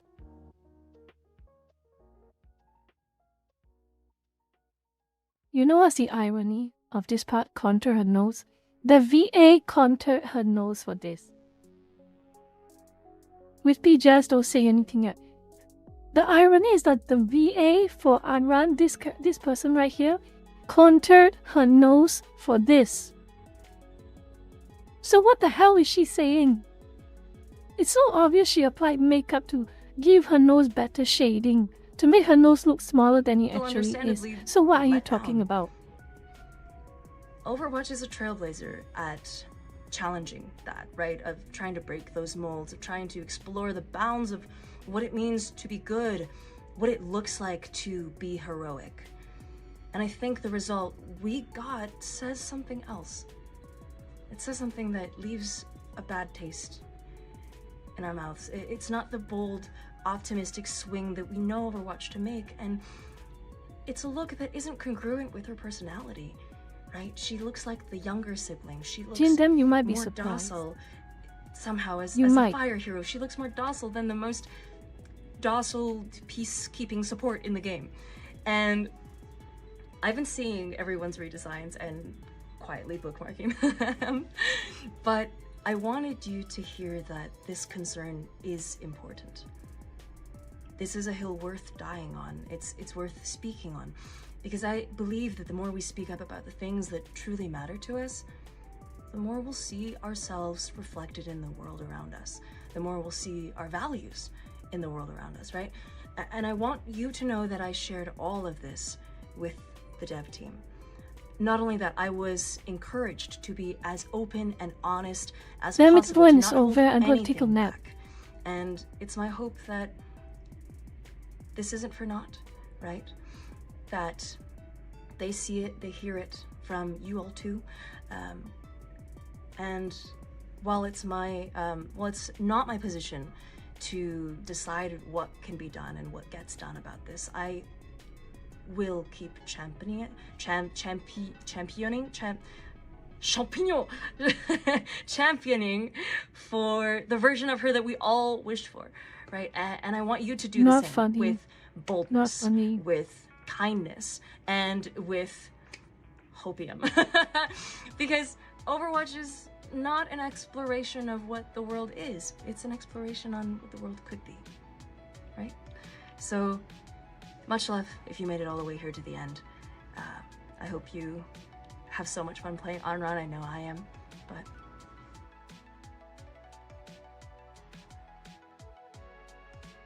Okay, basically, she's appealing to the modern audience. Okay, let's go. The follow-up story. You saw this? What we have seen so far? Redditors are upset with Anran's original design. The VA is trying to pander to the Redditors. Now we move on to the next part. We'll pause this here first. And the devs listened to the VA. Big surprise, right? We all thought, big surprise. Of course the Overwatch devs would cave. Of course the Overwatch devs would cave. And she made a victory lap with the Redditors. She had a victory lap with the Redditors, and basically what she said, so grateful for this update. She looks much more like a strong older sibling we knew her to be. Thank you team, thank you Overwatch community. Talking about spoiler alert, spoiler. I'm not going to telling you the spoiler. Let's just continue first. So Overwatch released the redesign 5 new heroes. The redesign. And just last week, we teased Hero 51, who will be coming in Season 2. I wanted to take a moment to share the updated version of Onron's in-game look. We want our heroes to feel unique, but we also want their visuals to match their personality. And we feel like we didn't quite land that when Onron You noticed the problem already? We think she could come across older and that her original version was too innocent and playful. Onron is confident, determined, fierce, and a natural-born leader, and we want her visuals in-game to convey that personality. So we made some adjustments to her face. We focused on her eyes, eyebrows, and mouth, and we moved away from that baby face look and expression to something. Okay, this is basically it. So, here's a direct comparison. And would you believe it? The updated Onron design, I like it better. I do like it better. In fact, a lot of people like it better. The funniest thing is a lot of people liked it better. The people who don't normally like Overwatch liked her new subtle face change a lot better. Those who complain, you know what is the irony? Personally, I like the new design better. I liked that her jaws were a little fuller and her cheeks were a little more pressed in.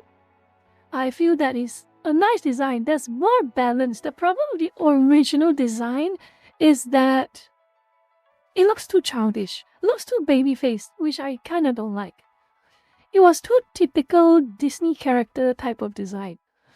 And the redesign actually makes her look a little, in my opinion, prettier. Honestly, makes her look a little prettier than the original design. The old design, she looks too childish. But in the new design, she looks prettier. She actually looks like a firecracker type of pretty. I mean, correct, Johan. At the end of the day, either or looks fine. But since the devs did change her face, I think the redesign was also pretty good. So I liked it. A lot of people liked it. A lot of people liked it. A lot of people liked it, but do you know who didn't like it? You know who did not like? You know? Yeah, Wispy correct. The devs did not sacrifice anything with this character. They still made her pretty. Which, if it was Overwatch from like maybe 2 or 3 years ago, nah. They would have nerfed her appearance a lot more, for sure. But no. They kept it. They kept it and arguably, in my opinion, made her look better. But here's the kicker. Guess who was not happy? Guess who was not happy? Guess who was not happy? I'll show you some.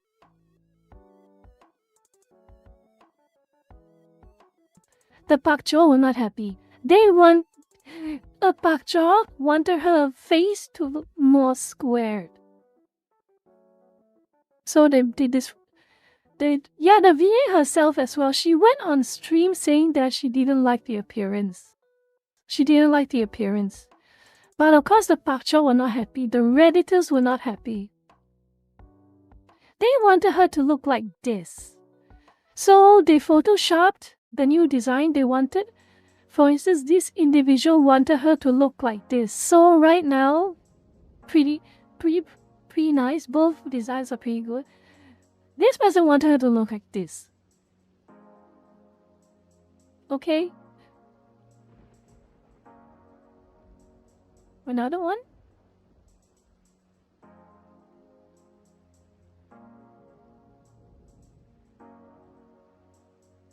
Still getting a little hung up on the nose part? This person's still getting a little hung up on the nose part. There's more.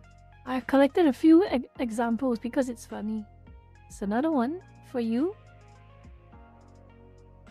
Read this. This looks great and way better than before, but her nose is too small. They're scared shitless of giving women in the game a nose even slightly bigger than average. You can hear the salt. You can really hear the salt. They are not happy. They are not happy with the changes the devs made still. Because she still looks too pretty. She still looks too pretty. Another one. Let me close some more. Typical, she still looks nothing like the trailer, but okay. And of course, it's someone with a Chainsaw Man profile pic. It's always someone with a Chainsaw Man profile pic. Another one. This person is very upset. Very, very upset. Y'all got... I hate that y'all thing. Is this person American? Let me check. I'm kind of curious. I'm going to check. Is this person American? Okay. It's funny how this Bak John love using y'all, but they hate rednecks and they hate country people. But yeah, they follow the style of talking as if it's funny.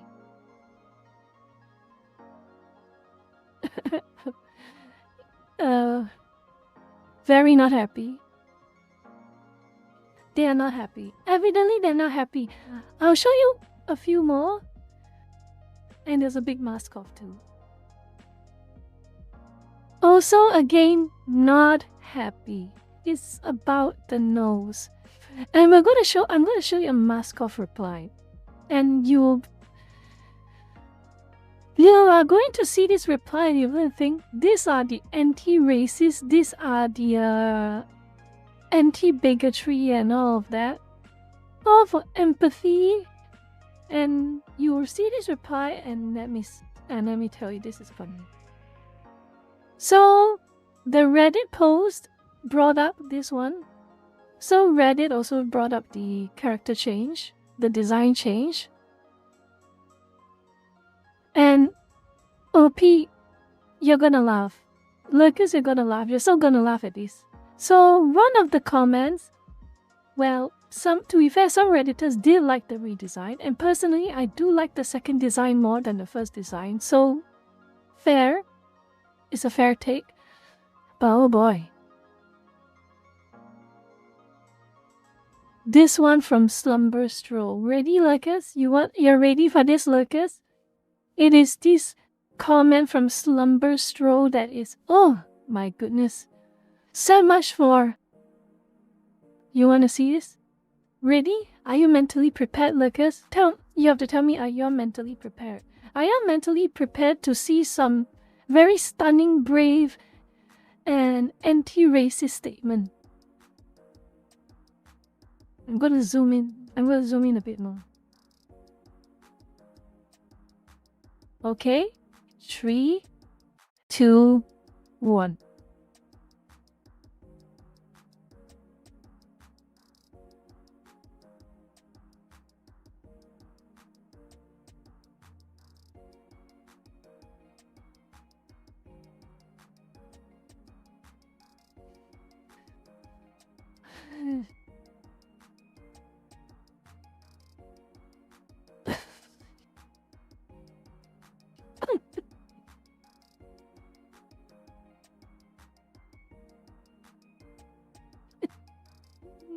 You want her to look more like a witch. This person wants to... Still want...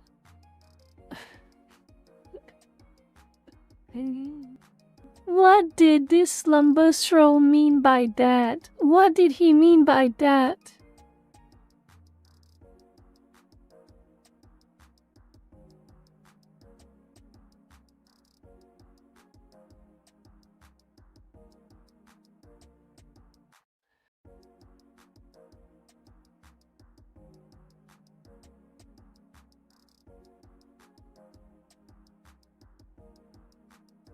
There are some very suffice to say, a lot of Redditors were not happy. a lot of Redditors were not happy, and it's one of the rare moments where some of the Redditors actually know how to think. They're like, she was pretty, yeah, she looks nicer. I like it.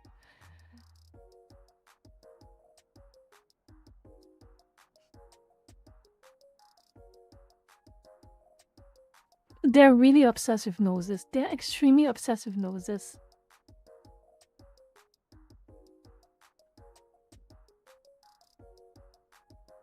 Okay, but of course, normies start to notice a problem too.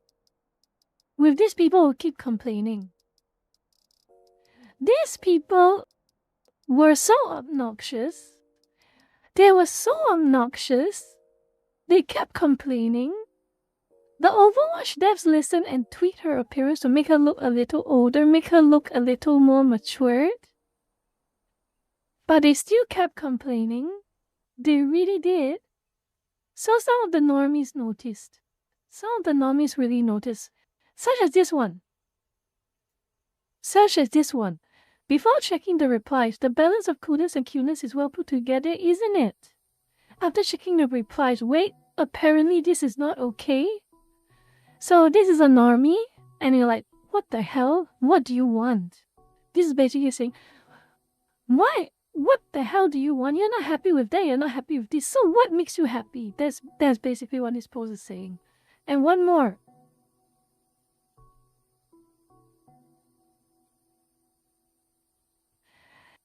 Truth bomb. I don't know, man. This is way better than the previous model. You people are just not happy with anything. Can you imagine normies? Normies are already saying you have a problem. Why are you so obsessed with this? It's just a video game character and her redesign looks better anyway. Why are you still upset? Can you imagine when you get normies to call you out how bad things will become?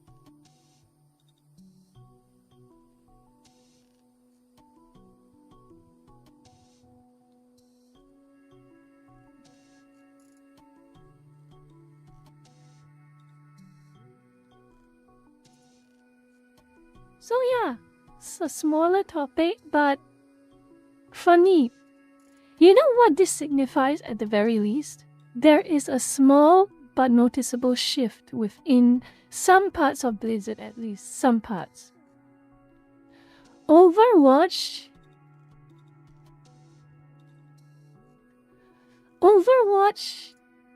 is... There is a slight shift. The devs are demonstrating a slight shift. Not a big shift. For sure not a big shift. But it's a shift nonetheless. This is a sign that the modern audience is wavering. The devs listened, not really to the modern, they half listened to the modern audience, but the other half is like, we're gonna make her look even prettier, in my opinion at least. Because I think her original design was boring. I like the new face more. I'm still not gonna play the damn game though. Not until Blizzard has a major leadership change. Not until Blizzard has a major leadership change will I ever want to play another Blizzard game. Even Overwatch. And this is coming from someone who actually bought Overwatch 1 when it was a paid game.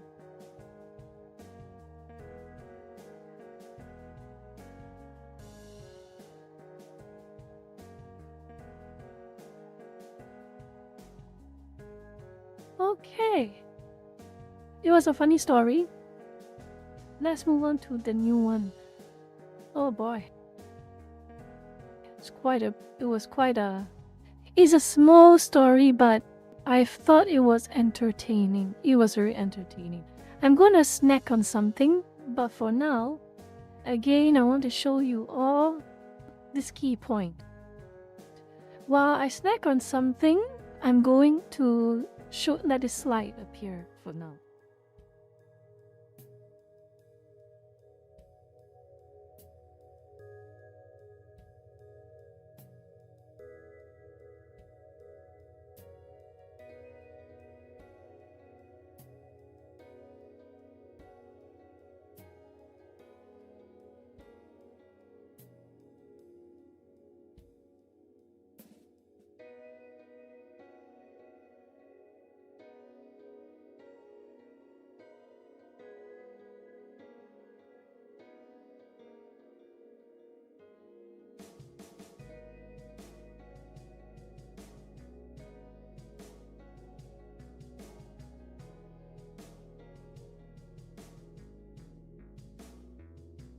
They don't play. Tin them, they do not play games. They only post on Twitter. That's all they do. Twitter is their game. Twitter is their movies. They do not pay for movies. They do not pay for games. They do not play games. All they do is complain on Twitter. They complain on Reddit and they complain on Facebook.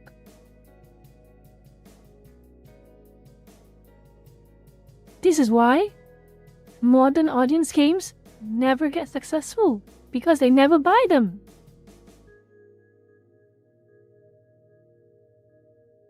And there's no bigger example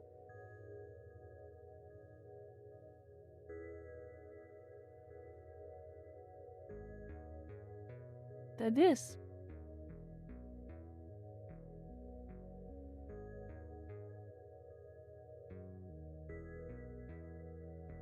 Modern audience games. So many modern audience games. Advil got to the list as well. And there's one game that didn't pander to the modern audience during the time this was made.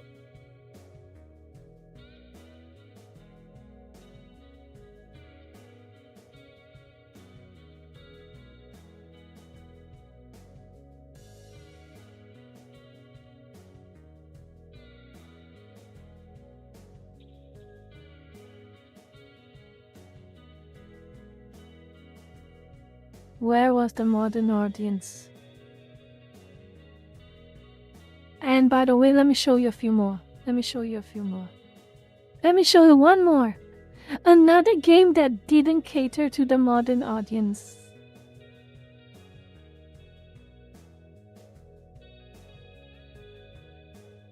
Crimson Desert.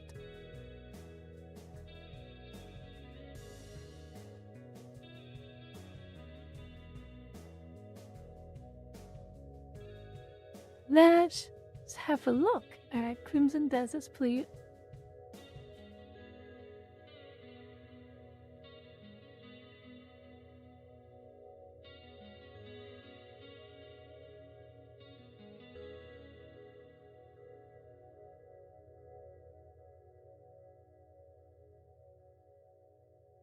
Still going strong. Still going really, really strong. Crimson Desert is the new Skyrim. You may not like it. Some of you probably do not like that I say that, but it is. It really is. In fact, it's becoming so much like Skyrim that some modders have created a character creator system, a rudimentary one that can gender swap Cliff, the main character.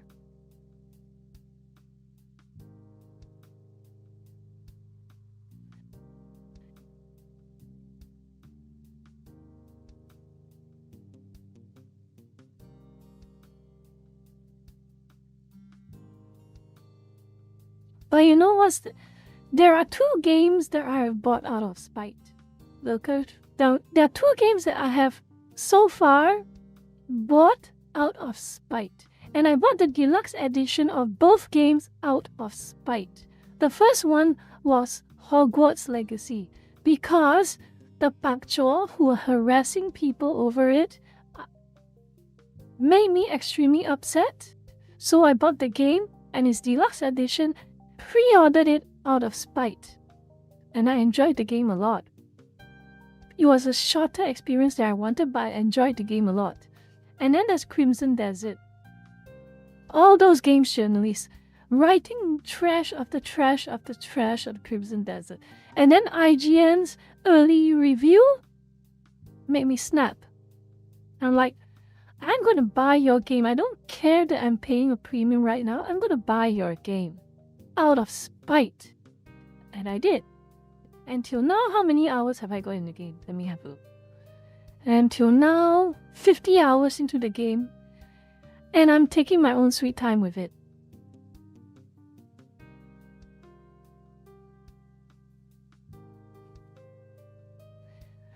Look at you. The funniest thing is the game is not even bad. I enjoy it. The game has an awesome combat system. So Skyrim has a horrible combat system. This game has a good combat system. This game is an immersive sim. This game is everything. It's an immersive sim. It's a platformer. It is an almost Dynasty Warriors type of combat system, but with more bells and whistles.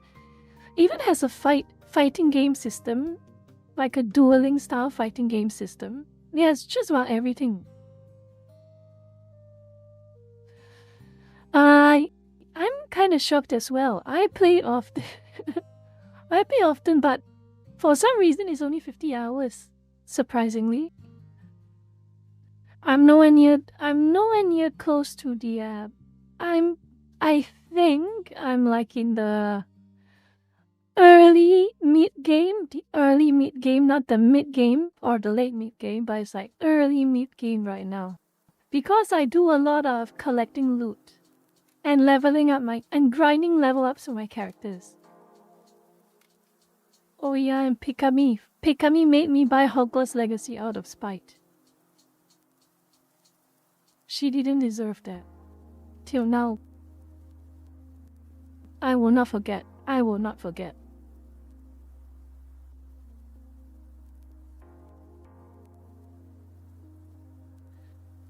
Alright, now let's get back to the next topic. What's the next topic? Oh yeah. Oh yeah. One more. And it's funny. The only people who will defend the activists, who will defend the pushers of the modern audience are games journalists. And let's be fair here. If you have game journalists defending you, you are dead. Honestly, there is no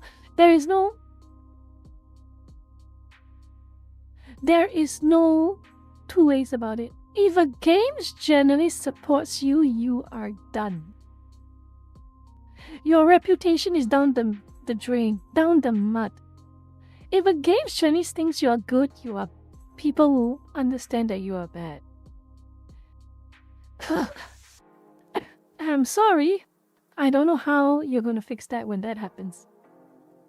And there's no perfect case than the Reaper himself, the Grim Reaper himself, Morgan Park. Morgan Park. The man, the myth, the legend. Every game he says is good, the game fails. Fails hard, and a lot of devs come out and say it was the biggest mistake they've ever made, or they get fired.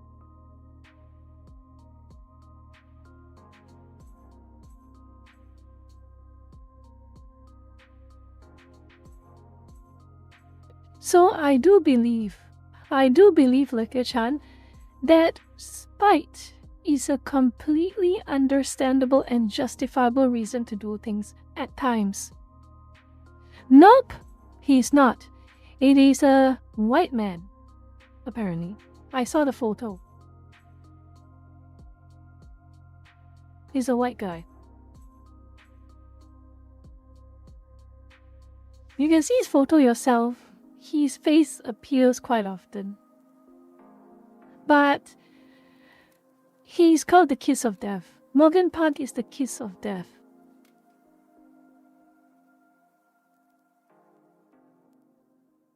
Yeah.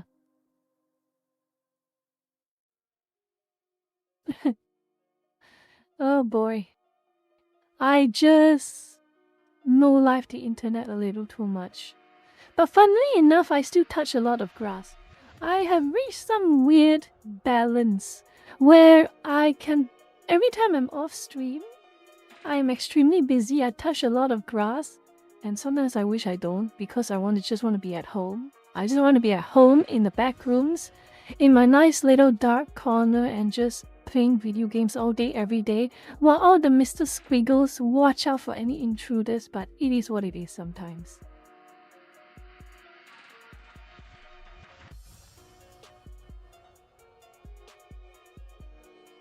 Okay, we're going to go to the next topic, the last topic of the day. Have you heard what happened to Critical Drinker by any chance? Because have you all heard of what happened to Critical Drinker by any chance?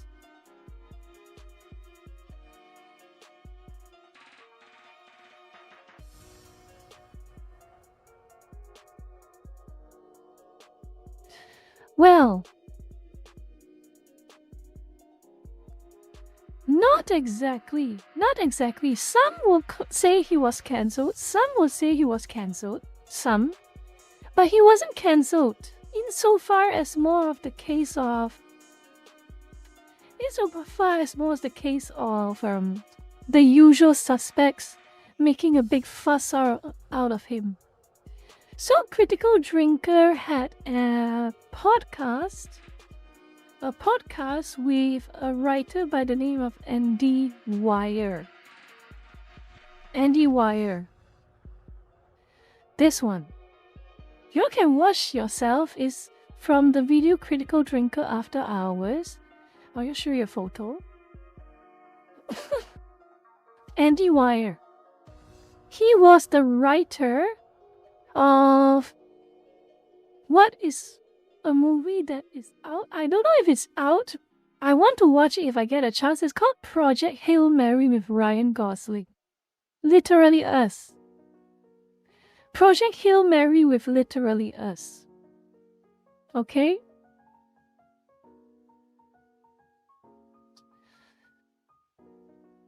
The movie was a big success. The movie was a very big success. And for some reason, was Andy Weir and Critical Drinker met up.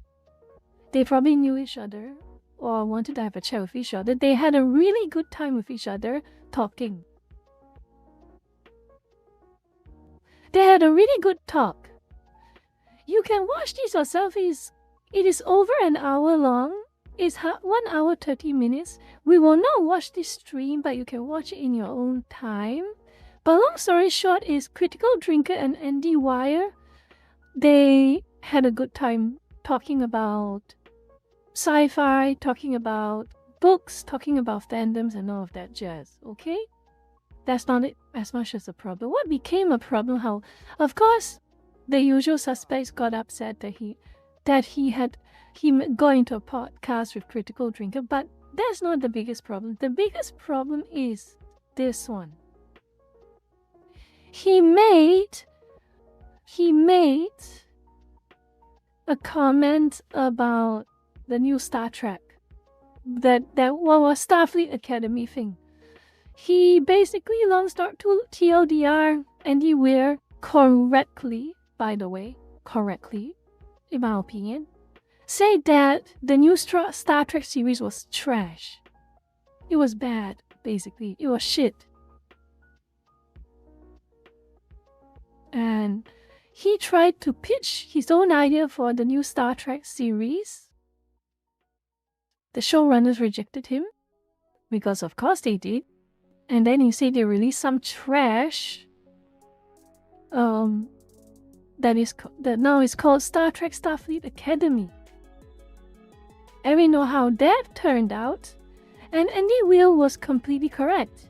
He was telling the truth. It may not have been the nicest way for him to express it, but it was the truth. And of course, people in the industry, of course, you know what they do.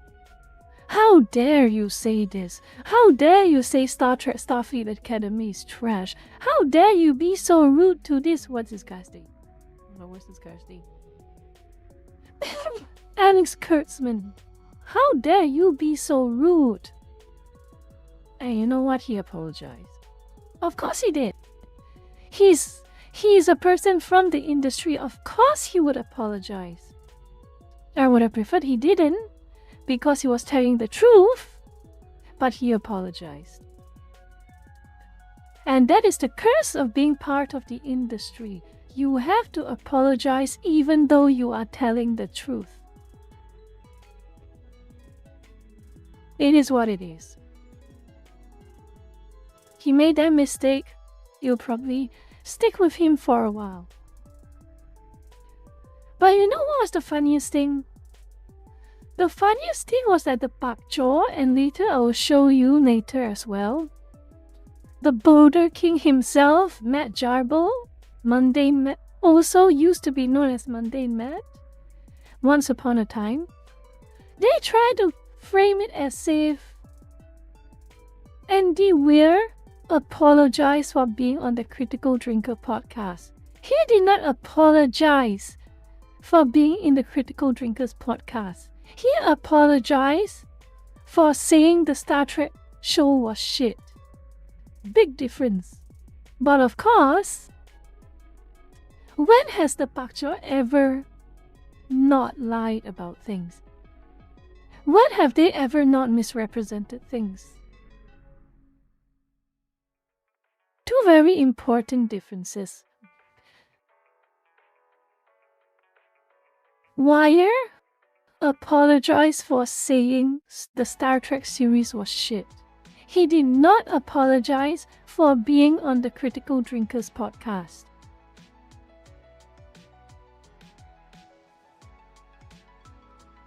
But of course, no one cares. No one cares. They think, oh no, Critical Drinker finally got his comeuppance. Andy Wire straightens the deal. He finally calls out Critical Drinker. No, he apologized for saying a peer's show is trash, even though it is true. That's from my limited understanding on this, because this was like quite impromptu, what I found out about this. That is the gist of the issue.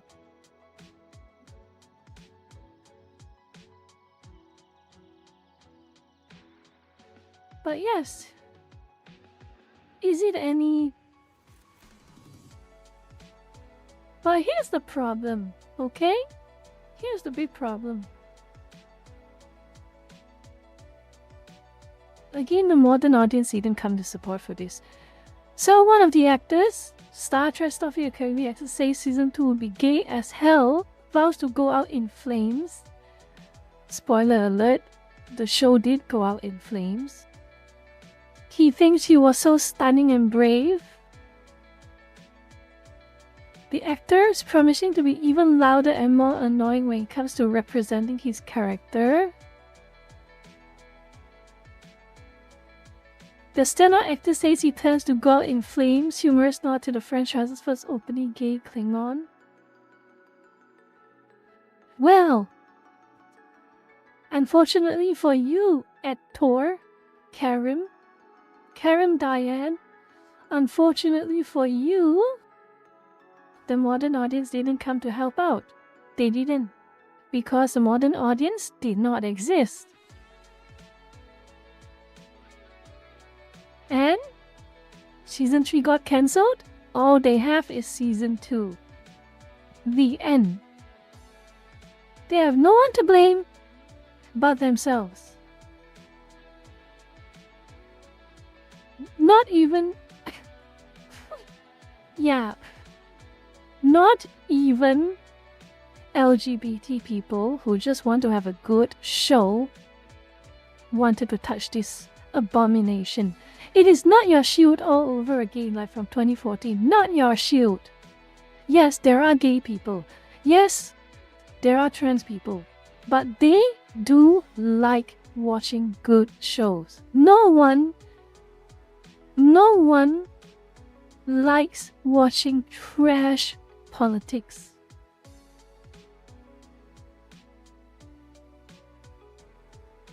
I'm kind of curious. I recall seeing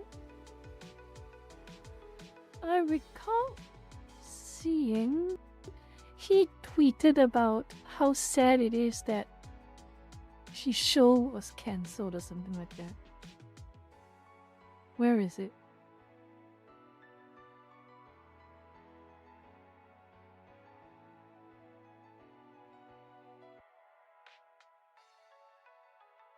What even is the point of your show if it fails?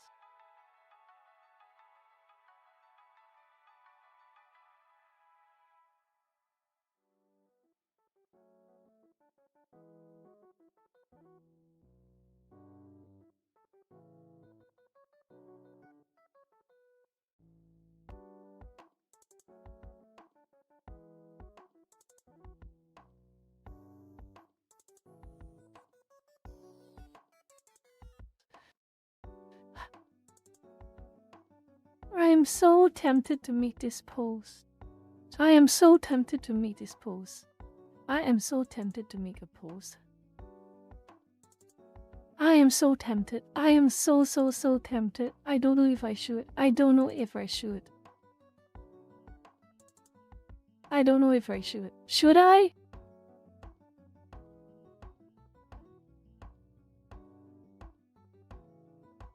Should I or not? I don't know.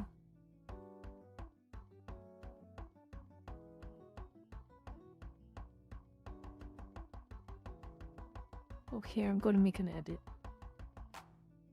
I'm gonna make an edit. Hold on. Hold on a minute, Lucas. I'm going to make an edit. Hold on. Again, I'm... Oh, where is it? Where is it? There we go.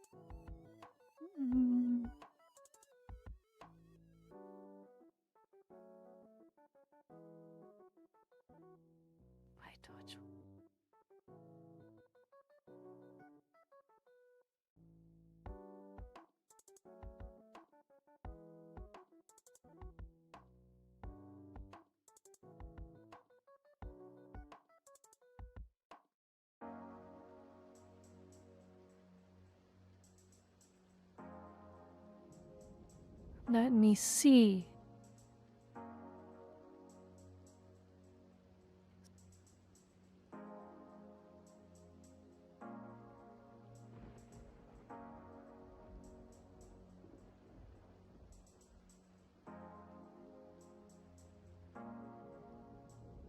Hello, Rain. Welcome.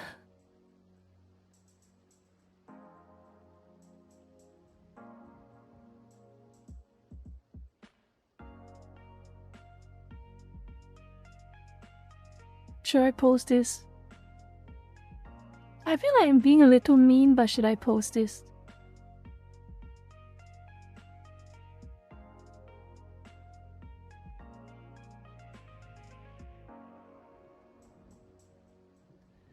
Oh, my brain is getting a bit tired. I hope we can get to the watch along later.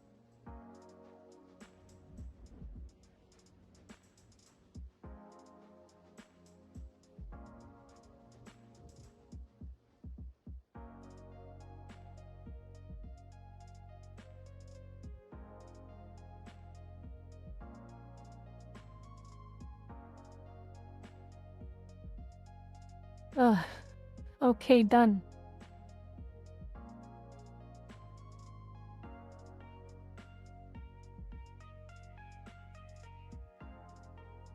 Now let's continue on with that topic, shall we?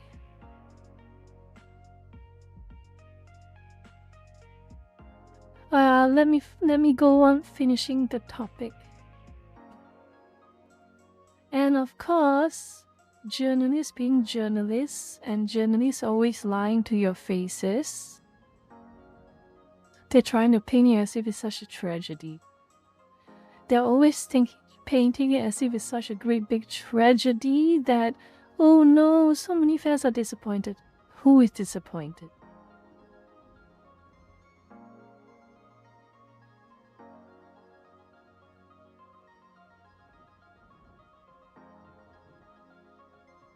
Who is disappointed? No, seriously, who is disappointed?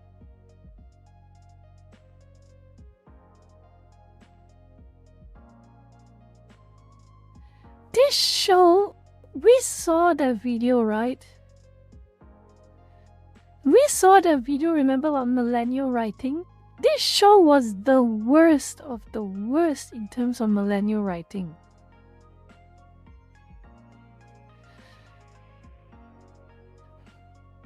What lies are they trying to tell?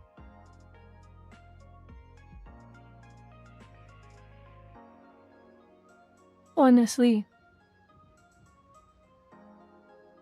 But of course, as always, journalists are journalists and journalists will lie.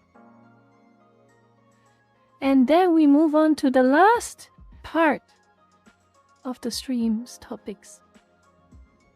Mundane Matt. He was very upset. He was very, very upset for some reason. When Critical Drinker and Andy Wire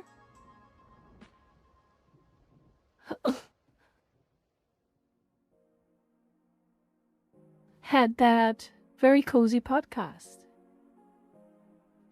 And I have a lot of opinions about this Mundane Matt guy. The Boulder King, Matt Jarbo, the Boulder King. The guy who begged for a Twitter blue check mark back in the old days. He kept begging and begging and begging. And he was the one who said, turn off that pesky ad block. Turn off that pesky ad block. Turn off that pesky ad block. Oh, no, Matt. No, Matt. There's a reason why people value the ad block. Sometimes. Most of the times, actually. Turn off that pesky ad block. But let's see what he says. He was... I will never... Sorry, Philip Lord, and don't know who these two are. I cannot in good conscience... Typo there, Matt. Support Project Hail Mary after Andy Wire went on a stream and noted chart critical drinker. Oh boy. Matt Jarbo. Matt has a, let's just say, an interesting origin story. Okay? And we will show you a key turning point. He was not always like this, Matt. He was not always like this. Or maybe he was always like this, but he pretended. He pretended and he got found out.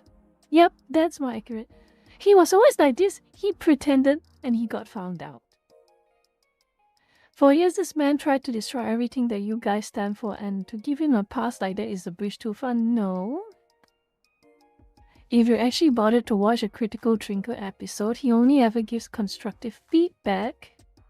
And he calls out the people who are actually trying to destroy everything they stand for. As in, the consultants. The people who peddle the so-called modern audience narrative. Those type of people.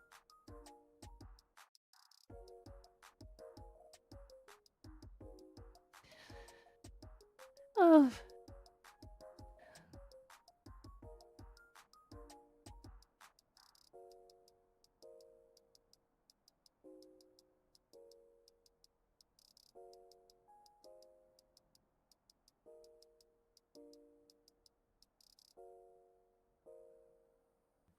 Interesting, right? Sometimes the questions that are left unanswered are normally the most illuminating questions to be asked. Sometimes.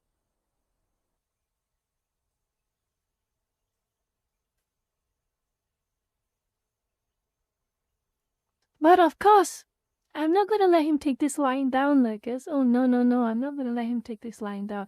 I'm not going to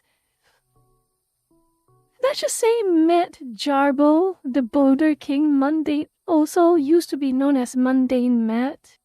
He has done what is arguably the biggest taboo of YouTubers. We'll let you know, we'll have a watch along soon enough. I will not make him forget what he said, what he did. So I made a mention of this. Obviously, he doesn't care about responding, but it doesn't matter. It doesn't matter. Matt, no. Indeed, Matt, no. Oh, no, Matt, no.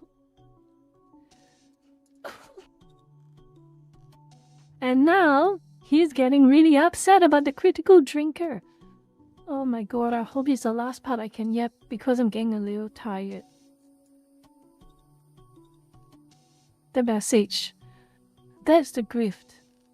That's the critical drinker's entire business model summed up in a two-word calling card. No. The message is just a way for the critical drinker to summarize the grift that is happening. And what is the actual grift, you might ask? The grift is the modern audience. The existence of the modern audience. Now, the critical drinker could have said, the belief of the modern audience is he can always say, the misconception of the modern audience. No, it does not slip out. It's not smooth out of the tongue. The message, easy, punchy, everyone knows what it means. But let's see what the Boulder King has to say. But it's not just him, it's Neurotic, it's Geeks and Gamers, Side Scrollers Podcast, Sargon of Akkad, the entire right-wing pop culture outreach ecosystem. You know what's the irony about this? Mundane Matt, back in the day, sucked up to Sargon so much. He sucked up to Sargon so much, trying to get a crumb of his clout, trying to get a crumb of his attention.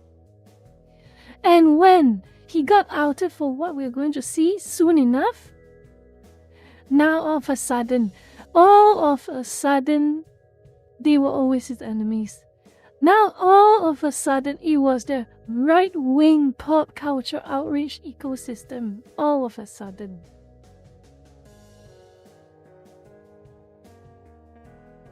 They don't even have to define what it is for, like most anti-woke reviewers. Correct me if I'm wrong, Lucas, but I'm pretty sure every single rant video that all these as they would say, culture war weirdos would create, they always pinpoint exactly what problems they have with a specific show or a specific game. Just like me, I point out specifically what problems I have with a specific show or a specific game. So, Matt, I don't know what you're going at, but that is kind of not correct, unfortunately.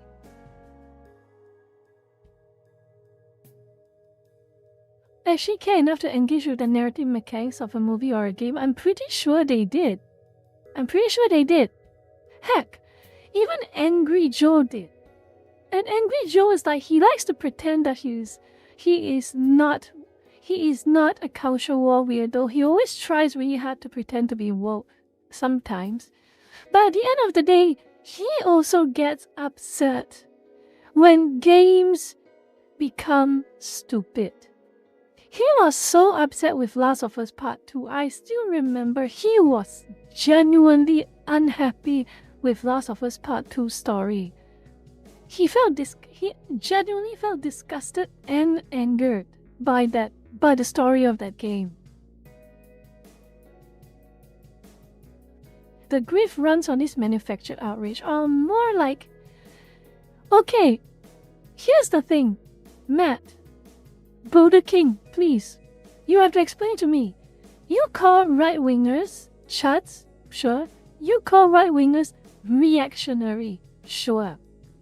But here's the problem. Are they reactionary or are they manufacturing?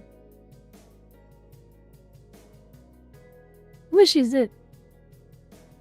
You're saying they are creating the problem.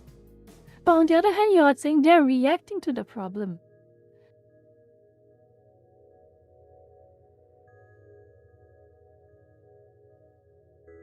Instead of offering a real community to guys who miss the simplicity of the 80s and 90s, they offer a catchphrase. Well, they are commentators, aren't they, Matt? They are not comic book writers, they are not artists. Some of them have actually gone and become artists and writers eventually, which is a good thing, but they're not obligated to do so. So, their core trade, per se, is commentary. They have never stopped being commentators. They made it clear they're commentators. You may not like what they commentate on, but that is what people tune into them for. The people who go to them want to listen to critique. They do not necessarily want them to make a new comic, although that will be a big bonus, but not necessarily.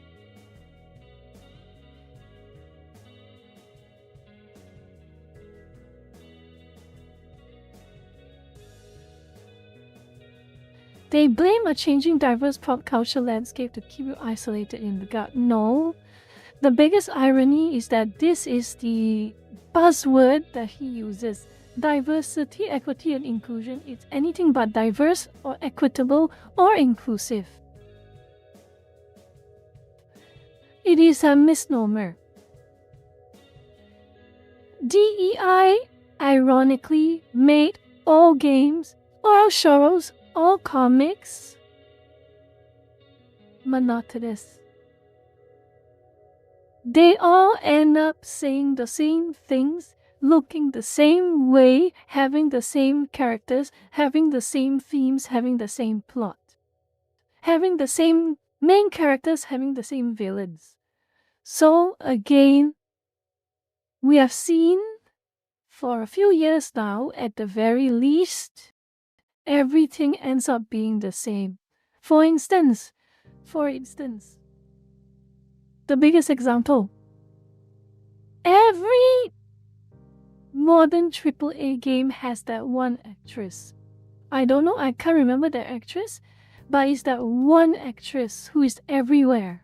I don't know where, I forgot the name. Deborah or something, I can't remember. But you know who I'm talking about, is that one actress. And she always plays one role. She always plays one role. The fierce, somewhat condescending, somewhat sarcastic, and a little bit mean character.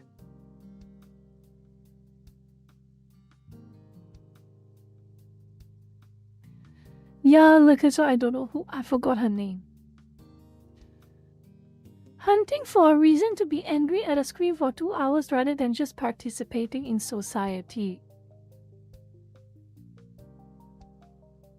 They do participate in society, but they choose to watch a game and play a game. Matt, you're not being fair here, Matt. Tell me. The next big movie that comes out, you did your 9-to-5 job. You got some spare change. You want to buy movie tickets so you go watch a movie, and the movie is trash and it's filled with stuff that you do not like. Are you not going to complain about it? You see trailers for a really nice video game. The reviewers say how good it is. The games journalists say how good it is. You are a normie. You work 9 to 5. You do not know about the internet. You buy this video game because the games journalists say it was good, so I want to try it. You tried it, and it's one of the worst games you've ever played in your life. Are you not going to complain about that? They're not mutually exclusive. Complaining and getting angry that you wasted your money is not mutually exclusive with the participation of society.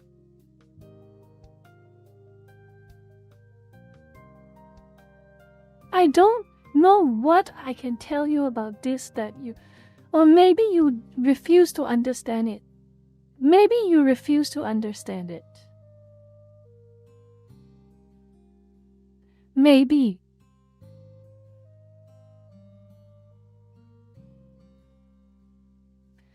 This is a necessary cycle to break if you ever want to enjoy escapism again. Matt, riddle me this. Riddle me this. When you're playing a fantasy game, like Dragon Age, and some character in the fantasy series comes out and tells you straight to your face, I am non-binary. A modern concept. A modern day, real life concept. Where is the escapism in that? It's just about the same as you play a fantasy game and suddenly someone talks to you about Christianity. Some random character in the video game starts lecturing you about Christianity and the Bible. Where is the escapism in that? When you're playing a gangster game like Saints Row, suddenly some random character, one of the main characters, goes up and talks to someone about their student loans. Where's the escapism in that? I'm sure a lot of people have student loans still. Matt, stop insulting my intelligence, please.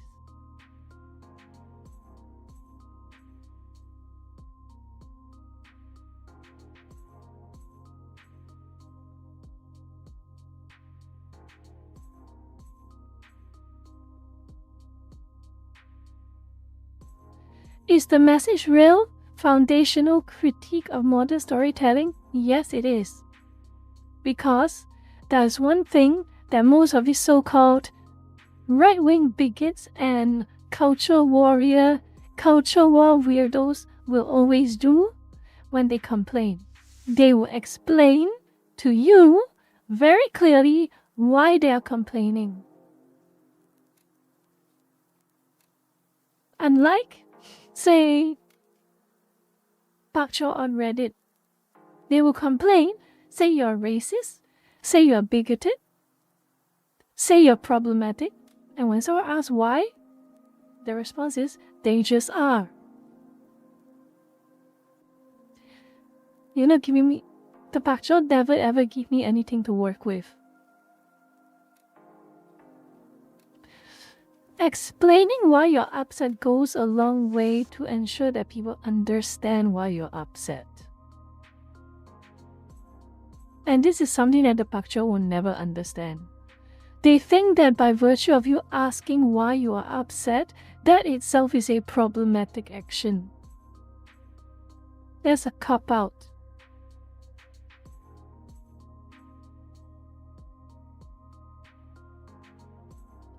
Oh, he says God no, but does it work to keep people angry and clicking? Hell yes it does. What are they clicking? The YouTube video? And by the way, Matt, remember all those IGN articles about Black Myth Wukong? About how they call the devs misogynistic because of a mistranslation? What about those clicks? Are you going to call those out? Are you going to call how Crimson Desert is being bashed by the game's journalist, saying that it's a game that has no soul? Are you going to call that out?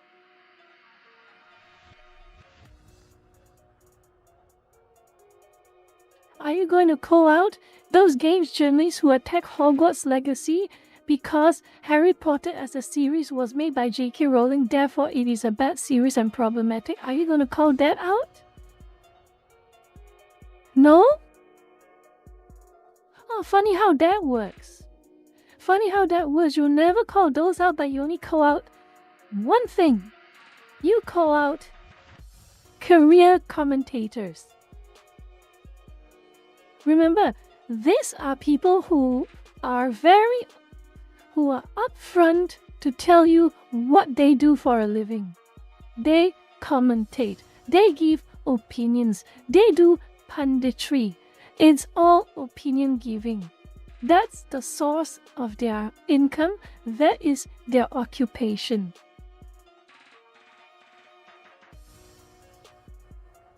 Meanwhile, you have game developers inserting real-world politics into their games. You have supposedly games journalists, people who should report on new games, report about any new details about games, not inserting their politics, not inserting their socio-political opinions into a game. They are not doing their job properly. They are not doing their occupation properly.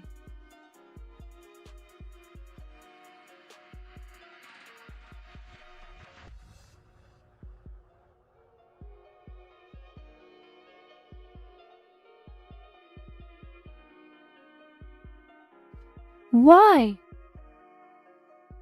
Why is it that only one side gets to talk trash? Why is it only one side that gets to complain?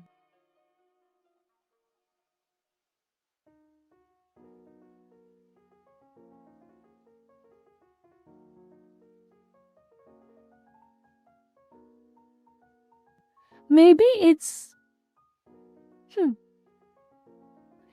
Maybe, Matt, here's a thought. Maybe it's your own bias showing.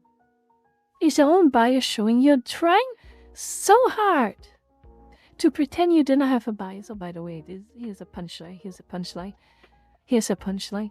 He made this meme. Supposedly, he posted this meme. Okay? He didn't even bother. He didn't even bother to open up Paint or Photoshop to make the meme. He didn't even bother. He literally asked Grok. He literally asked Grok to make the meme for him.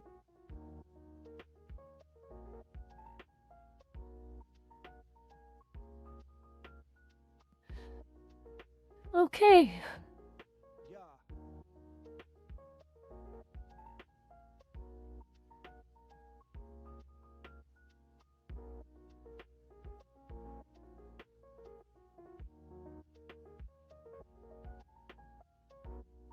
Of course he will never read anything else. Of course he will never read any of this. He only responds to one person. He only responds to one person, and he just so happens to be the person who agrees with him. Ever noticed that? He only responds to one person, and it's the person who agrees with him.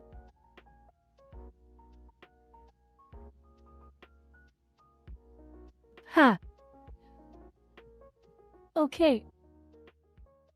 I'm not sure if any of you heard of the Ballad of Mundane Matt, or also known as the Boulder King. But he was not always like this. If you recall correctly, during my Gamergate lecture last year, which I will do again at middle of the year, maybe around June, Mundane Matt was one of those people who criticized Anita Sarkeesian and criticized ZQ. He was one of those people who were half a year ago or 10 years ago would be considered quote-unquote right-wing. He would say all of the supposed quote-unquote logical things. He would parrot everything that Sargon said. He would parrot everything that even Metokur said. He would parrot everything that who else? Who else can I think of? He will also parrot everything that V said. Yes, V. V, Shuon hate all of them. Back then it was called the skeptic community. Remember once upon a time, the skeptic community? You know, went horribly, horribly badly for the skeptic community after the Kilroy event. That's a long time ago. That's a really, really long time ago. He also parroted some parts of The Amazing Atheist. And there was a reason why he 180'd. And I'm going to show you the video of the flashpoint of why he did a 180. So basically, a lot of YouTubers and content creators were suspecting he was false. He was doing the YouTubers taboo. And what that taboo is simply is false flagging other YouTubers' videos. Specifically, false copyright claims. That is a big no-no. That is a realm reserved only for the most hated people on the internet, on YouTube. The scam companies, the corporations, the corrupt governments, the morally and ethically bankrupt game developers who are caught asset flipping. Those type of horrible, horrible people. And what happened is a lot of people suspected that Mundane Matt, the Boulder King, Matt Jarbo, was committing this very serious taboo. Because there were a few content creators around that time who made critiques, video critiques of Mundane Matt's either his opinions, his inconsistent behavior, his contradictory actions, what have you. And for some reason, whenever a video was made about him, they get copyright struck. For some reason, they always get copyright struck. It's funny how that works out. Really. But he got a lot of pressure. It was around 2018. He got a lot of pressure. He cannot sweep it under the rug. He cannot turn a blind eye. So what happened was, he had to answer the allegations. He had to answer the accusations, because otherwise, if he kept ignoring it, he has all the freedom to keep ignoring it, but if he kept ignoring it, it will be a major blow to his reputation and the audience he spent till then trying to gather. They're gonna turn on him. But in hindsight, they were gonna turn on him regardless. Because, as you'll probably find out, so let's have a watch along. Let's see.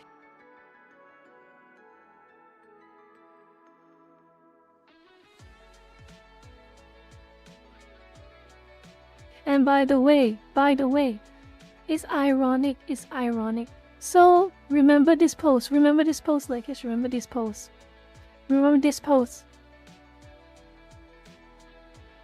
He is throwing shade at people like Neurotic Geeks and Gamers, Sargon of Akkad. I want you to remember Geeks and Gamers for a moment, okay? Because I'm going to show you something silly. I'm going to show you something extremely silly.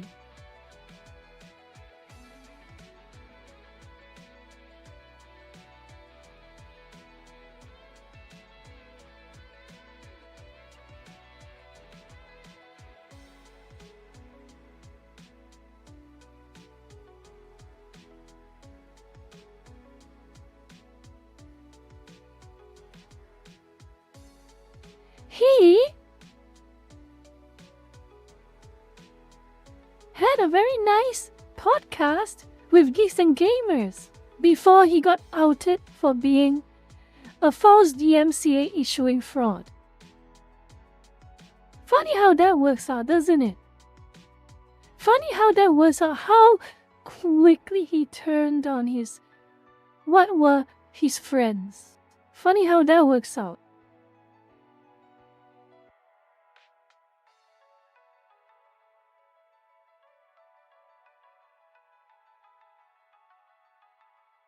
And in hindsight, people knew.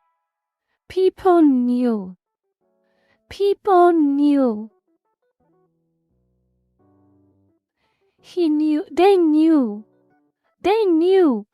You did live stream, Mr. Turn off that pesky ad block. I'm worried about you, Jeremy. Monday map is bad. Shocker, Matt ends up talking about Gamergate again. Bet you're regretting this interview after this week. Yes. Yes. And now, true enough, the audience was right. Don't trust Matt. Innocent bystander 113, don't trust Matt. True enough. Matt threw geeks and gamers under the bus.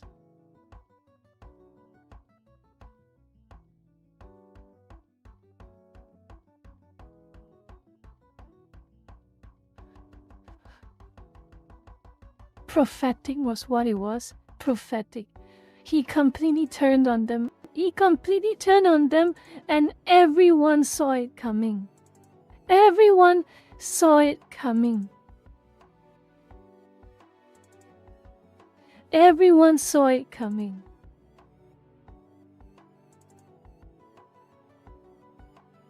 But this is not the important part. I want to let us have a short view watch along. Where is it?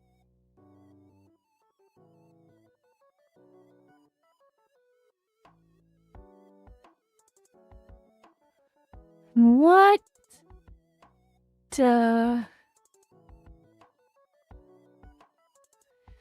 This is rich coming from him. This is rich coming from Mundane Matt. Read this, read this, read this. Read the title of this video. How YouTube demonetization hurts creators. How rich coming from Mundane Matt. But let's go to the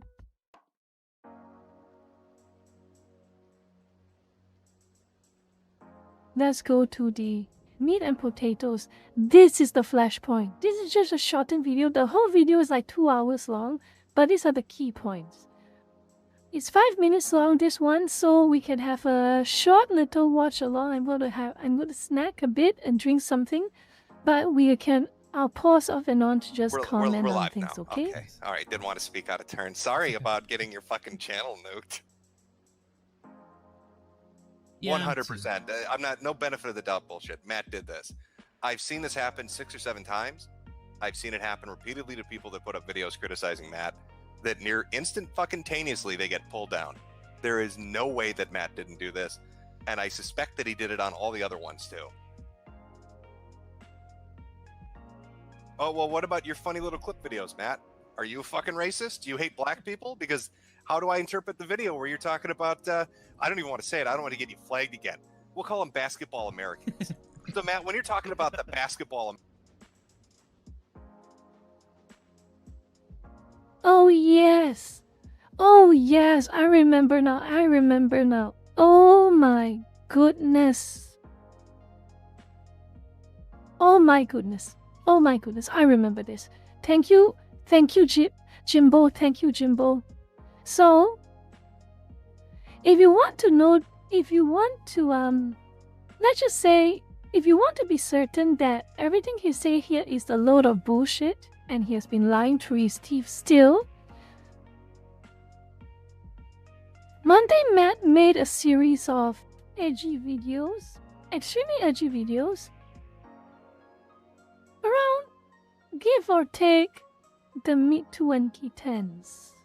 Maybe slightly earlier, where he was throwing slurs everywhere and saying a lot of very, let's just say, what's a good word to describe this? What is a good word to describe this? 1960s style American opinions. Yes, 1960s style Southern American opinions about people. And he said it, and he was an adult. He was a fully grown adult when he made those videos too. Don't forget that. Still a fully grown adult. It's probably like 30 or something, I can't remember. Late 20s, early 30s, something like that. And he said those things. Americans. You know, he's the only other one that has it. So if he would like to come on, Wait, Ralph, I posted the link on Gab and said, hey, this is a live stream of Jews talking about banking. Here's the hangout link, and I don't know if that means you're going to get anybody or not. I don't know. We'll see. The vibe on Gab. We'll see what happens. I get home, I hang out, I watch a little bit of news, see what's going on, help with my daughter, and then all of a sudden my fucking Discord starts blowing up my phone with these messages and Joaquin drawing my name on his nutsack. It never goes down that fast. The only thing that gets something pulled that fucking fast is somebody having an in at YouTube or somebody having a verified high sub account. I'm not kidding you. I'm not kidding you. I went down and picked up boulders today. You're a cuck. Bye.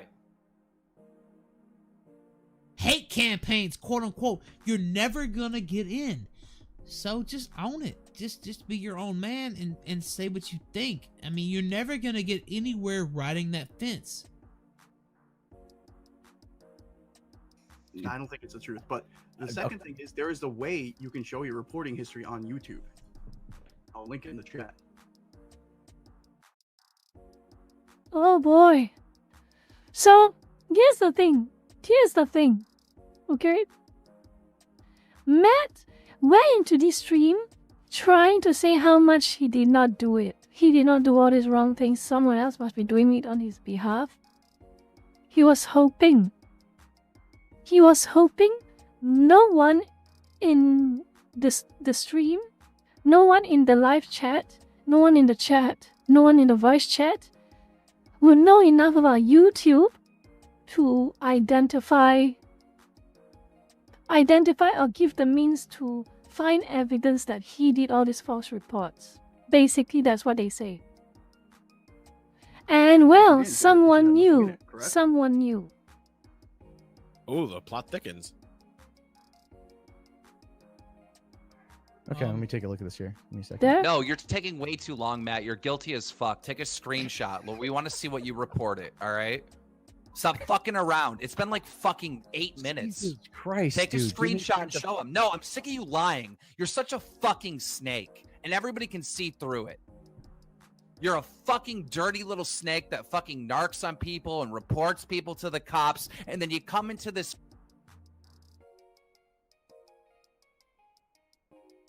See, this is the thing. Even the most controversial people on YouTube, like Keemstar, some of the mean-spirited people on Keemstar, like Keemstar and many others, they draw the line at false reports. Because the moment you take that step, that extra step to false DMC someone, to false report someone, you're done. You're done. All your credibility is down the drain. Whatever. This is something that every YouTuber needs to be aware of. Any content creator for that matter, you do not false DMCA your peers. You do not false report your peers. And as you can probably see soon, Fucking call like a Walmart greeter. we'll find out the truth. Shut the fuck up, take the screenshot and show everyone now. 10 seconds, bitch boy, or you're a confirmed liar. 10, 9, How am I 8, able to hold on a second. 7, 6, 5, 4, 3, screenshot 2, right. 1. Look, Ralph, the bitch. I will He's say the no, but- one that flagged your channel. No, I'm not the one that flagged your channel. Well, just take the screenshot. Matt, where you at? I am working on it right now. One sec. You definitely are working on it. Loading up Adobe Photoshop as we speak. 10 years to irrelevancy. Maybe in 10 years, maybe you could try again. You're done on YouTube. Bye. Oh, snap. He just fucking... That's true. And Keemstar was correct. Matt never recovered from this. Never. All he had now Dropped is the mic and Twitter. literally left. After this incident, all he had was Twitter. That I can get angry and whatever, but in my absolute defense here, which is this really not gonna be much of a defense, nothing was taken down. All right, here we go. Screen shares live. Let's see it. All right, hold on. My pants are off. Look at all those tabs. I have a lot of tabs open, but I have. Is that reporting? That one. But nothing on. Now wait a minute. Nothing on that. That's just. What the fuck? So, I have been in a not the best place mentally. And now wait a minute, Matt. No, Matt, no. But That's what we can literally. But if you saw, Don't all butt the me, videos motherfucker. are- Done. Guilty. Case That- closed. Matt, I want you to say right now to the fucking to the stream for Dame Pesos. I want you to say, "I am sorry. I am a soy-filled bitch," and flagged your fucking videos. I Will am you do sorry. that? I am sorry that I flagged them. No. I am for doing what you did. I am sorry. I am a fine. soy-filled bitch and flagged your videos. I'm sorry. I'm a soy-filled bitch and flag your videos. There we go. Put it Now on the I'll- soundboard.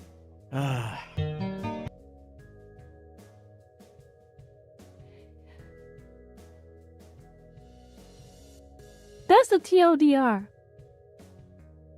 Now you know why he has to play the other side. Because now you know why he has to play the other side. He can never go back. Not what he did. He can never go back. People will remember. The internet will remember.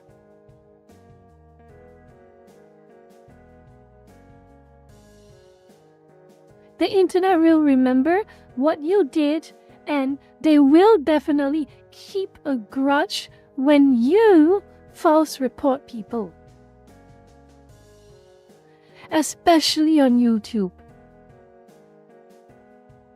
You false DMCA someone on YouTube, yes, regular haters will false report you. But it does not matter because they're just regular haters. But when another supposedly big name YouTuber does that, you are done. Your entire reputation is down the drain. You never stoop that low. And this is why Matt, now, in my humble opinion, grifts the bakjaw. He's hoping that the bakjaw either is unaware of what he has done in the past, does not care what he has done in the past, or supports it. Because the bakjaw subscribed to the no bad tactics, just bad targets philosophy. He's hoping. But here's the problem. The bakjaw don't even like Matt. He can try, but a lot of bakjaw also remember him from the Gamergate days. So all he has are just a small group of people sprinkled here and there who sometimes interact with him. That is not enough. There's nowhere near enough.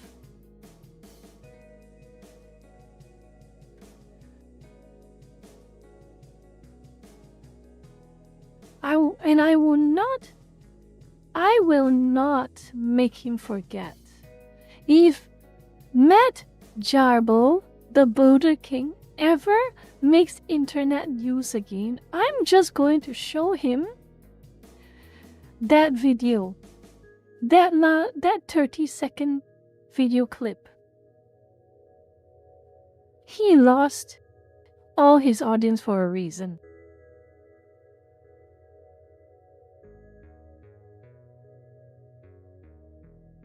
And honestly, judging by what he did,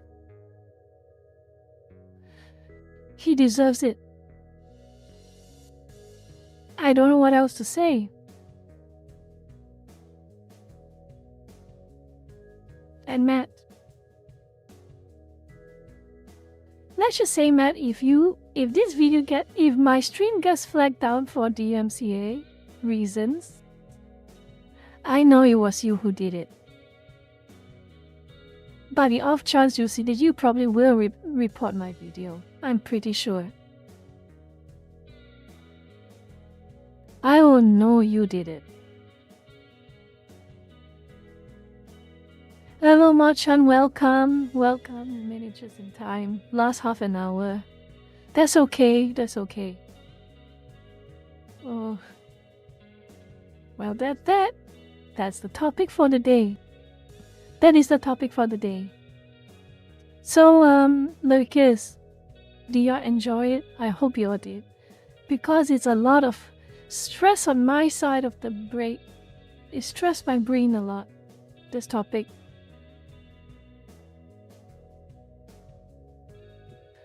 It really stressed me a lot, this whole topic. Any questions and queries and questions and queries and questions and questions? Any questions?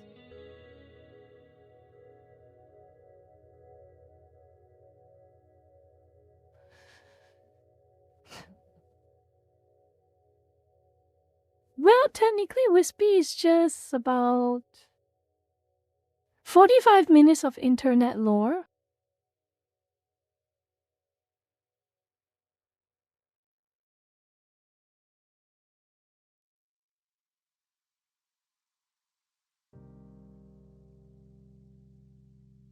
Well, one thing you're correct, Matt. You say incredibly dumb things. That is correct. That is correct. You do say incredibly dumb things. Oh, let me have a look, Wispy. Let me have a look. When they're just... Oh, I'm gonna rest a bit. Oh my god, that's so cute! That is so cute! Safe for work. That is so cute! Okay, see you later, Ma-chan. Have a good day. Take care. Take care. Hopefully you get the rest time you need soon. That is so cute. That is extremely cute. That is so extremely cute.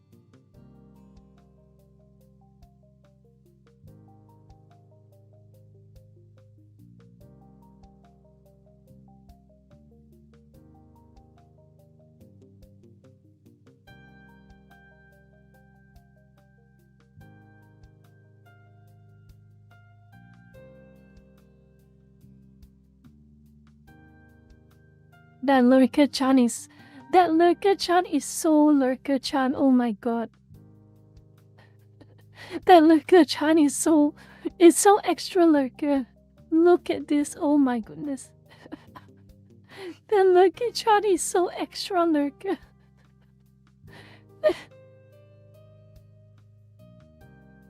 Oh my goodness. Oh dear. It is so law accurate. That's just Rena. Indeed it is.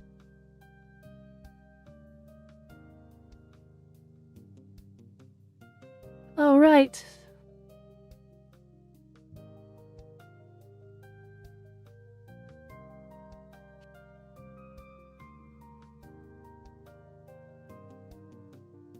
Mer-chan is just being lazy, probably. Anyway, I'm going to take a short break. I'm going to take a very short break.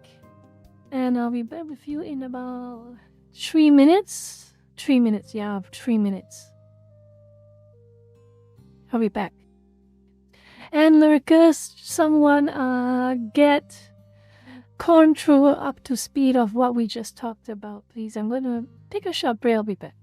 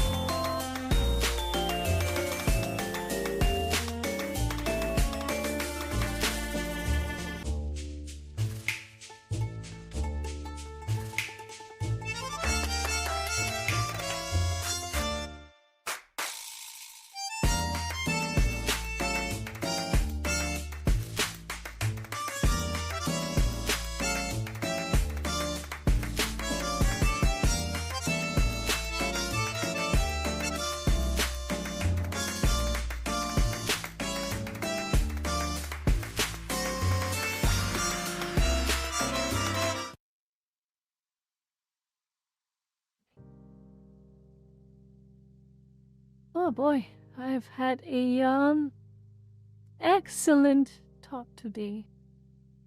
So what I'm going to do is I'm going to spend the last half an hour just winding down.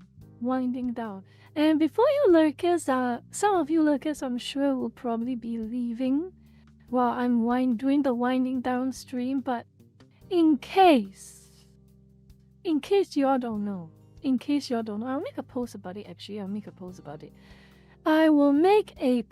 about it. So that people are aware. No, hold on. No assets, no announcements.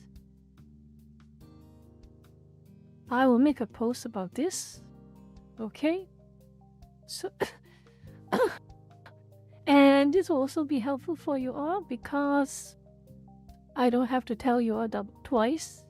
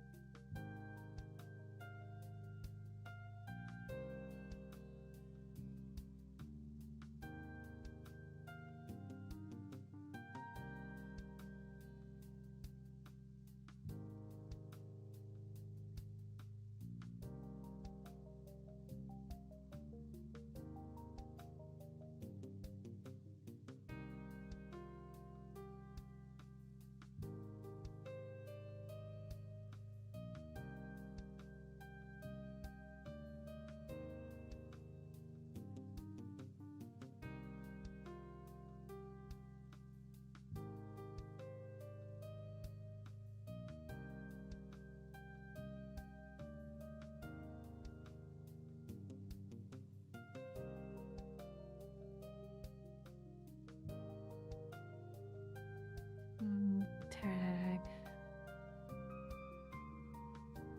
Oh, tag. Let me see. Who else is going? Who else is going that I can tag? Let me see. Hello, Dark Castro. Welcome. I also need to make thumbnail for the bonus stream as well, but I can worry about that. I can worry about that later on, or I can worry about that tomorrow, actually. Let me see.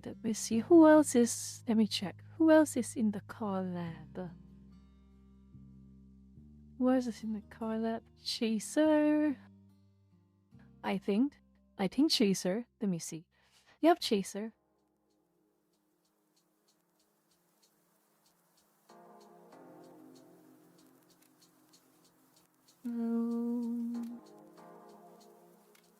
Who is the new arrival? Kiwakan. Tanisha, what's his name? Who is this?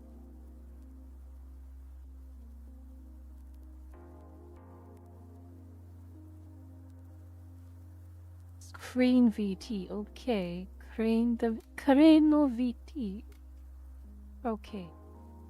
Let me just add him in.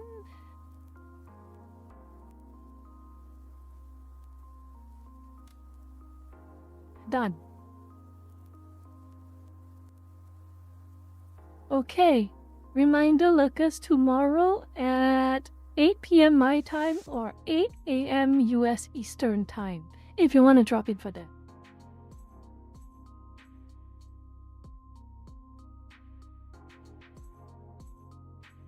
Okay?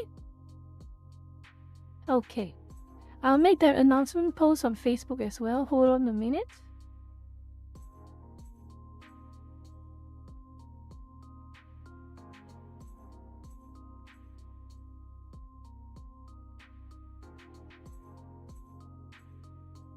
Oops, wrong button.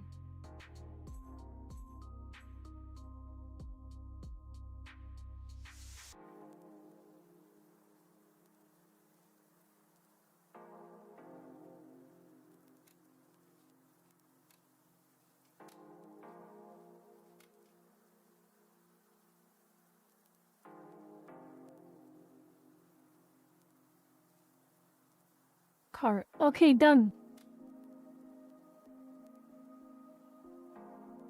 done. Oh, finally done with the finally done with the announcements for tomorrow. Correct. Oh dear, my brain is not really functioning that well, is it? So I have a few options right now. 8 p.m. my time. I have a few options right now. I want to play. Let's wind down with half an hour of a relaxing game, shall we, Lucas? A wind down with a cozy, relaxing game. And by cozy, relaxing game, let me see. By cozy, relaxing game, what game are we talking about? Well, I'm glad you did not ask, but I will assume you asked.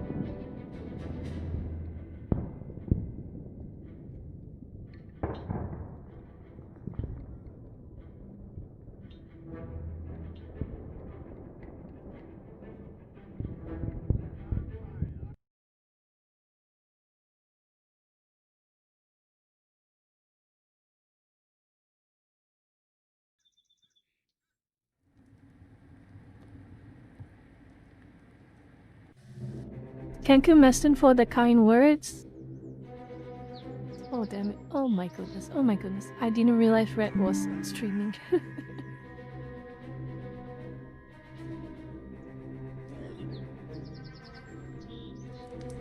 Okay, the French Stalkers. Next. I want to play... Damn it, oh, of course someone already has the goddamn sniper. Of course. Well... I will play LMG. And I will spawn in right here. Oh. Okay, let's see. B's over there, okay.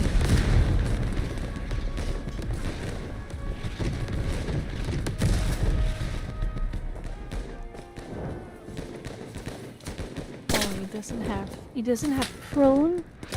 It's hard for a game to not have a prone function, doesn't it?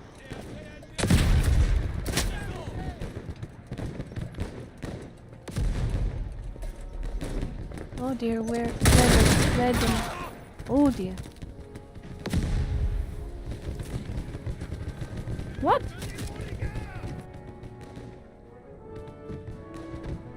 Oh my god, he shot me through a wall. Lucas, you saw that. Lucas, did you see that? I got shot through a wall. Lucas, I got shot through a wall. This is horrible. Oh, that was embarrassing. Oh. Oh. good.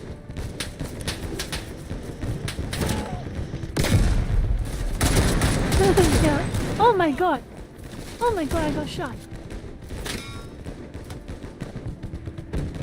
Okay, I gotta heal up. I gotta heal up while I'm dead. Gotta heal up while I'm dead.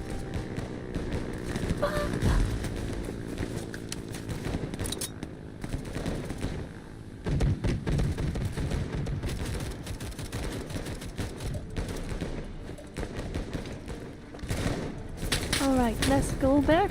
I'm ready to keep ready to. Oh my god, the ping. Oh, what the hell? Lucas, what the hell is that? Lucas,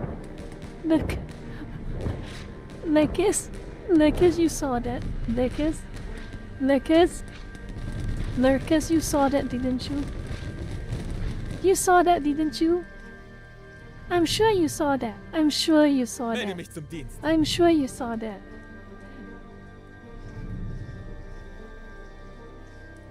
I'm sure you saw that. Lucas, I'm pretty sure you saw that. I got shot from the ground.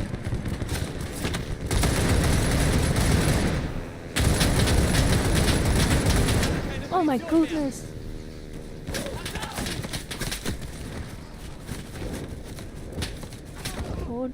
How did I get shot? Oh no, I'm dead.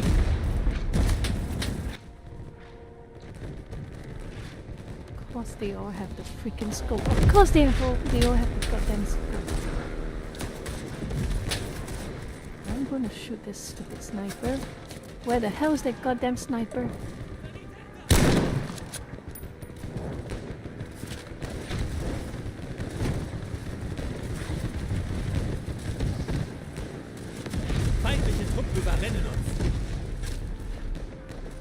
This is true grand fantasy indeed, Lucas.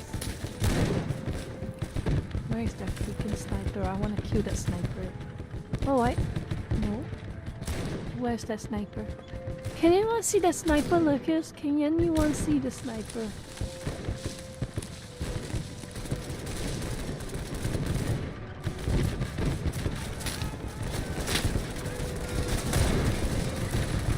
Doesn't seem like it.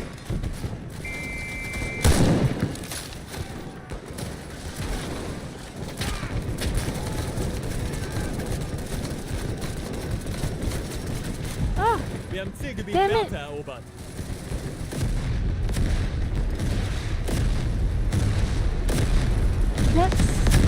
That is not English.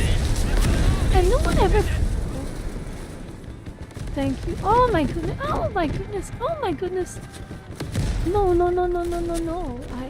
I do not want. I do not want that. Thank you.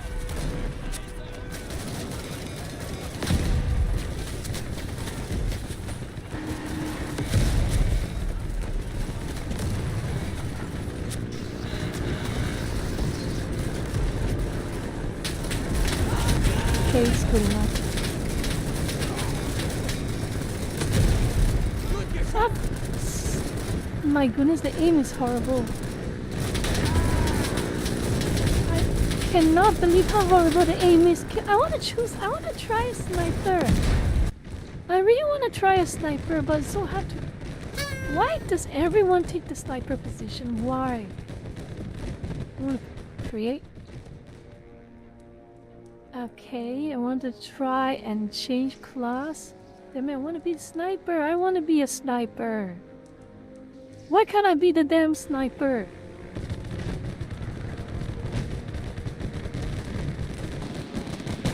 Everyone bullies me.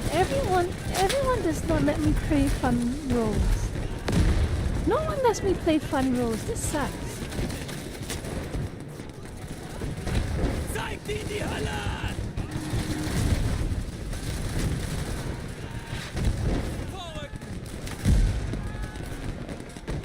Chlorine gas barrage, nope.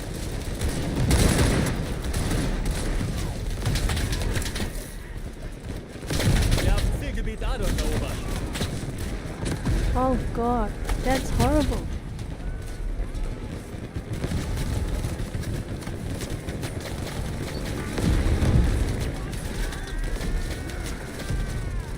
Where's the enemy?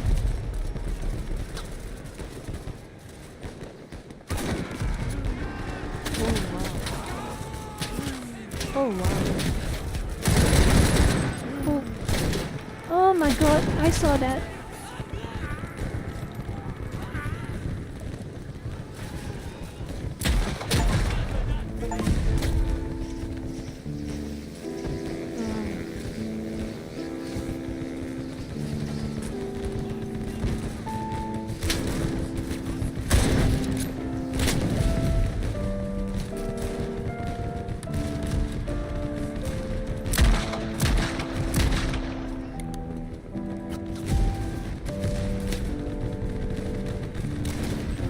Help team are playing music. That is so funny. Oh, that's funny. I can play music for the team help counts as assisting.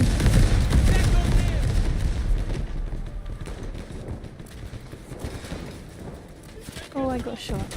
That's not ideal.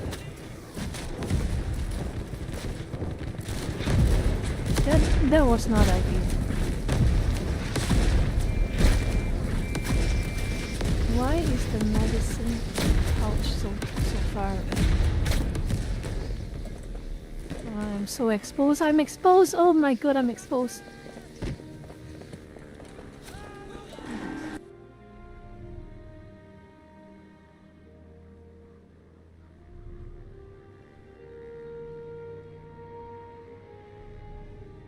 I want to play sniper. I want to play sniper.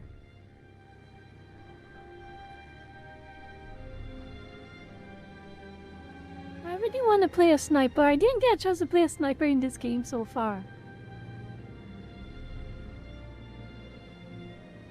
Oh no, someone is dressed up like the Austrian painter that— oh my god, there are multiple people dressed up as the Austrian painter.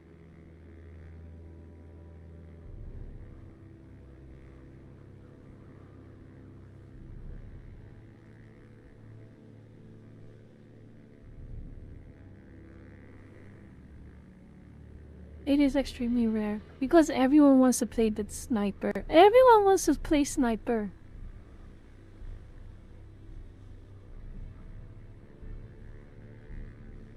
Everyone.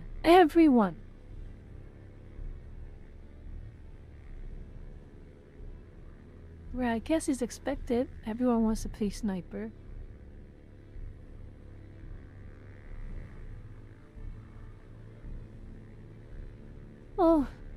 Oh boy.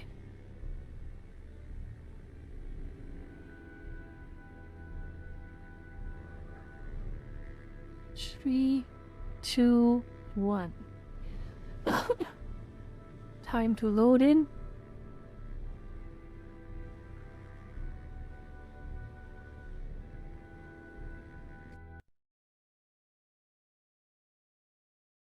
Is this game loading yet? Okay, the game is loading.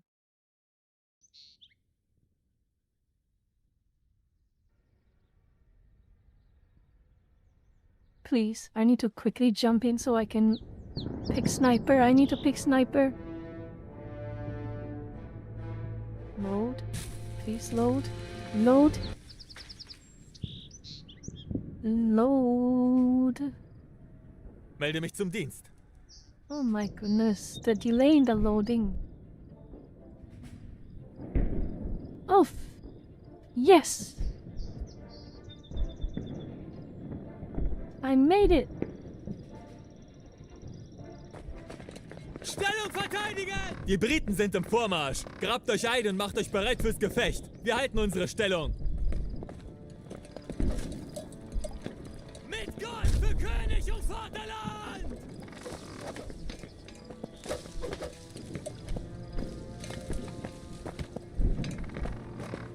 Entdeckung! Try some way to go upstairs.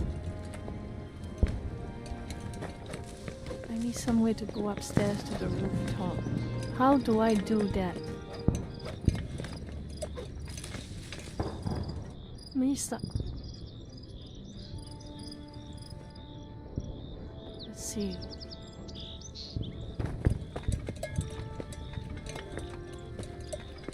They're attacking from there. Okay. So what I need is somewhere with a view. I need somewhere with a view.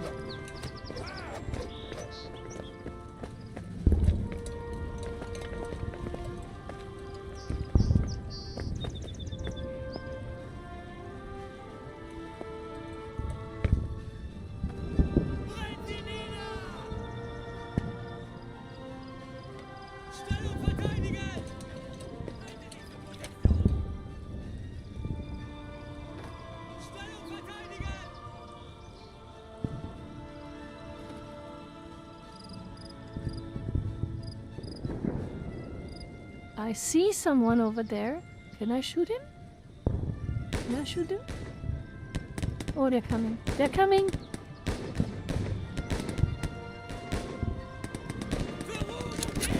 They're coming!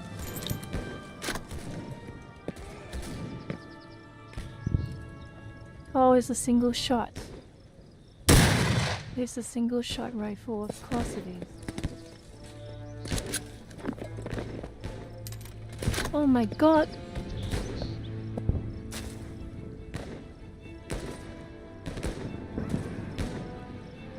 It's a breech-loader single-shot rifle.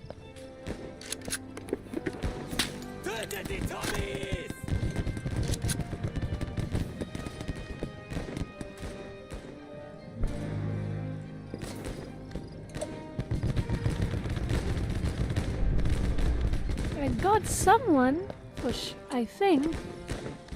Oh, there's a tank. And they're coming from here. They're rushing it.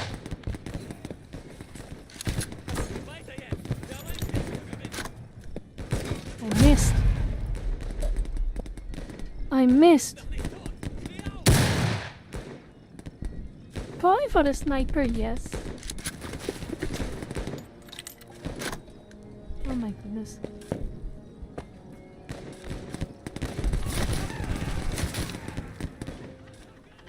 Let's see how we do.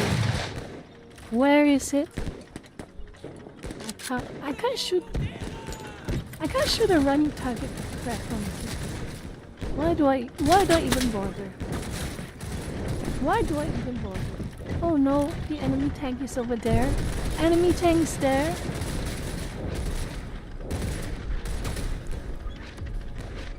Enemy tank is there.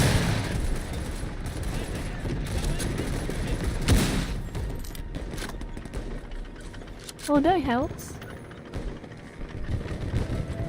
What a name, Fart Bomb.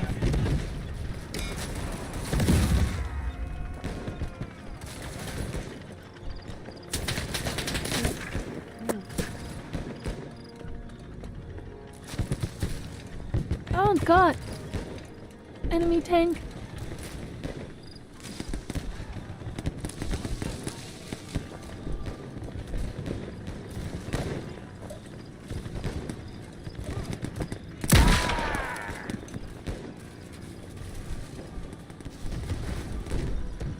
What the?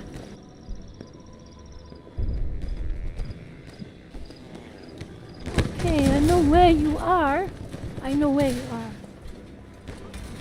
Let's see if I can... Let's see if I can intercept you.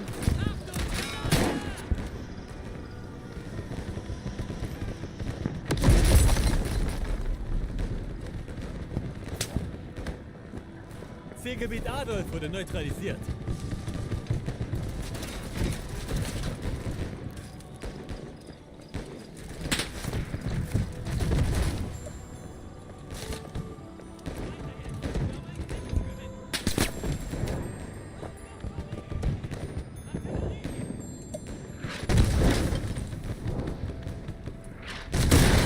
So many of them. Gib mir Deckung, ich lade nach!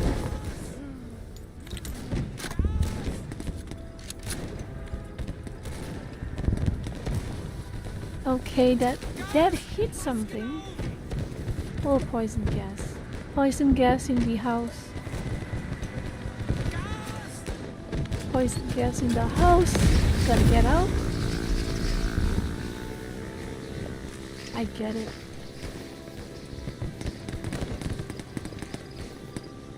Alright, it's not ideal.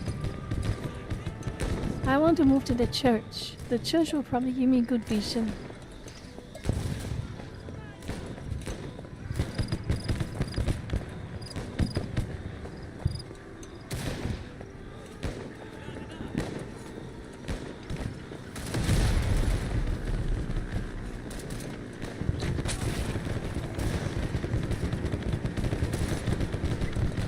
Hello Zero, welcome back. Alright, now let's see.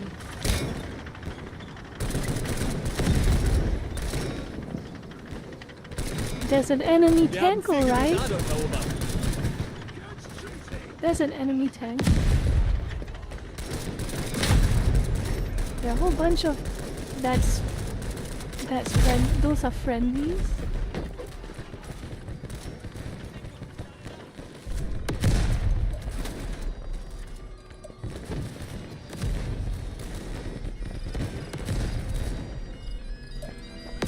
Oh, someone is playing the bagpipe.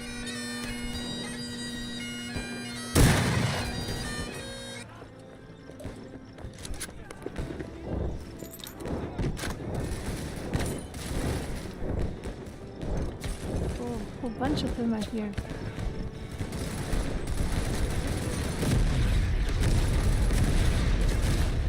Oh, of course, no spawn camping, huh?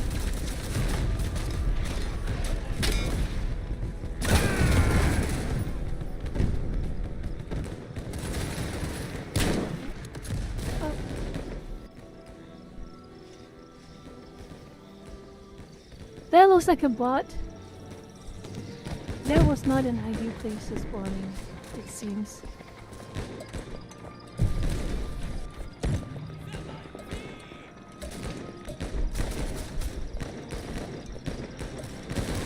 Church, I need to go into the I need to go to the church.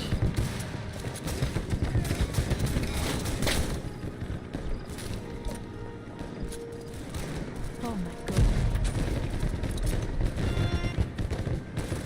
One button I do not know how to use is actually the melee button. I'll figure out sometime.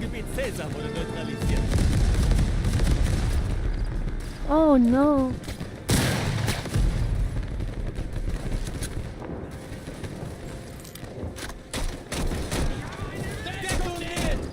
Wir haben Zielgebiet Caesar verloren.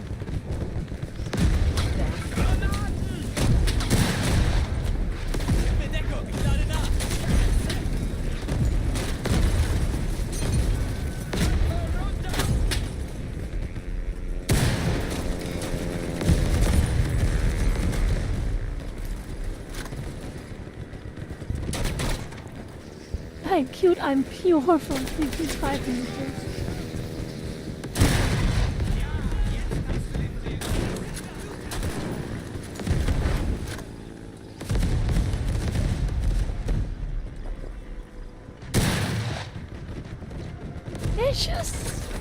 There's just not as much intensity doing bot matches. Not enough actual players, honestly. Not enough actual players to make it fun.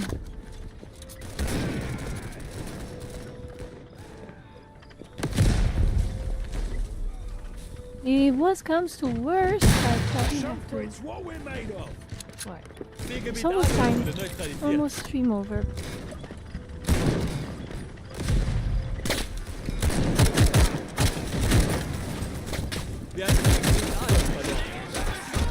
Oh, up.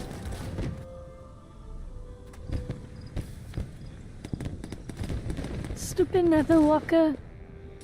Okay. Okay, Lakers, I think that's half an hour. Yep. I'm done.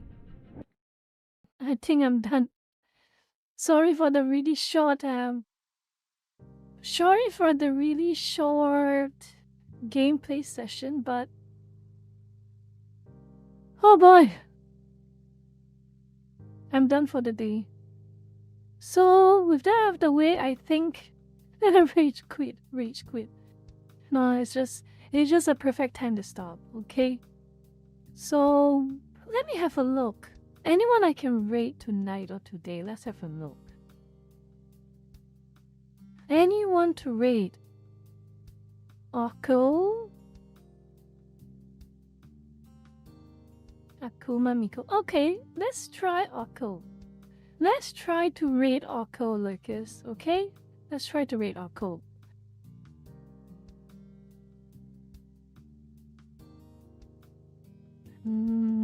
He's say I haven't rated Akko in a long time actually. I haven't rated Akko in a long time, but let's have a look. Let me have a look who's rateable.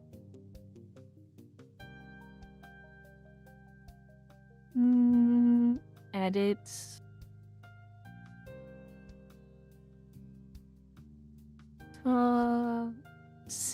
Sane's not. Yep, Sane is not streaming yet, so Akko it is.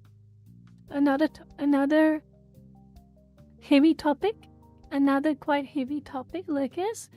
But anyway, thank you for this GP. Let me see. Look at John, I'm having a look. I'm having a look. 嬉しいことが渋滞してる。リキッドコーンさん、名前を。You know what? Why not? I saw Mo-chan say leaving a wish there, might as well go there. Okay, what's her channel name again? Damn it, I closed it too soon. I closed it too soon. Can I rate her anyway? It's a Japanese name. It's a Japanese name, so I will check. Okay, I will check. I'll check if it is possible.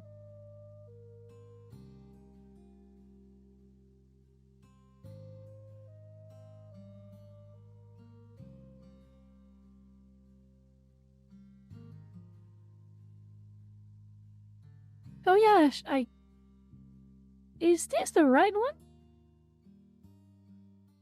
This has to be the right one, right? 40, yep, seems right.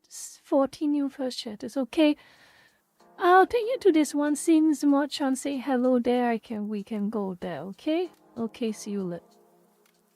Okay, we're done. So we can rate this new person. Okay. So behave, lurkers, and I'll see you all tomorrow night, okay? Take care and goodbye. Okay, make sure to stick around for the raid. And take care and goodbye. Tomorrow, we're met.